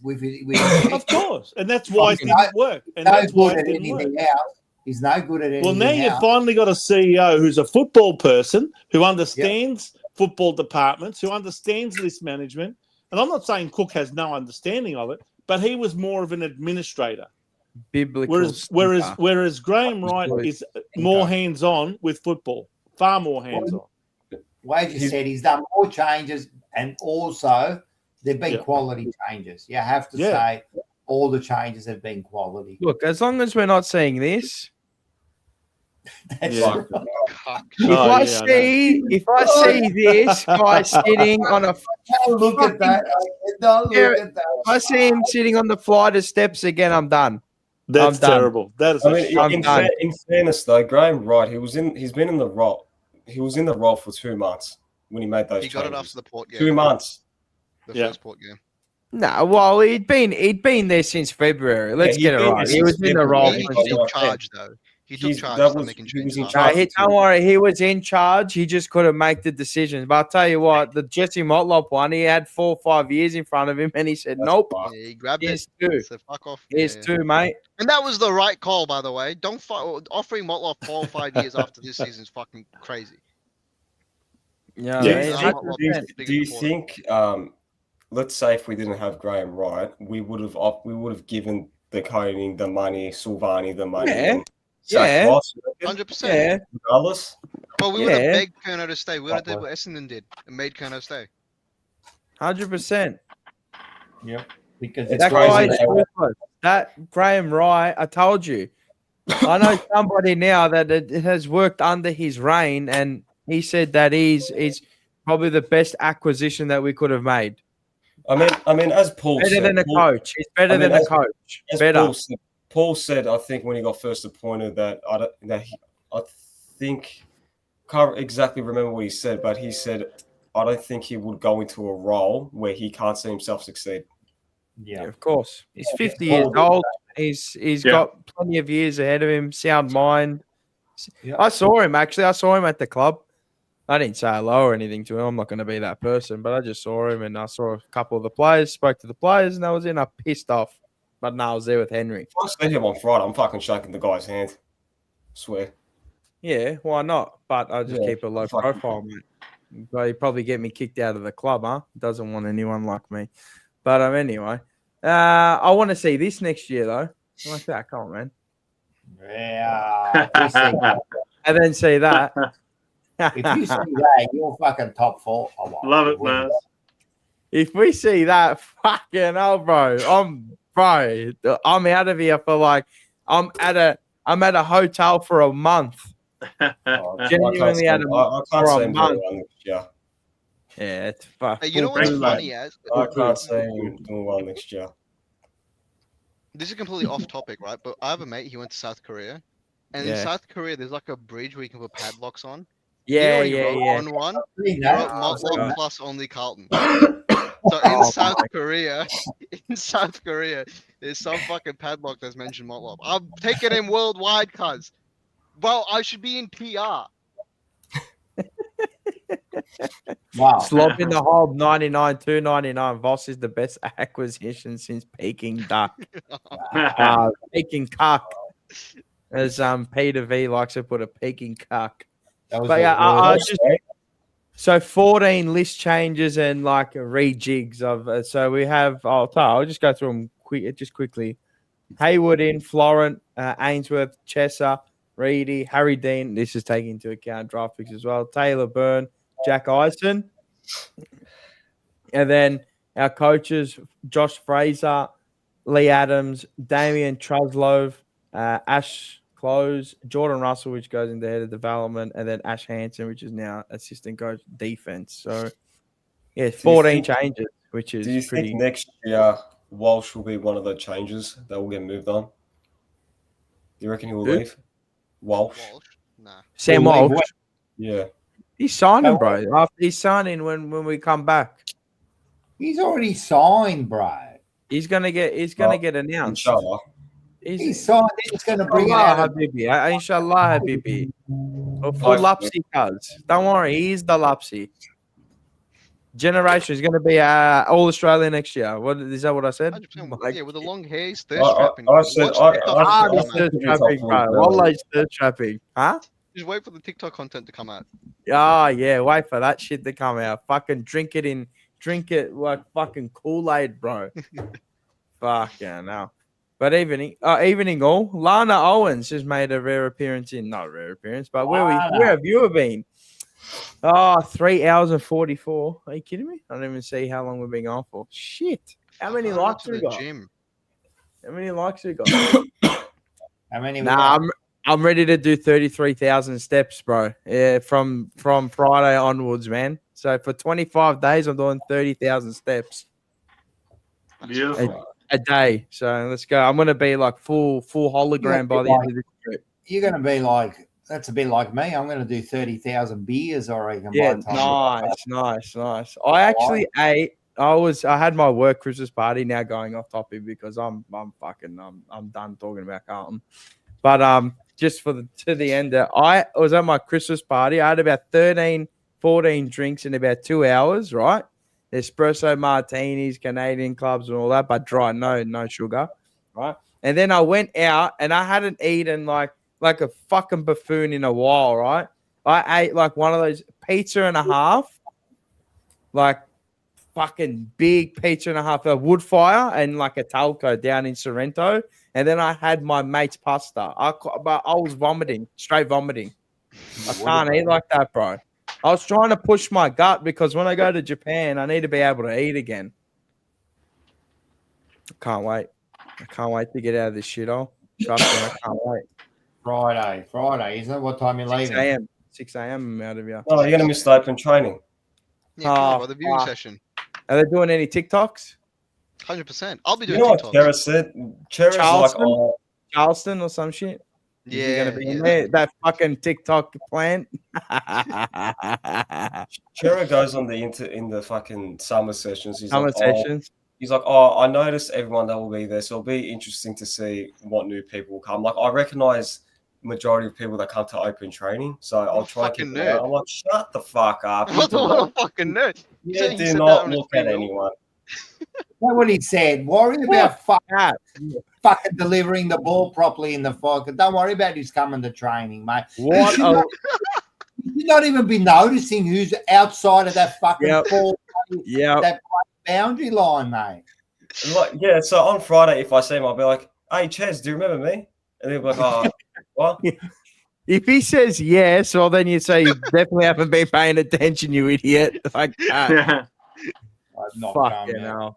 On your Mars, Blake loves the baggers. On your Mars and Rocco, how have you been? I'm slowly, I'm going like this now. I was like that, and now I'm off the cliff right now. But I'm well. How are you? Vince, question for you. Hey, Blake. Peter V, TikTok taking the piss. Of course. I'm gonna take a selfie with Ari there if you guys. An idiot. Oh, do that. Wait. Anyway. I don't know what. I don't think you're gonna see me for the rest of the year on here, to be honest. So I'm gonna love you and leave you all. I'm gonna just ramble on for about 2.5 minutes. Thank you for a massive year. I think it's been a massive year again. TJP gone worldwide. I think we're worldwide, are we not? Thank you to everybody that's joined us this year on the couch, in the emergency meetings, on Blue Sundays, Unfiltered, Glory Hunters. What else has there been? Oh, am I missing anything? Forever Rivals. Sorry. Thank you to everybody. Thank you to everybody that liked, that commented, that disliked. New faces we got to see, new conversations, people losing it at each other. Man, I mean, you know how it is, huh? Carlton again, I say that's our cross. Carlton is our religion. That's our cross. I mean, we're going to be crucified on the cross at the end of it. good to see he's lean, he's mean. His name is Harry Dean. Unfortunately, we can't sponsor him. That was going to be our main thing for next year. We were going to sponsor Harry Dean. So disappointed in that. The club they sold us high and dry, so we can't sponsor Harry Dean. We wanted to, to Rocco, and unless they would Vince have already had their sponsors lined up for him. Trust me. Yeah, 100%. Unless Vince can pull strings, but I definitely can't anymore because he's part of the Rainbow Crew there. But yeah, so we'd have to look for something else, or if not, the money goes to something else and it goes to the viewers. So yeah, thank you to everybody that came to both live shows. Legends. Good to see familiar faces and unfamiliar faces as well. Thank you to all the guests that came as well. Paul was our guest. Paul loved and left us this year. Good to see him flourish. He's now at SEN doing great work, hosting racing shows. Mate, fantastic. That's what I always wanted to see, and he got there. So great thing. Well done, Paul. I'm seeing him this Saturday. Yeah, you're going to the dogs, aren't you? Gonna go to the fucking dish lickers, mate. The fucking puppies. You mean the dish lickers? Yeah. The dish lickers, mate. The pan lickers, I call them. I like this one. Reparations back to the TJP, man. Yeah, definitely. But yeah, apparently there's a spider in your acoustic guitar. So if you can get it live on stream, can you get it? I can get it, yeah.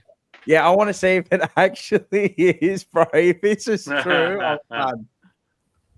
Oh no. I don't think so. No. Play us a song, Atush. It's our last show of the year. We've got to finish off with something musical. I haven't played in 3 years. I bought this to impress a girl. Play One of those ones. the Carlton theme song. Look at him. He's a fraud. Typical fucking. I can play. I'm just not playing in front of an audience. Give us a little strum. I think I've done worse. Surely that's not the only thing you strum. Far out. You strum two things. Come on, bro. I don't have a pick, bro. My fingers are soft. Next year, when you come on to JP, as a guest, you're bringing your guitar. Yeah. I'll start learning, bro. Start learning. Bring it to Sydney and then smash it over Charlie's head if you need him. Hey, are you going? Are you going, Aiden? Yeah, I'm going. I got my tickets before, yeah. Where are you sitting? Oh, you're 14. Bay 14, you told me. Yeah. Vince, no? Yeah, I'm going. Yeah. Am I going to the Sydney game? Yeah. Unlikely. Okay. I don't know. I was straight in. Like, I'm telling you, straight in. Off the rip. I was in. Ain't you fucking saying up. No, which one? Learn a Taylor shit song so the club will put you on pre-game. Fuck. Yeah. If I hear that next year, I'm done. I can't, man. Stop, man. Atush, great meeting you guys this year. And people in the chat, fucking come all the way from WA with family in hand as well. Far out. He actually changed servers. He changed servers from WA to Victoria just for the TJP. Live show. He came to both shows, mate. I was saying this last night. I reckon there's a bit of a fight now. Who's the greatest TJP fan? I don't know now. Peter V was always up there, Lana, but Rocco Morto and Enzo, I reckon, are right up there, mate. I don't reckon they've missed the show. Rocco Morto's the GOAT, bro. That's the most. That's the nicest man I've ever met in my life. He's very committed. Love everyone unconditionally. He's very committed. He must be a lonely life just to watch us continuously. His whole family sitting on the couch right now. And hello again to end the show. Jimmy McCardle. Hey, lads, how you going? Good DP. We're going all right, the Celtics this year. I'm surprised. We love you. We love you too. We love you all, actually. Because without you all, we're not here. So, and we can't do what we do. And we're excited to bring some new things next year. So that question mark that's on the banner will be going on the first show. So we'll announce that. You'll see that the first show will be a cool one as well. Something brand new, something fresh. So it's going to be a big supporter. Hey, guys, been watching along most of the night. We'll try to replay the first hour of the show when I'm free. Mate, loved you all year as well. Oz, seeing you at both events, Remix Mania as well, Bo's events. So Hey, don't bother watching the first hour. I wasn't on, so don't worry about it. My mum even watches you most of the time. She's 90 next year. She looks about 60. She's Lana's mum. Like, what a trooper. And she came along. Everyone that came to the watch-alongs as well at Sporting Globe, Northland. Thank you to all the sponsors as well. We had the Sporting Globe, Northland, North Seafood Bar and Grill. Not him anymore. Fucking dog. You're a dog, Ange. You're a dog, Ange. But I'm going there tomorrow with my dad. I tell him I said hi. Will he be You know there? what? You know what? He'll go like this. Where's that cunt been? Like that. Where's he? Rocco been, mate? Yeah. But thank you to look like he's seen God if he sees Christian there. I swear. Northside transfers. Oh, we did the 24-hour stream this year. Jesus, I forgot that. I'll learn for next time that I've got to split it 12 and 12, and it stays up. So it stays up. But you know what? I'm not going to promise, but no. Nah, you got to do one, bro. No. 48 hours. Fuck. Yeah, done. I don't sleep, bro. I'm not going to promise, but it was tough. And me, you, and Taylor, we managed to stay the whole 24 hours. Your brother, Seba, he's a weak prick. He pissed off. But the one person, but Michael said he wouldn't stay there the whole night. The one that said that he was going to stay there and go to the end, he pissed off. Paul. Who was that? My cousin. Paul didn't last an hour, mate. He was gone weak prick. Absolutely weak prick. How long did I stay there for? You were there for a while. I was there till 5:30. I just came unnoticed. I just rocked up. You rocked up after midnight sometime. And I just found Mars's address and I just rocked up. You tried to hide it, but you ended up finding it. That was good stuff, man. So that was a big effort, man. No one else does that. No one else fucking streams for 24 hours, mate. And then I got fucking deleted for some reason. Nah, so what it is it has to be cut up into 12-hour segments. They can only stream to 12 hours, and you got to go to 12 hours. I learned that from watching Speed. So, yeah. Hey, Mars, did you mention the watch-alongs? Because I thought that was a pretty big effort by Bocek for that. Yeah, Bo with the watch-alongs. They'll be happening all next year as well, the whole time. I don't even know. Football, another international recruit, another Italian recruit. Far out. Paul went for the food and left 100% standard from him. Your review. Shout out! By the way, big shout out to David Rees-Jones, who gives us his Sunday nights every week during the football season. Yes. To join us on Blue Sunday. That's a heck of a charitable gesture from him. 100%. Legend. David Rees-Jones on a weekly basis. Mate, never asked for a penny. No, that's huge, man. He's a star. We might need to get him on a TJP, like on the Tuesday one night, if you can do it. Yeah, he did a couple of years back, but you might be able to get him back. Yeah, love his insightful views. What else is there? I mean, there's so many things. A tush, only Carlton started this year, finally up and running on YouTube. I don't know if you want to shout out everyone. I think everyone, loved you. I can shout it out. It's fine. I get so uncomfortable shouting myself out. So. Oh, whatever. It's cross-pollination. Fucking shout yourself out. Only Carlton on YouTube, Instagram, TikTok. Make sure you go across, hit the like button on everything, or just fucking flame him in the chats and say you're deluded Motlop supporter. And make sure you subscribe as well to his content. Hit me up in the DMs, bro. I reply to all my DMs. He does. I try to. I like when I have them unread, right? And then Rocco goes into them. I don't know if they're unread. I'm like, can I reply to this bloke? I'm like, fuck. I'm like, oh, shit. So, hey, man, we're going to work something out. What about the sex symbol of the internet? The latest craze, who unfortunately, as of today, had to get off the internet because I think he falls in the under 16 bracket with the new social media bans that this kind of a government has brought in. But I'm talking about Henry. What about Henry? A big shout out to Henry. No, he's still on. He did a Face ID and he's still on. Is he? Yeah. He somehow stayed on. That's pretty clever. Not only Henry, also Lewis. Is it Lewis? Yeah, Lewis. No, he's 17, 18. If Albanese is listening, they are 15 and they're 16. They're not supposed to be on here. 15 and 16. I'm calling the government.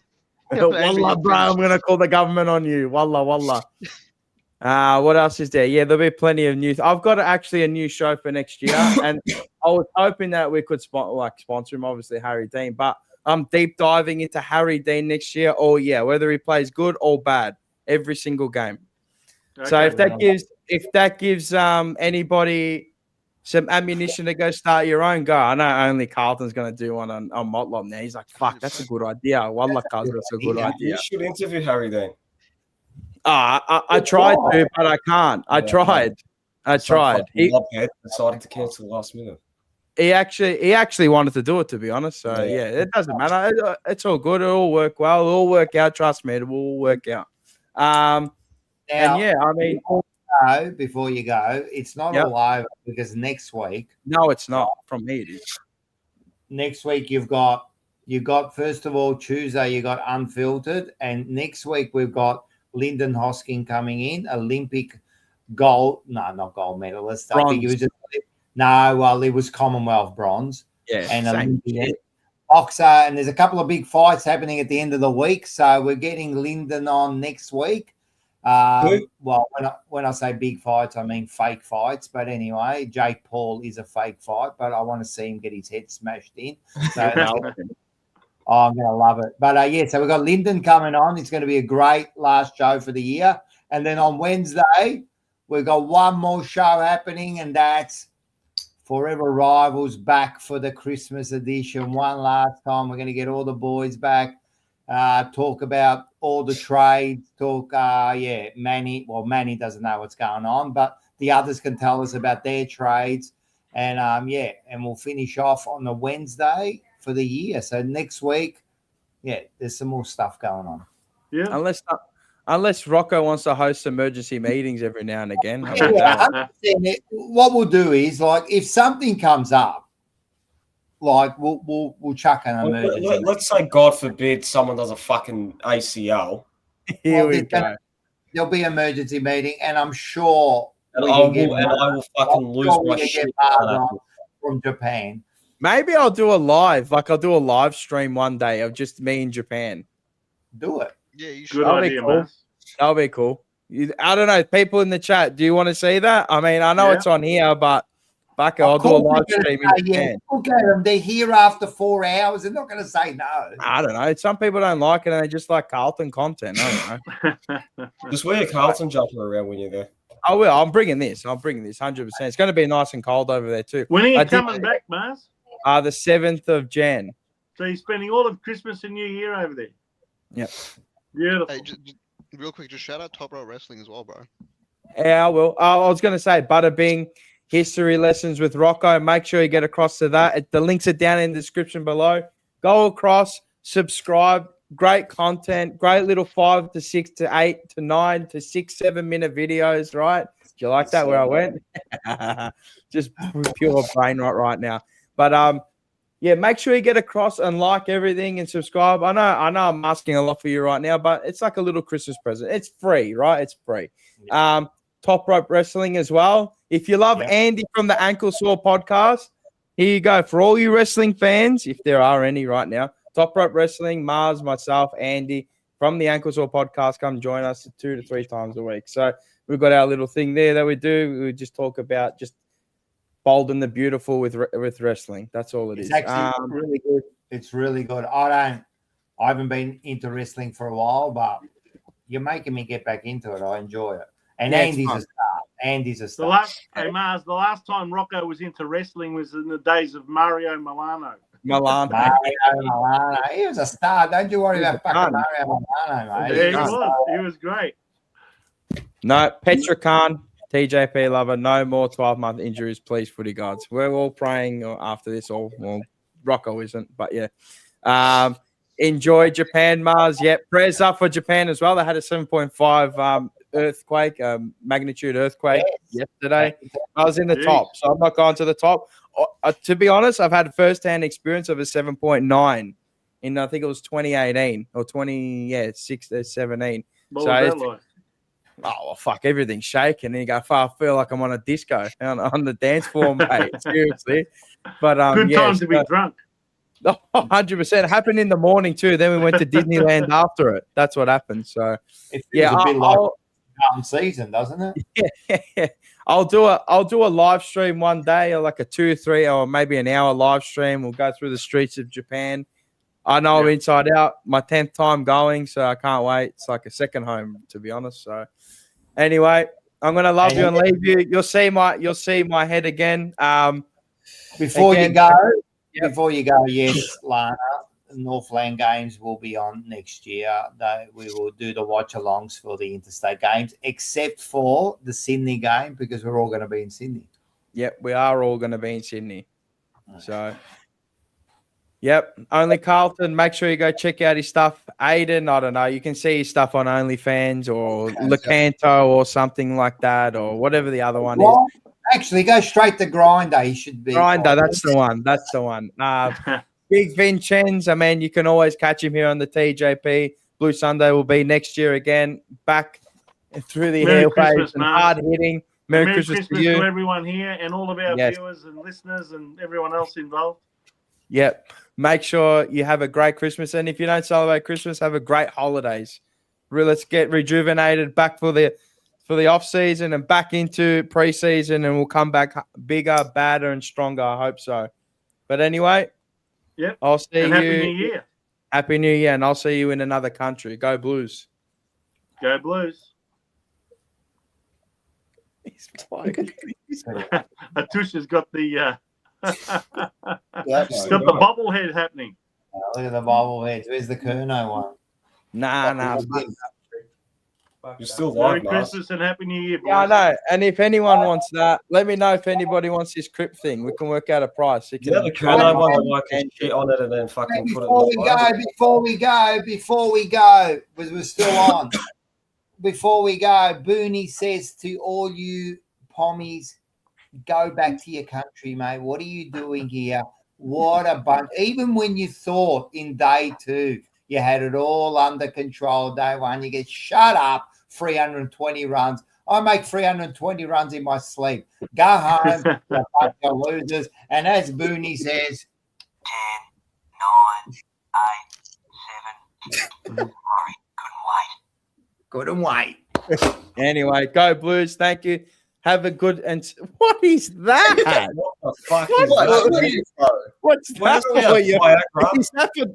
Is that for your OnlyFans? Anyway, safe travels. If you're going anywhere, safe travels. Merry Christmas and a happy bloody effing New Year. Go Blues.